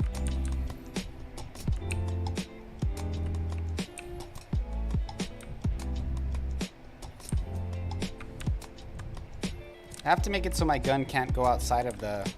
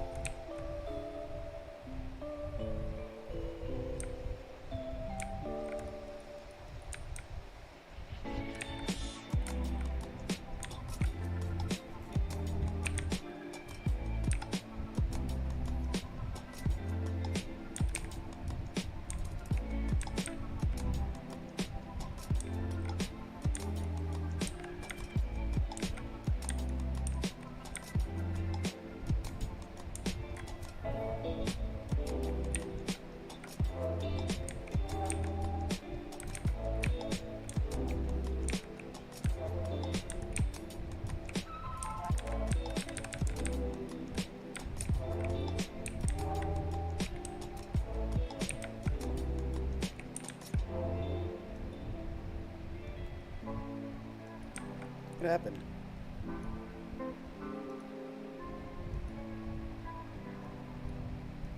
Weird, it crashed. Why? I wonder. 245?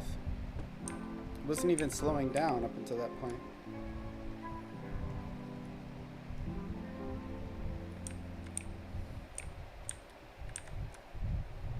Oh, I know what happened. I didn't have any more upgrades. So it didn't really crash. I just didn't have any more upgrades to inherit.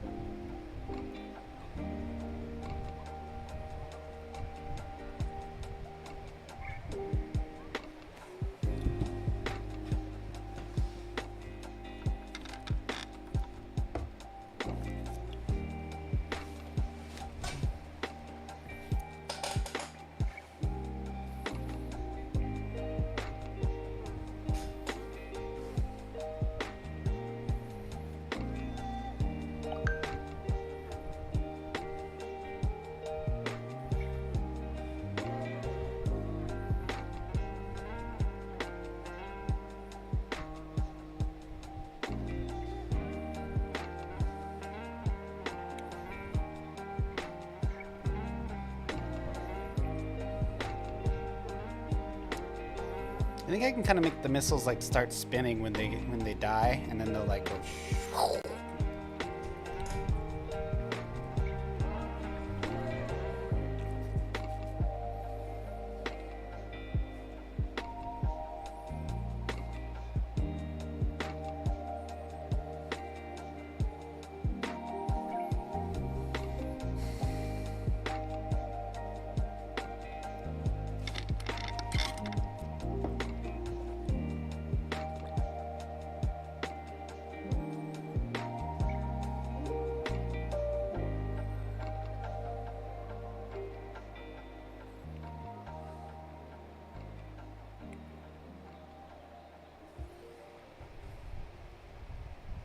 here.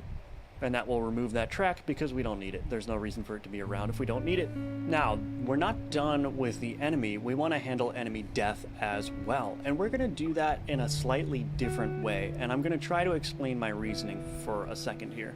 So, we want to play an animation when the enemy dies. And one way we could do that is we could add another animation for death in the animation player here, and then we could call that. And that works, and that you can do that in a lot of instances, but we're thinking about our game, right? We have, for instance, a sword ability that grabs the nearest location of the enemy, or rather the enemy closest to the player, in order to spawn the sword ability. And so that's going to present a problem because an enemy that is dying is still going to be registered as a valid enemy. And so we may end up having our abilities attack an enemy that is already dying, which is not good. Now, we could handle that in a number of ways. We could, for instance, remove the enemy from the enemy group when it dies, but there are other slight annoyances, like we have to start introducing more conditional logic into the enemy so that if it's dying, we can play the correct animation. And perhaps the greatest annoyance of all is that we'd have to create a death animation for every single enemy. And I don't know about you, but I would much rather handle that in a generic manner. And it's very hard to reuse animations across disparate scenes. So what I'm going to do is I'm going to create a component that ends up shooting a single particle which matches the enemy's sprite that will send the enemy flying in an upward direction. And I think this is going to be more entertaining and more fun, in addition to more easily reusable. So let's get that set up. What I'm going to do is I'm going to create a new scene. So I'm going to go to scene, new scene, or you can hit Control N. Let's create the root scene as a node 2D, and we're going to call this death component.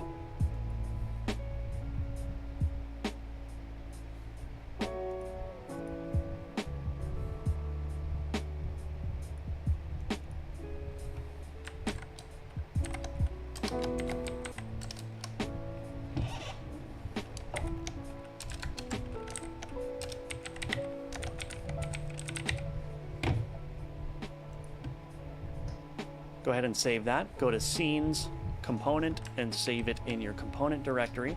Then what we're going to do is we're going to add a child node of GPU particles 2D. Now, you may need to use CPU particles 2D depending on your hardware. So if you end up having trouble with GPU particles, you can try using the CPU particles. Chances are, though, that if you're on the forward plus render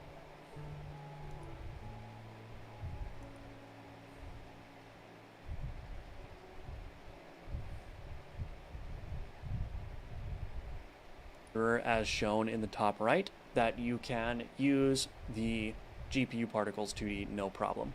Okay, so what are we going to do? So this is going to be an introduction to particles, and we're going to use the particles more. Typically what you'll see particles used for are like smoke and other effects similar to that. We're going to be using it in a little bit of a creative way. Well, in the Mentor Roulette, replying to you called someone asshat.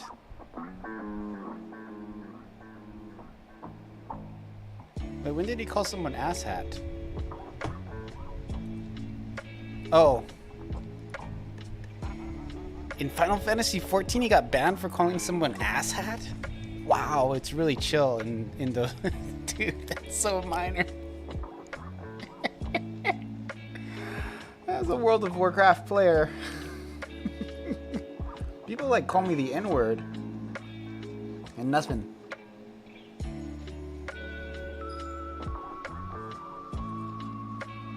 It's kind of good, I guess, in a way. Not when you're on the receiving end of the justice, but there's a lot of noise in World of Warcraft that would be nice to not really have.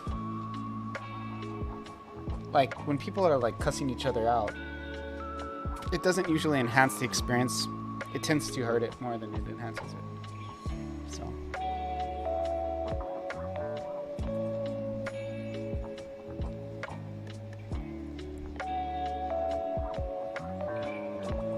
Yeah, I really don't know though. I've never really played 14 seriously, so I'm not really an authority on. I do know that WoW gets a bit too toxic though. I know that for sure. You like my afterburners on my missiles and my ship code?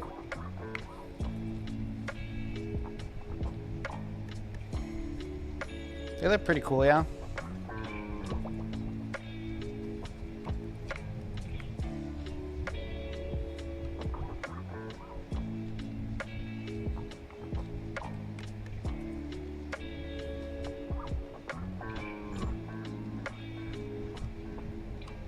Bit epileptic. I was going for that retro style.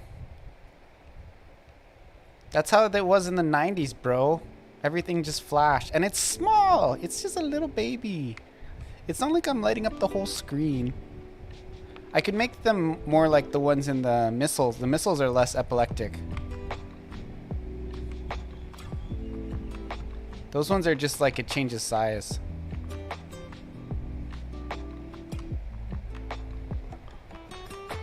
You probably like the ones in the missiles better, huh?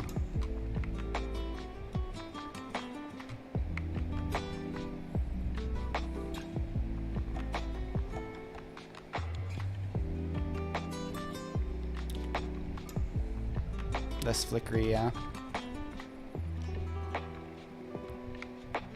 It's probably different on your screen too than mine, because mine it's so the flicker rate is so fast that it looks like it's just like almost like one image, you know. But for yours it might, because of the way it you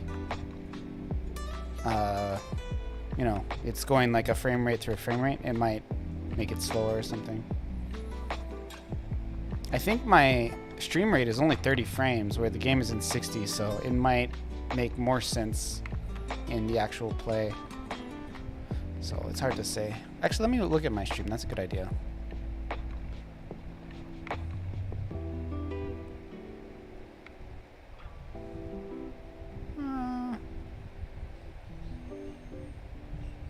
Yeah, the flicker is actually faster in real life.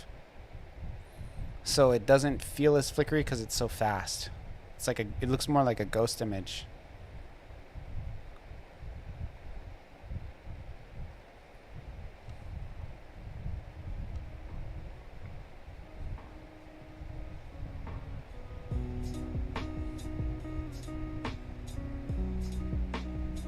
And also the flicker on the stream, it's like much less consistent. Sometimes it like fully disappears and sometimes it's like just, I don't know, it's different.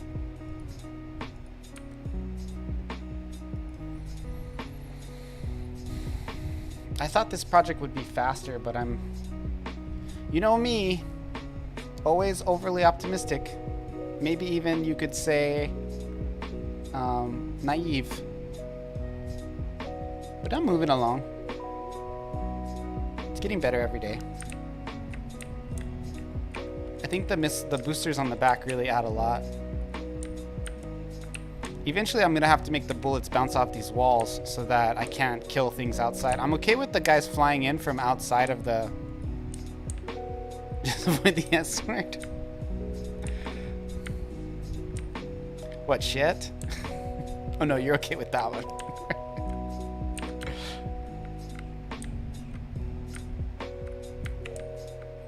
Significant? No, I know. I'm just joking. I know it's simple, man. I mean, I know. I'm not saying my game is simple. Oh, I said the word. Said the word. I'll be honest, I did think I'd be further along though by now. The thing I found is following the tutorial has become, he moves faster like as he got further into it, so it's like it takes me longer to implement everything. And I kind of don't do exactly what he says, so that makes it take longer too. Way for the enemy death animation, but we'll be using them in different ways as well later on in the course. Alright, so the first thing that we want to do is let's change this texture property in the GPU particles 2D. I'm wondering if this GPU particles 2D works in you think it'll be good for a web game or an Android game? I don't think it will. I'm thinking I'm probably gonna have to eventually, if I do set up like an Android version, I'm probably gonna have to change this to CPU particles, but that's okay. Or I could just always remove the feature altogether. But I'm gonna try to do it with it, and then if the performance really drags for certain reasons, I'll either remove it or try to refactor it or whatever as I go. Let's look for basic enemy in our file. The particles more. Typically what you'll see particles used for are like smoke and other effects similar to that. We're going to be using it in a little bit of a creative way for the enemy death animation, but we'll be using them in different ways as well later on in the course. Alright, so the first thing that we want to do is let's change this texture property in the GPU particles 2D. Let's look for basic enemy in our file system and drag on over that basic enemy.png. Now we're going to want to change this depending on which entity this death component is on, but we need this to work with for now. Okay, and then let's assign a process material. Click on the empty button here and then do new particle process material. And what this is this is essentially a material that comes with all kinds of properties that let's assign a process material. Click on the empty button here and then do new particle process material.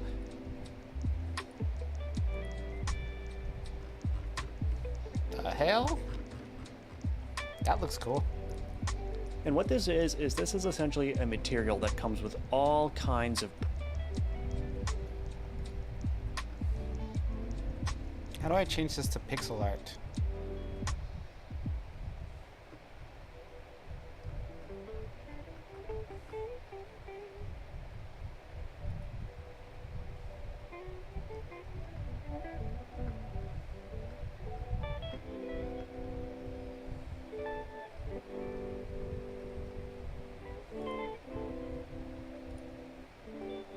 There we go.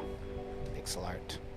Properties that define how the particle behaves. And so you can see that it's now starting to actually run the particle system now that we've specified a process material. And so what I'm going to do firstly is I'm going to change this amount to 1. So we've got a single entity flying out of the particle system here. Then I'm going to click the particles process material to expand that. And we're going to start making this actually work. So the first Okay, so this is an interesting thing he's doing. Rather than moving the actual missile, right? What he's doing is you create a duplicate of the missile and then you make it do something. And that's really actually pretty smart. This guy's really good because that makes it so that whatever interactions you want it to have with like swords and stuff, with the mechanics, the bullets, the the heat-seeking stuff or whatever, it will no longer register as like existing to those mechanics.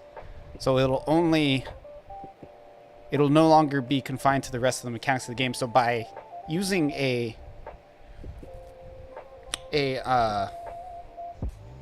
GPU particle 2D, it basically you convert it into a different thing by replacing it, and then that will in turn create a different thing. So it's very, very good. This is awesome. Smart. property that we want to take a look at is direction, and the direction defines which direction the particle is being emitted in. And right now the direction has no effect because we have no initial velocity. So if I set this velocity min under the initial velocity section to something like 100, you can see that now it is being sent in the direction. And the direction in this case is 1 in the x and 0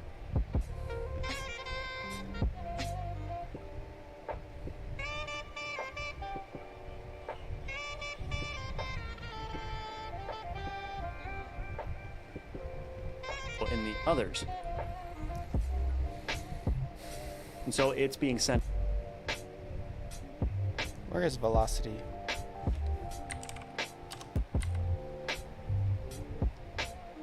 I don't see it.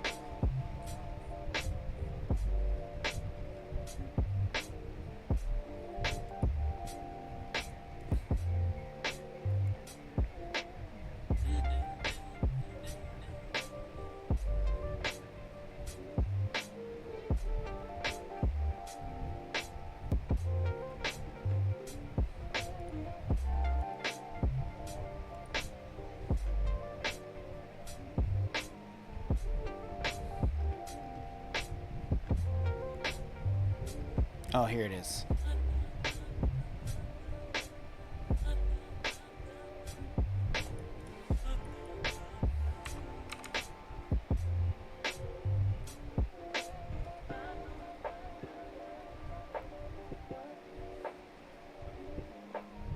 Cool, so when I hit it, it'll make it so it like spins back. That'll be cool. I think that'll work well.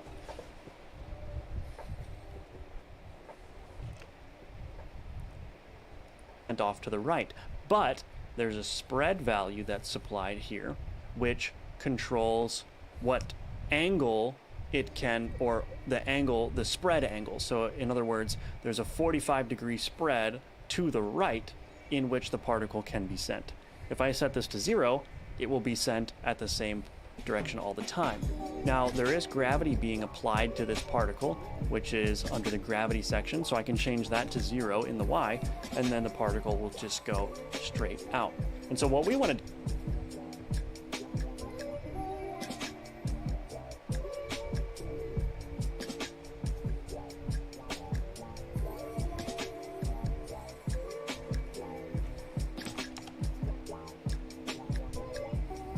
do is we want to send the enemy up and also have gravity apply, so it looks like it's being affected by gravity, right? So let's turn the gravity up to something like 200, or let's do 400.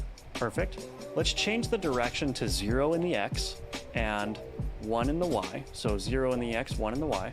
Or actually, this needs to be -1, so it goes up. You can see that we're already starting to get some cool stuff happening. Let's change the velocity minimum to 200 and the velocity maximum to 300. Actually, let's do 150 and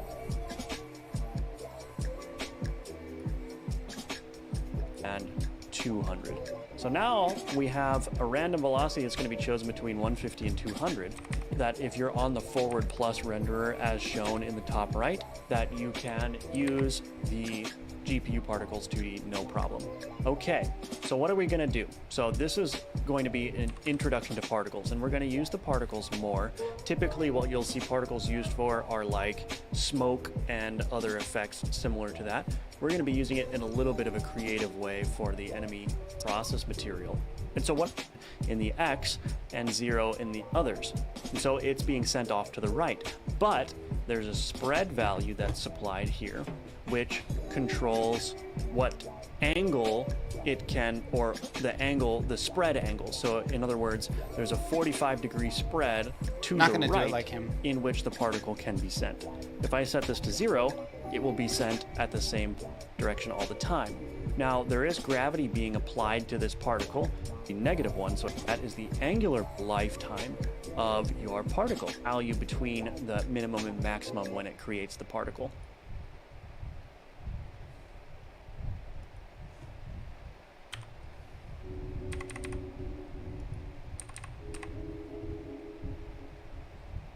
Oh, this is cool. So it'll like fly away and blow up. Oh, this is gonna be freaking sick, dude.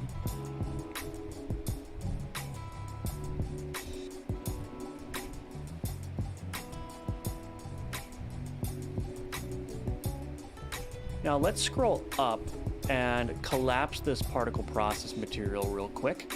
And let's go to the time section under the particle. And this is sort of defining the lifetime of your particle. So let's turn it down to 0.75 seconds lifetime, just so it's a little bit quicker. And I might even turn it down to 0.65 instead. So 0.65 feels a little bit snappier to me. And we will turn on one shot, and this is similar to the timer. Basically, one shot means that it will emit the particles once and then be done. So we will have that.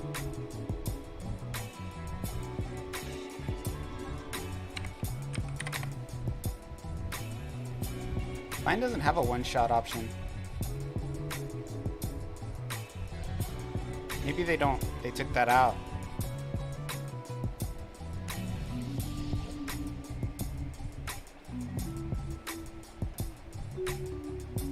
Oh no, I'm looking at the wrong one. I see.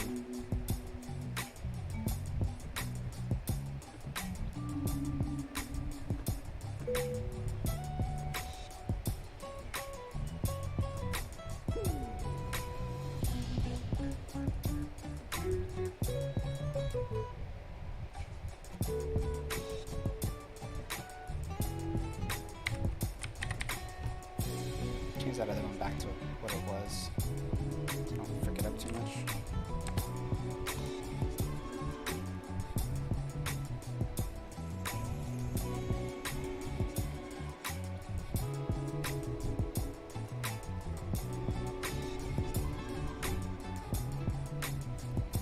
These properties, and you can see that this clearly states that this is in degrees per second.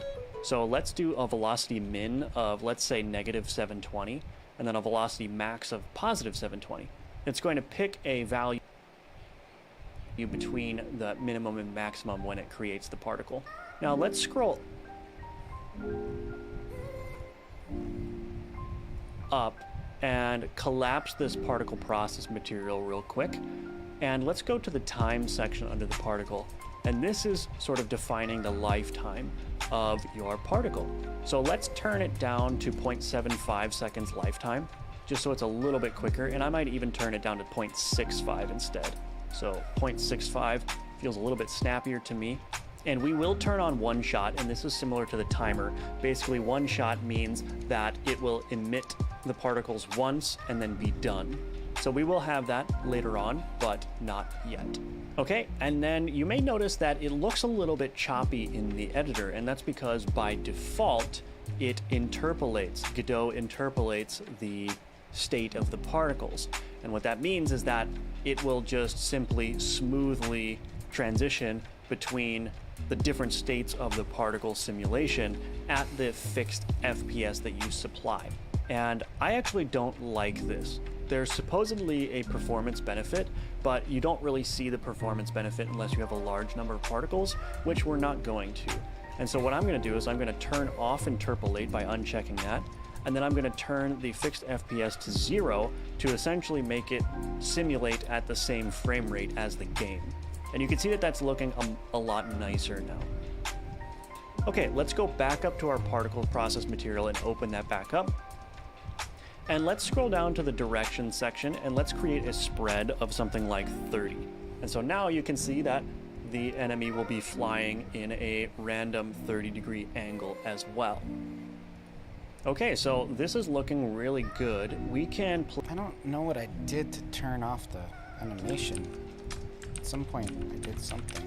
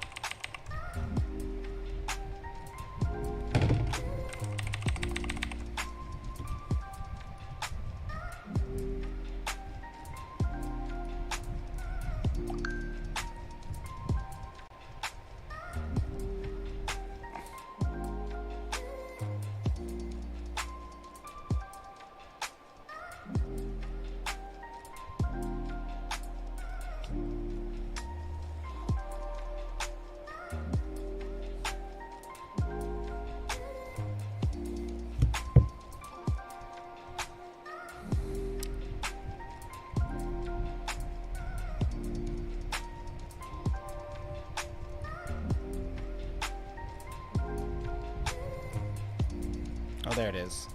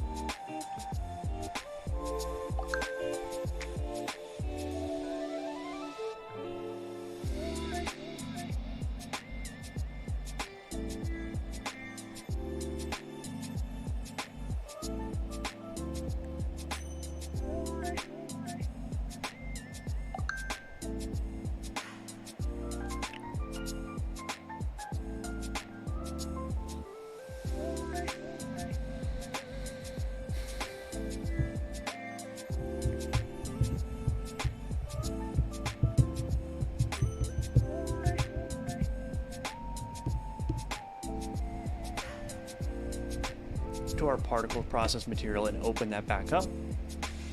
And let's scroll down to the direction section and let's create a spread of something like 30. And so now you can see that the enemy will be flying in a random 30-degree angle as well. Okay, so this is looking really good. We can play with the other settings. I mean, feel free to go ahead and mess with these. You can see that the orbit velocity creates an orbit. And my mom's calling. Wait, one sec.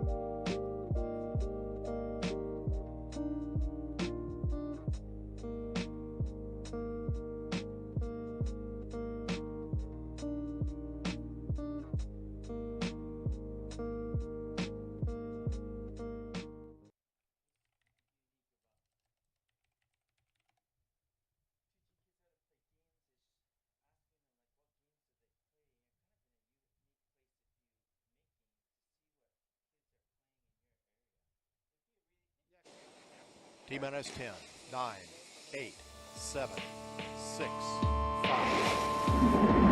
3, 2, 1, 0. Lift off. Yeah, there's like a lot of mythology that could be used in it. Yeah, like a Polynesian game. That would be kind of an interesting concept. I do want to do But, something like, like that eventually, but I'm like, not quite there yet.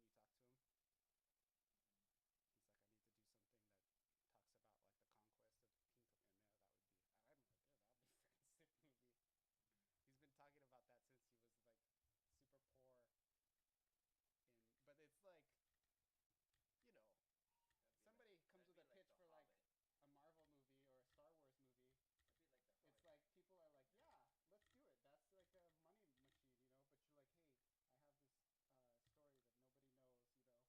I need to do something that talks about like the conquest of King Kamehameha. That would be, and I'm like, oh, that'd be a freaking sick movie. He's been talking about that since he was like super poor. But it's like, you know, somebody comes with a pitch for like a Marvel movie or a Star Wars movie. It's like people are like, yeah, let's do it. That's like a money machine, you know. But you're like, hey, I have this story that nobody knows, you know. Yeah. That's like only isolated to Polynesian culture, really specifically Hawaiian culture. And he's like, it's like, here, let me find the first scene. Title, I think it's called. Yeah. Title screen. Okay, now I can click start, I think. Starting. Okay. So you can play with like mouse. Here, you can sit here. Oh, my display? Yeah. Oh. It's just use the arrow keys and the mouse. Push start. It's only gonna take like a minute.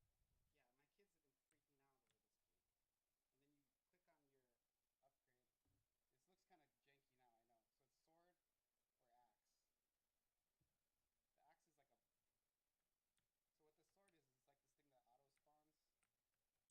like that start game where you like play, but Yeah, my kids have been freaking out over this game. And then you click on your upgrade. This looks kind of janky now, I know. So it's sword or axe. The axe is like a... So what the sword is like this thing that auto spawns. You can kind of see it. I'm a bit OP, like it's not balanced right now because I wasn't even really worried about that. But you see that yellow thing that appears? That's the sword. Oh, shucks. There, you got shot. You got jacked. not moving very well. Oh, frick. Why can't I turn around? Oh, you don't... You move with the arrow keys. Oh. The arrow keys move you in a direction. Oh, maybe you clicked off the screen. You clicked off the screen, dude. I lost the screen. Here, we'll find it. I was like, what? Still alive. Okay, so you just gotta stay in the screen. Because you clicked like into another window, that's all that happened. And then those little things give you experience and you can upgrade yourself. The music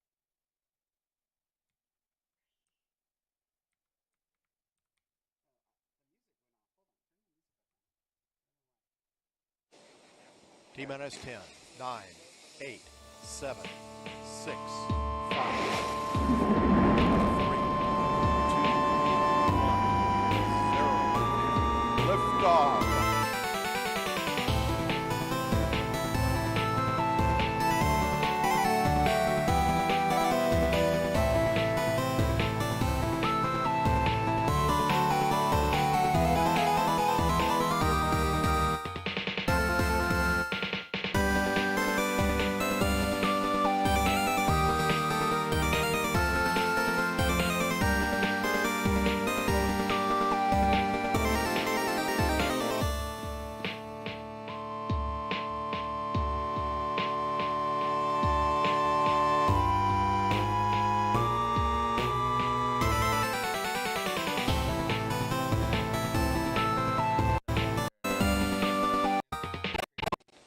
T minus 10, 9, 8, 7, 6, 5, 3, 2, 1, 0. Lift off. T minus 10, 9, 8, 7, 6, 5, 3, 2, 1, 0. Lift off.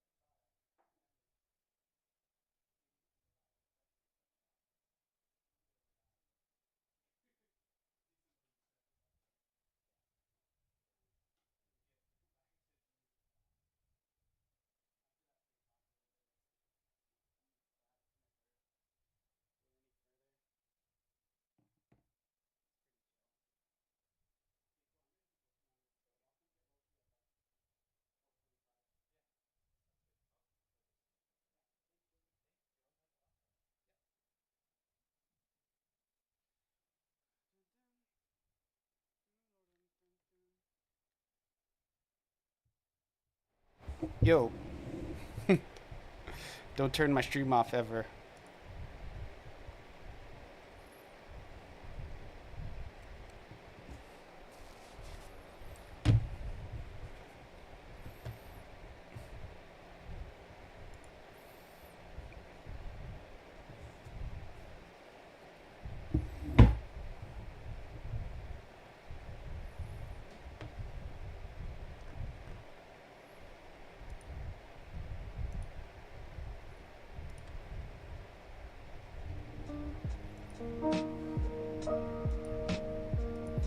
I got like a little bit less than an hour to work, so I'm gonna try and pump out this animation, get it done.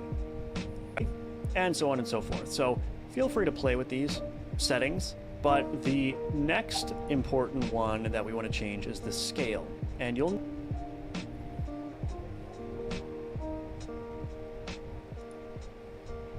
notice that all of these properties have curves that you can supply. And the curves essentially determine the change over time of the various properties. And so let's demonstrate that with the scale section here. So with the scale curve, click on the empty button here and do a new curve texture, and then click to open that curve texture. And we have the curve resource here. And so let's click on this curve and we end up with these 2 points. Now, you may have played with curve editors before. These 2 points will essentially allow you to define a Bezier curve or similar to change how the scale of the particle changes over time. So you can see if I switch it to 0 and then have it gradually go up to 1, it will start off at a scale of 0 and then gradually grow. And so what we want to do is we actually want to start it off at 1 and gradually go down out to 0. Now, if we wanted to hold the initial scale for a little bit, we can right-click in this curve editor and click Add Point, and then I'm going to drag that up until about 0.5. Anybody in the chat, say hi.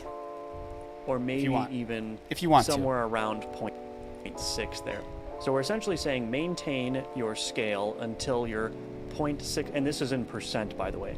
So maintain your scale until you're 60% through your lifetime, and then gradually fade out to 0, or scale out to 0, I should say. And you've got a bunch of other options here. Basically, you can manually edit the points if you like. So for instance, if I wanted this to be exactly 0.6, I can change that there. And make that exactly 0.6, and now it's properly situated on the line. But that's pretty much good for our purposes. And then there are some other options down here. You can feel free to change the color, which is essentially just a modulate that's applied to the sprite. And there are some other options that we don't need to get into. Okay, so we've got a nice little particle emitting. Now, let's turn on one shot. So collapse the particle's process material by clicking it, and then... I actually want to make it change color. So maybe make it turn white. So let's see if that's hard to do.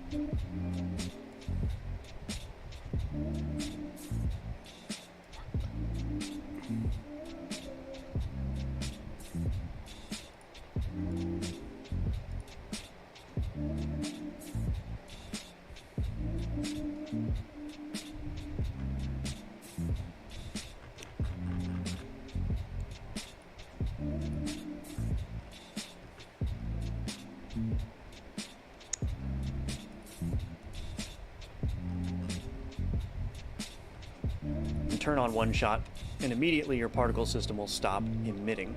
So what we're going to do is we're going to add an animation player. So let's right-click, add child node, animation player, and make that the first child of the scene, and then click animation, new animation, and we'll just call it default. So we're going to create a default animation, and let's turn on autoplay. And then what we're going to do is we're going to select our GPU particles 2D, and we're going to click the key next to the emitting, and then we're going to click create. Oh, that's how you do it. So we can make it fade to white, which is what I want. So come down to GPU particles, and then we go to process material, do the color ramp.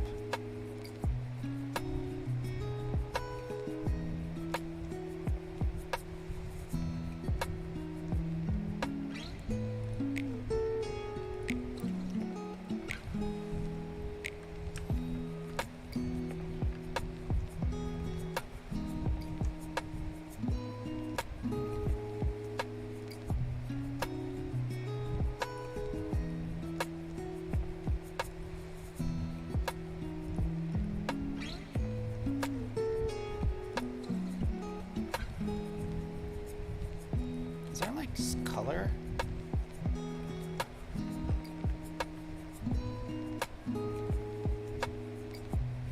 Where's the hue? There's like a hue setting down here somewhere.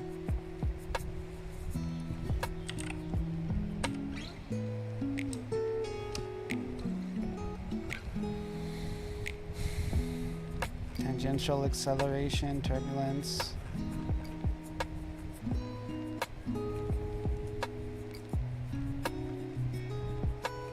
Visible, filter.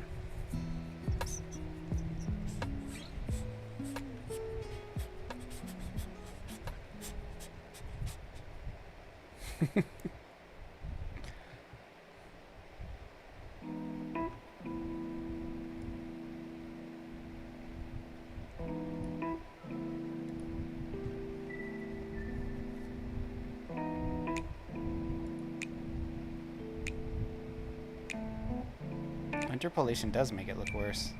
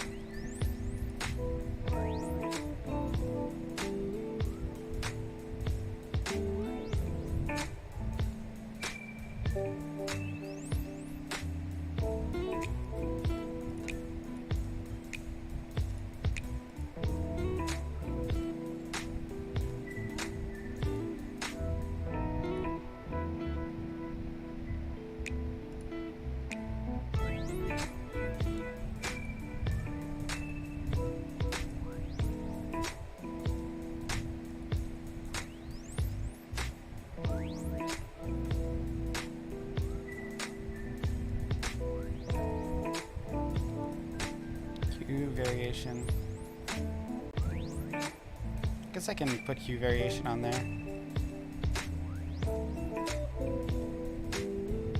I don't really want variation.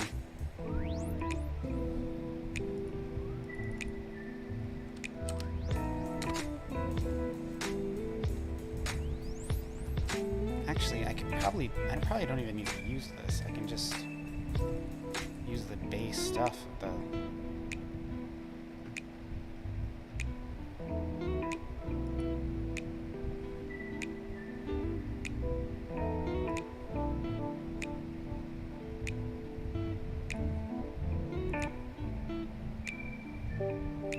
it more bright. I want to make it turn white.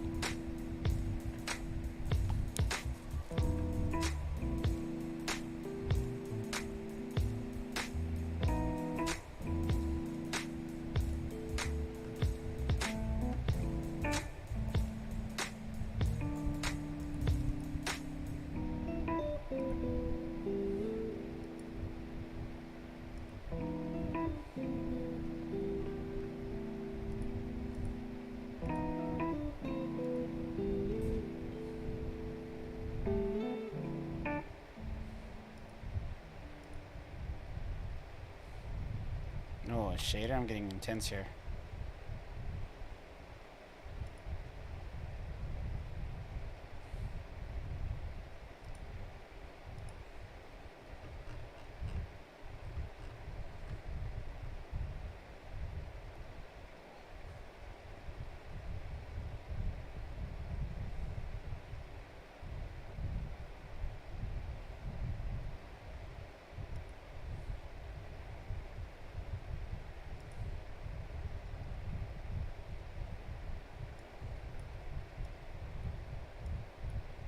Here we go. Cool. Okay, so what I can do is I can modulate it over here after 1 second.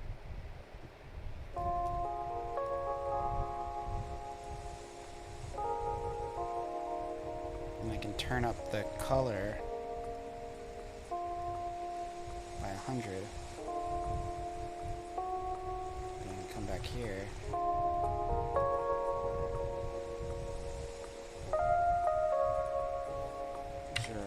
.65.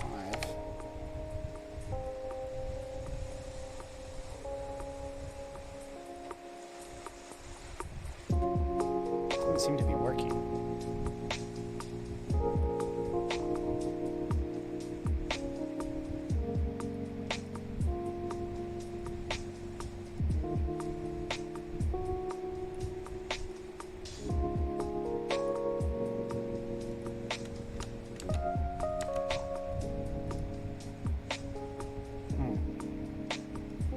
Why not? Why don't you like that?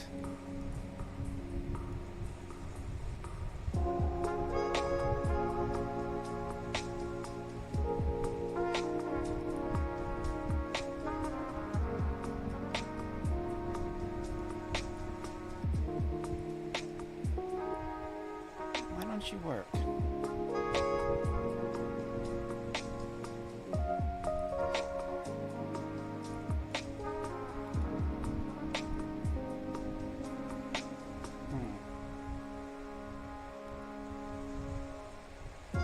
It's not the value I need to change.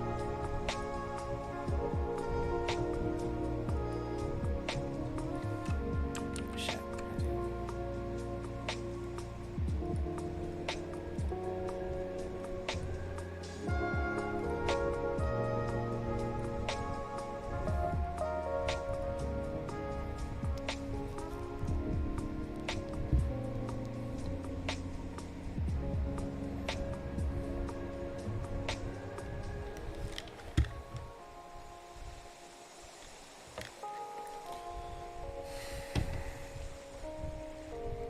I don't have any cap.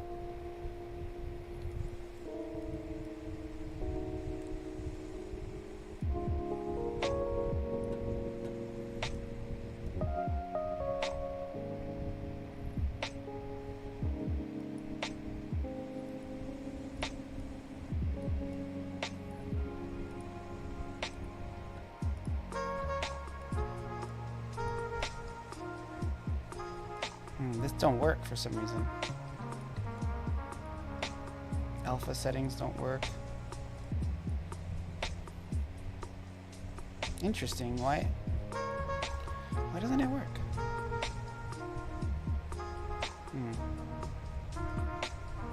And then select that first key that we just created and then turn it on. Now if you play, you should see that the particle gets emitted. Now you'll notice sometimes if you start playing it too early, it's not going to emit.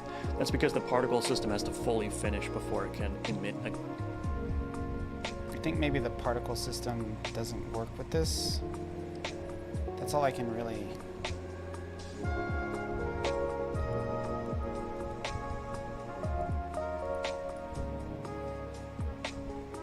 Just keep going. Yeah. So sometimes it just won't play. I'll figure out But how to make it turn rest white assured later. it is working.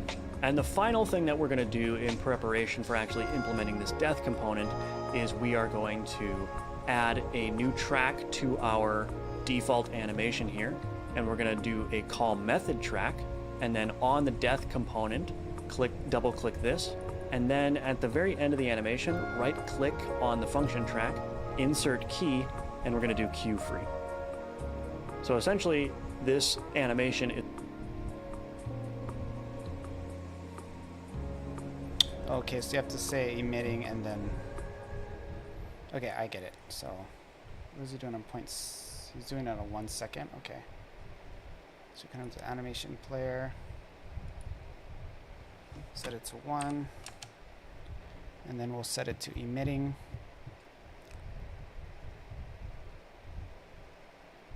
GPU particle. Where's the emit property? Emitting. Create. We're going to add a death component.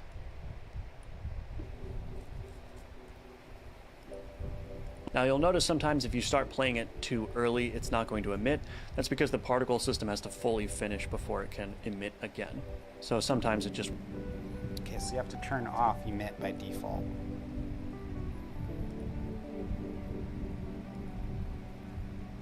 Right, so now if I just play it, it works. But if I start from here,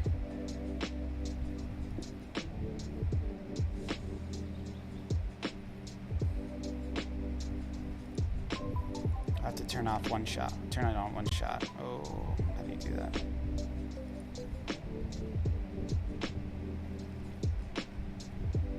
Emitting.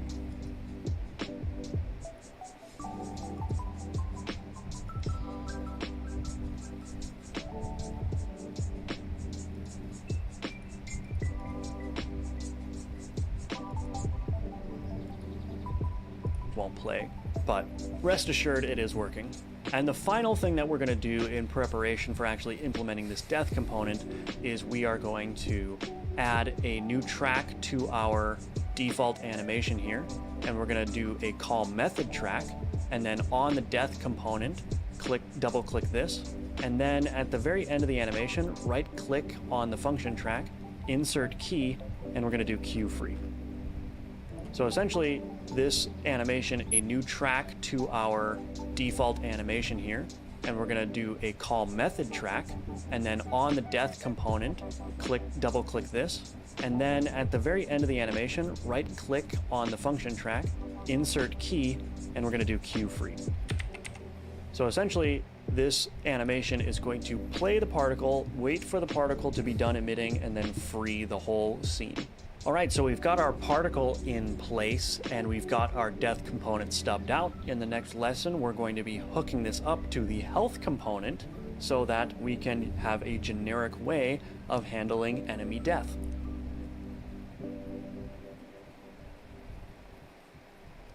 And use it to show when the rat dies. Let's go ahead and open up our death component and use. Let's continue work on our death component so that we can use it to show when the rat dies. Let's go ahead and open up our death component scene, and in here let's go ahead and add a script to it.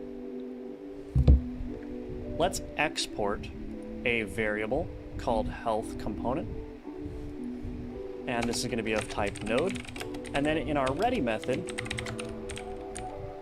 let's do health component dot died dot connect on died, and then let's write that method as well, func on died. Let's just write pass in here for now. So let's select our animation player, and we're actually going to go to our default animation here, and we're going to uncheck autoplay on load because we don't want this to happen. So what essentially we're going to do is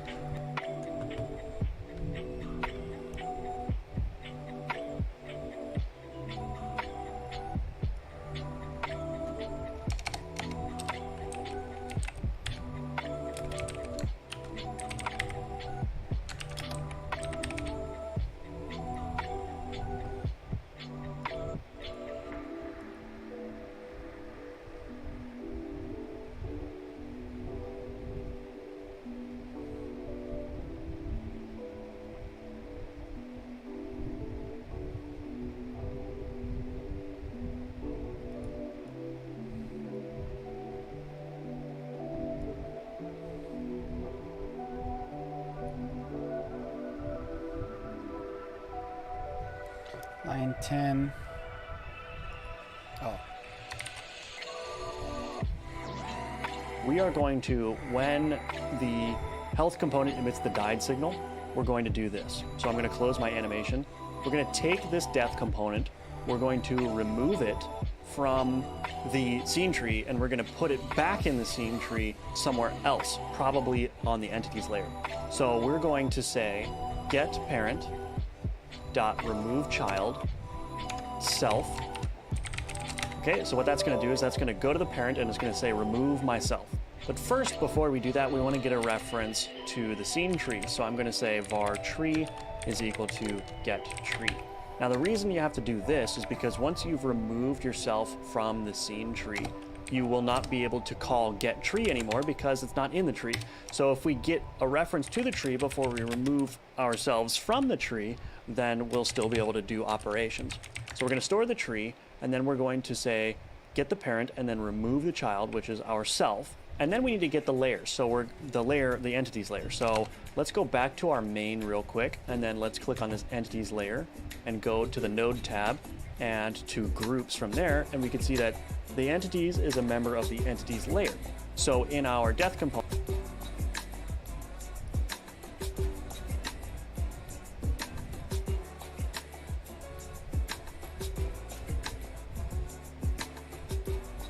go to the node tab and to groups from there, and we can see that the entities is a member of the entities layer.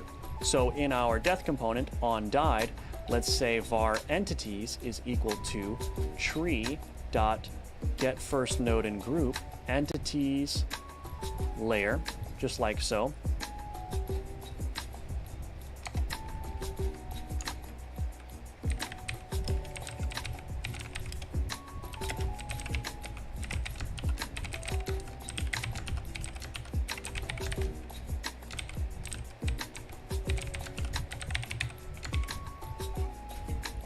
And if we wanted to, we could actually move this line up.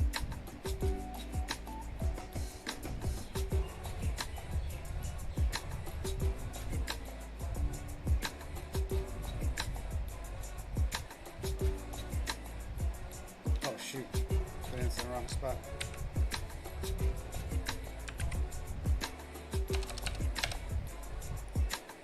With Alt and then the up arrow, and then we don't need this variable anymore. So we're going to remove that and then get tree. So that's a little bit simpler. So we're grabbing a reference to that entities layer, removing ourself, and then we're going to say entities dot add child self. And self is just a reference to the current instance that the script is attached to. Okay? And then we need to play the animation player. So we're going to, after that, do dollar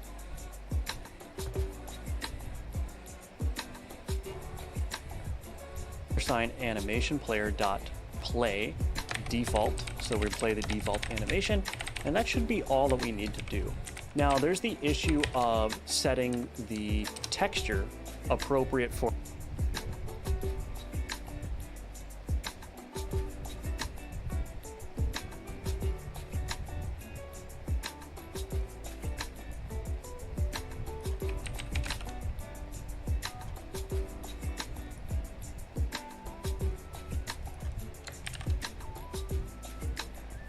the enemy in the GPU particles 2D here.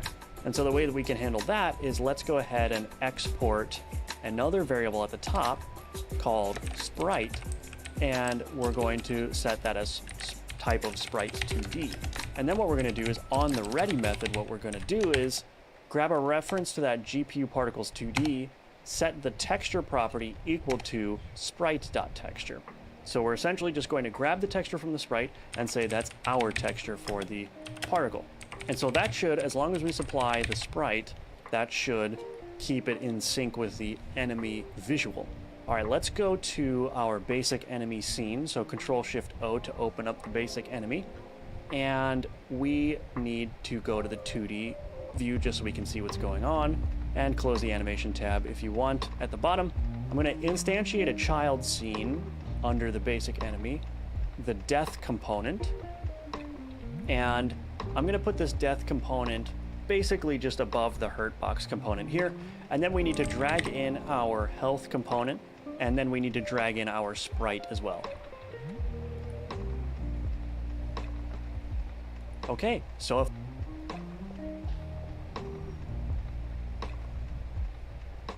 all went well, we should start seeing an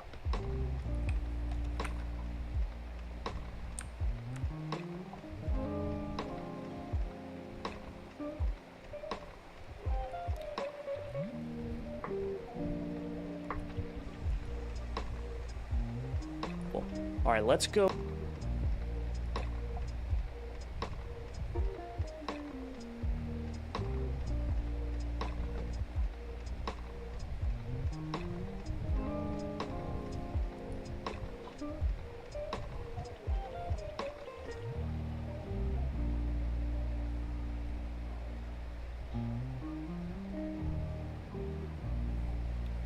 In sync with the enemy visual. All right, let's go to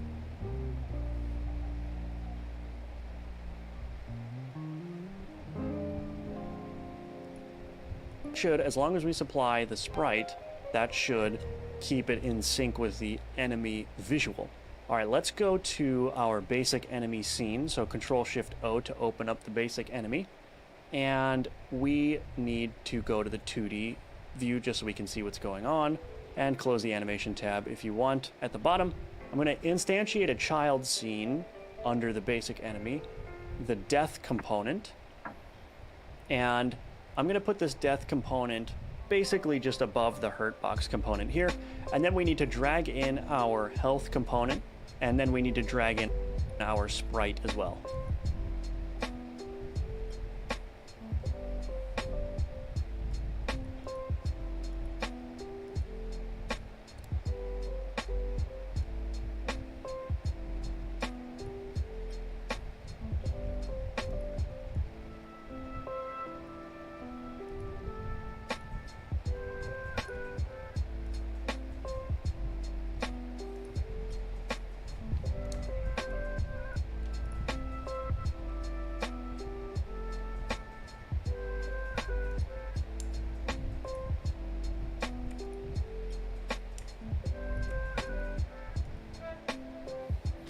I've always wondered if there's an easier way to pull in things into the... So for the death component, right, I have to drag in the health component, and I just, when I click health component, it changes it.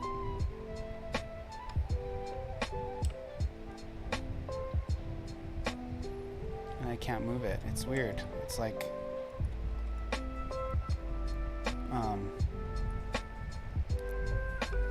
health component and sprite component. I mean, I can grab them like this. I just don't want to, I don't know how to do it the way he does it.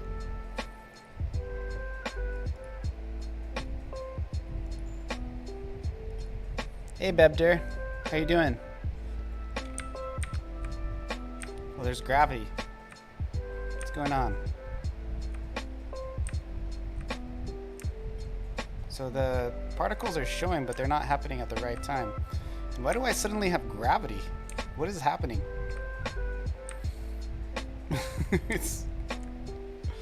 Why do I have gravity all of a sudden? That is so weird.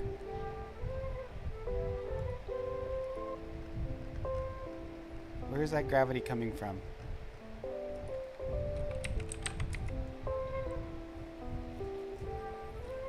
Hey Bebder, this is a project I've been working on. It's called Space Pirate. It's like a browser and mobile game. I'm gonna do like leaderboards and stuff. It's gonna be like a survival, Vampire Survivors type of thing, but in like a space theme one. Unrelated, you have a car? Congrats, man, that's great. So for some reason, it's not just playing when they're dead, but it is playing, which is cool. So like when they die, it's supposed to play that animation where they fly away. And it does, but it also just plays on repeat. I think it's on auto start. That's probably what it is. And this gravity is weird. How did that even happen? How did I suddenly have gravity in my scene?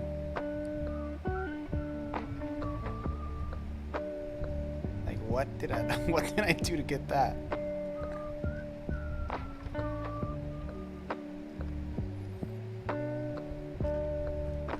Like, how did I go from no gravity to gravity?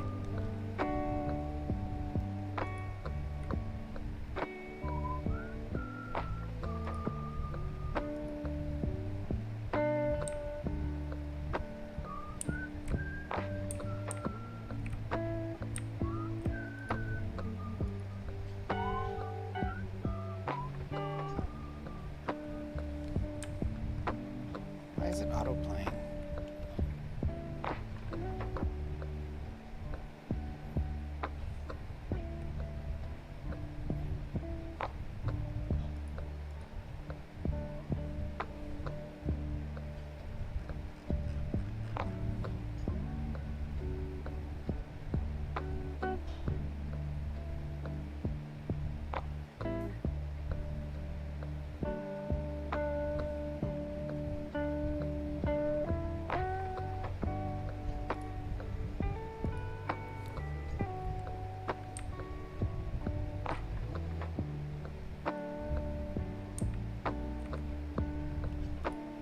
What the frick?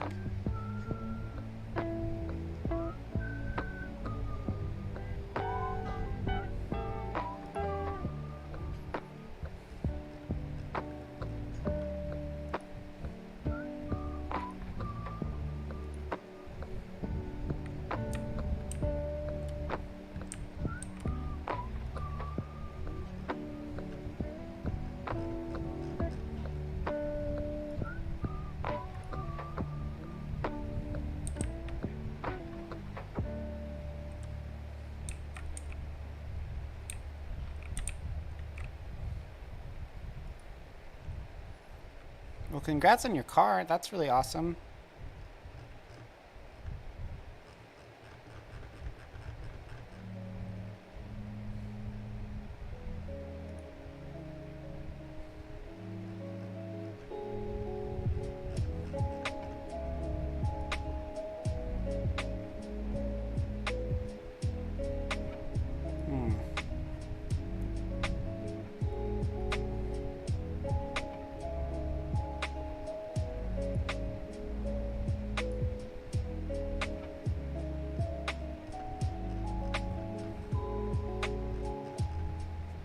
I missed something along the way. I almost had it too.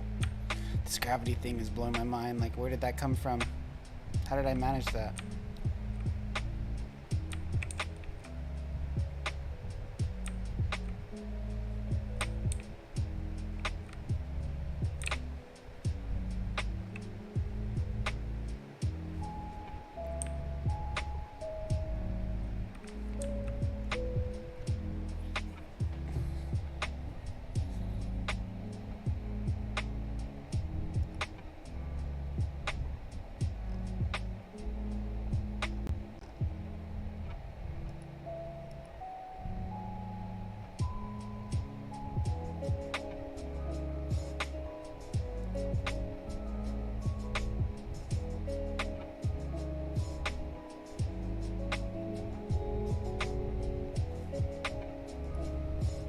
Okay, so if all went well, we should start seeing an animation play, so that particle animation play, when a rat dies. Okay, so we're not seeing anything, and the reason is because we're not setting the position of this death component.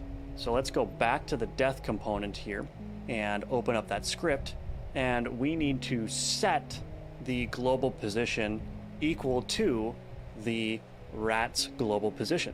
So in the on died, before we do anything in terms of the tree manipulation, we want to get the owner's global position. So essentially we're going to say var, let's say spawn position is equal to owner.global position.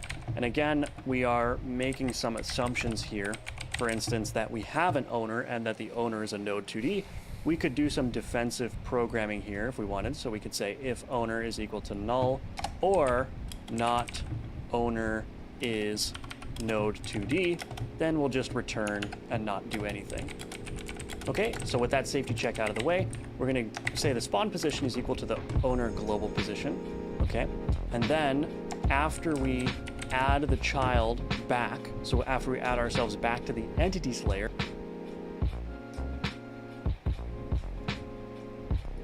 we're going to say global underscore position is equal to spawn position, and then we can play that animation.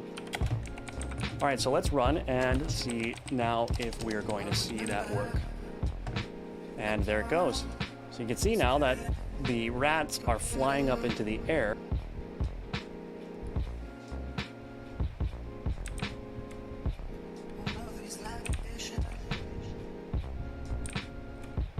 I missed something. When they die in a very comedic fashion. And that's looking really good, actually. I'm really happy with how that turned out. And the beauty of this is that this is generic so that we can use this however we want. Okay, so that's working as intended now. Let's make a couple of tweaks to the particle itself. So in the death component, open up the GPU particle.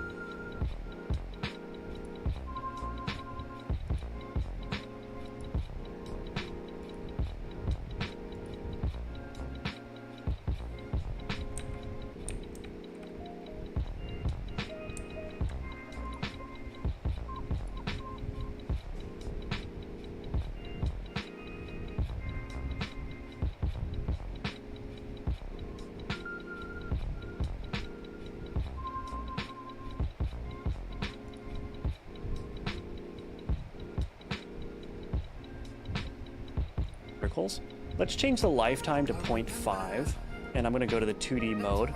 And while we're testing, you can turn off one shot here and turn on emitting.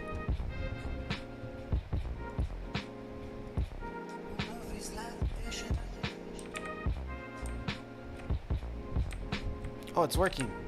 Look at that. That's so sick.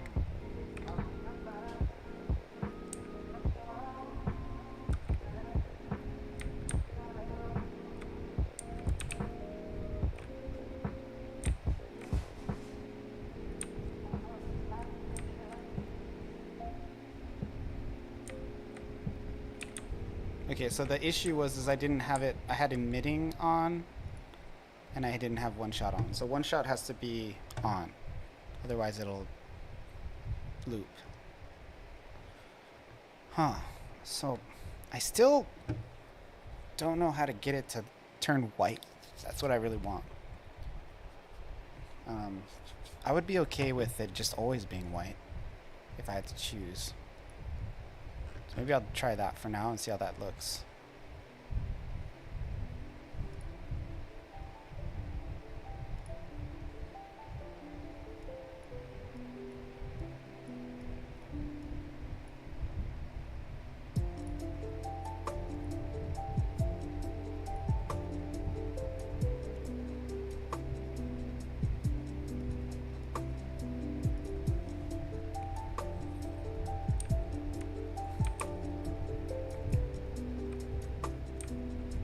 It's not working.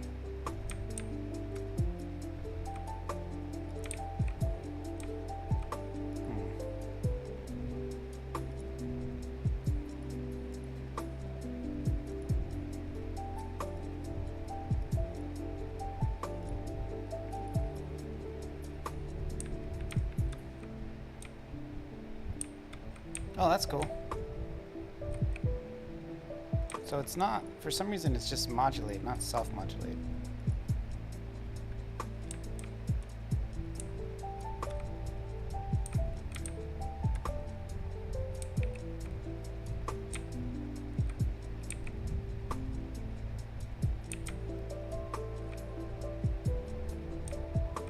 I'd rather that be actually part of the animation, so it's a little bit smoother. So what we're going to do is we're going to go back to animation player and death component, and I'm going to add another key in here.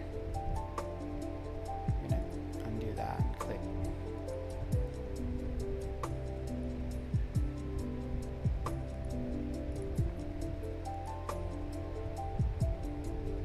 So just to check now, this should make it so it turns white without the animation. No, it doesn't work. Okay. So we can make it white here maybe. So it's set to a default.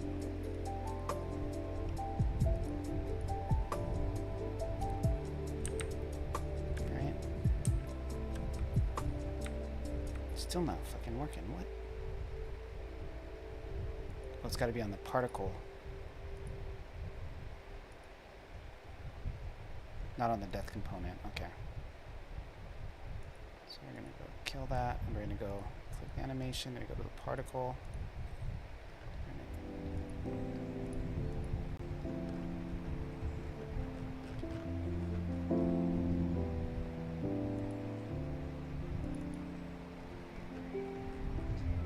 Why is it only showing me?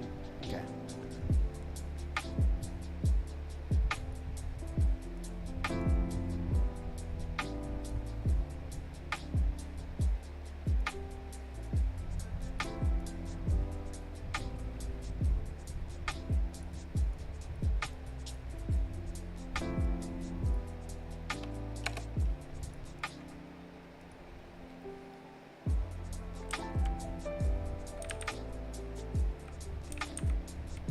Not working. It works if you just set it to be white, but it doesn't like working with animation. It's interesting that it's so stubborn.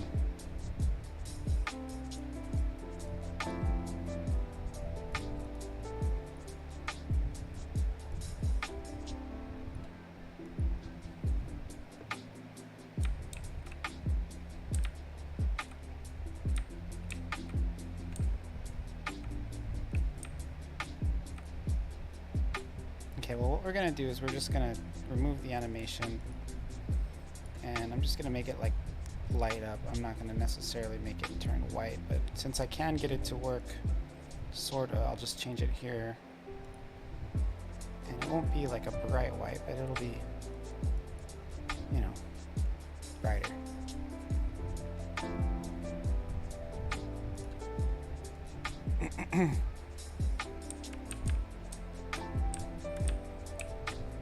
I'm also gonna have to make it rotate. Yeah, that looks good.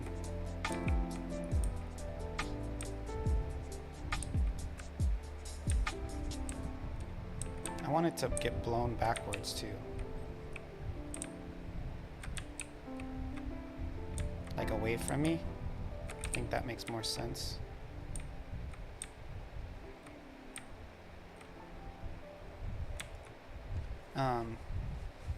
So in that regard, we're gonna have to set the rotation to equal. So we can do something like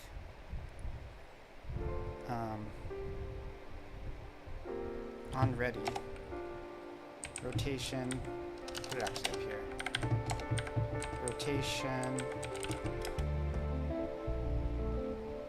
equals, wow, this is gonna be weird because it's already working with the,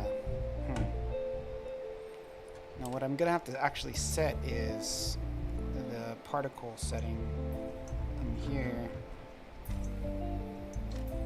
for particle process. So right now, the direction is set to X. But what I need to do is I need to set the direction to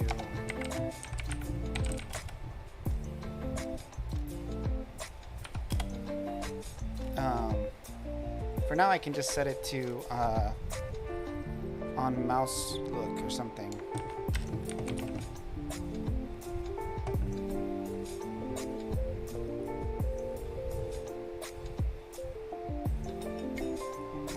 And then that'll be inside of another thing called look at.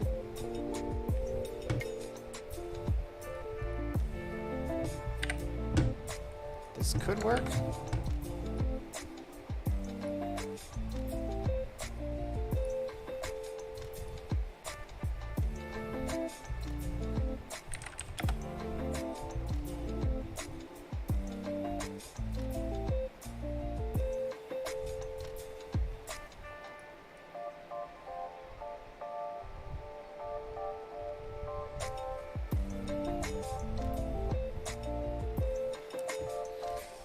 How did I do it on my player? Let me look.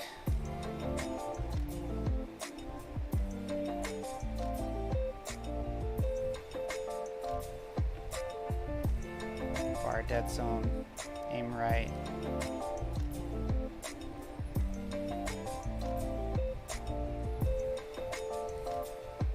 Player look equals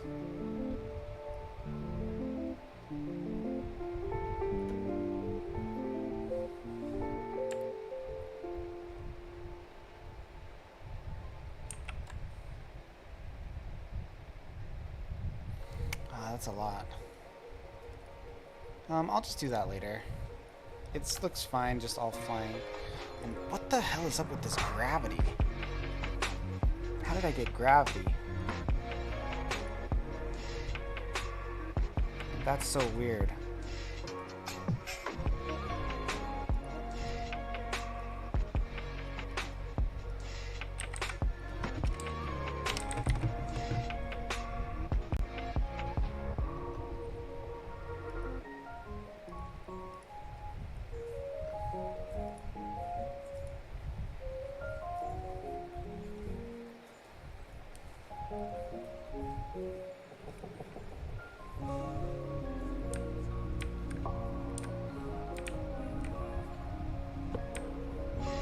Oh, my controller's direction key was stuck. No wonder. It's so dumb. I also want to make the minimum length a little bit longer on the death component, so go to the texture. Oh, this is not long enough. We can keep that up. Particle process.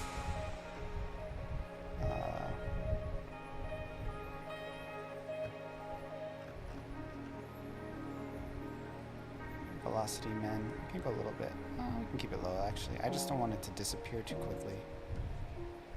That's the main thing. Spread is fine. So at this point we can do fulls. 180, that's fine.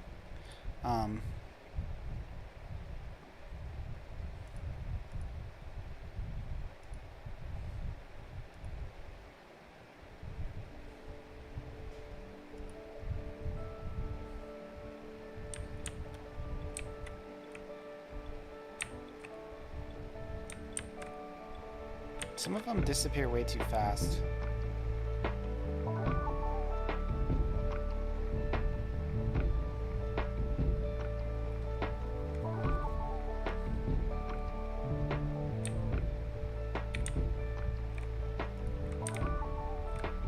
I want them to last a little bit longer, and they do fly a bit far from me. So let's do the velocity max, like maybe 77. And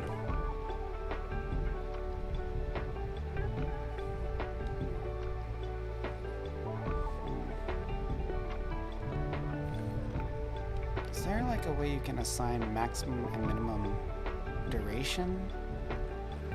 I don't know. Lifetime 1 second, 1 shot, pre-process, speed scale.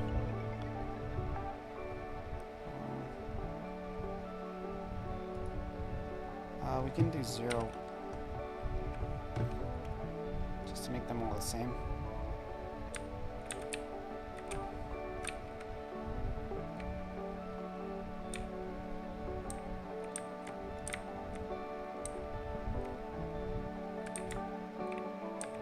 Okay, that's cool. Why did that one disappear so fast? The speed scale is still working. I don't know why.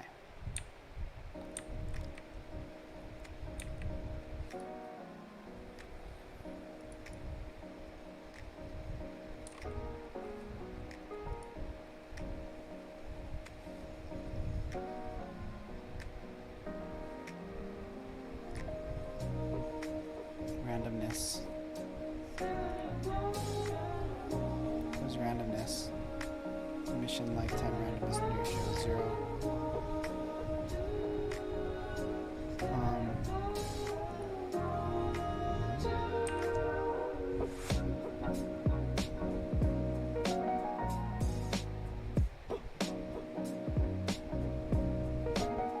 Pre-process. Particle system starts if it has already run. size.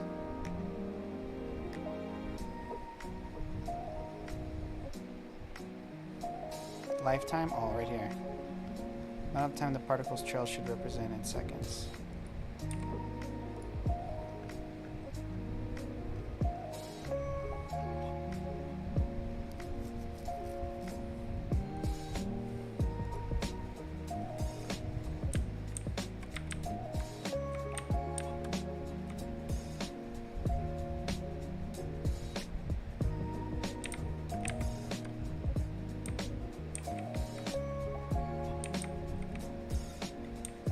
Something is funky. So some of them don't even do it.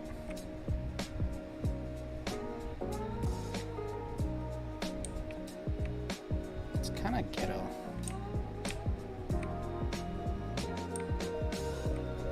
I need them to blow up when that animation is done.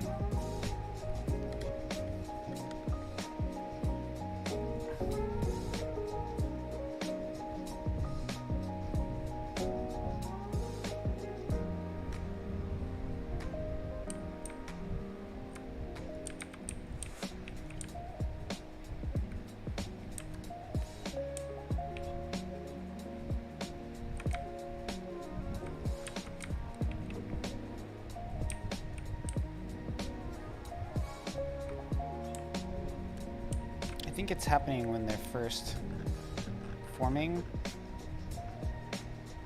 and then it continues.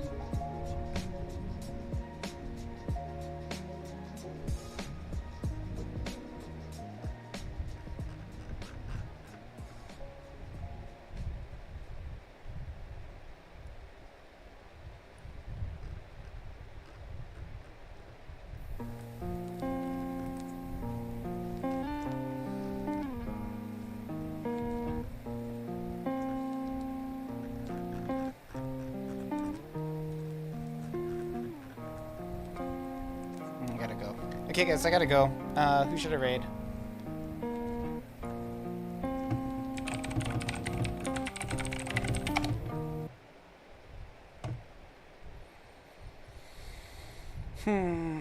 Five viewers.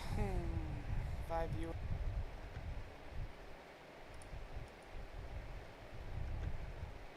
Immortal Rich, Stupidish. Krasenstein, that's the one.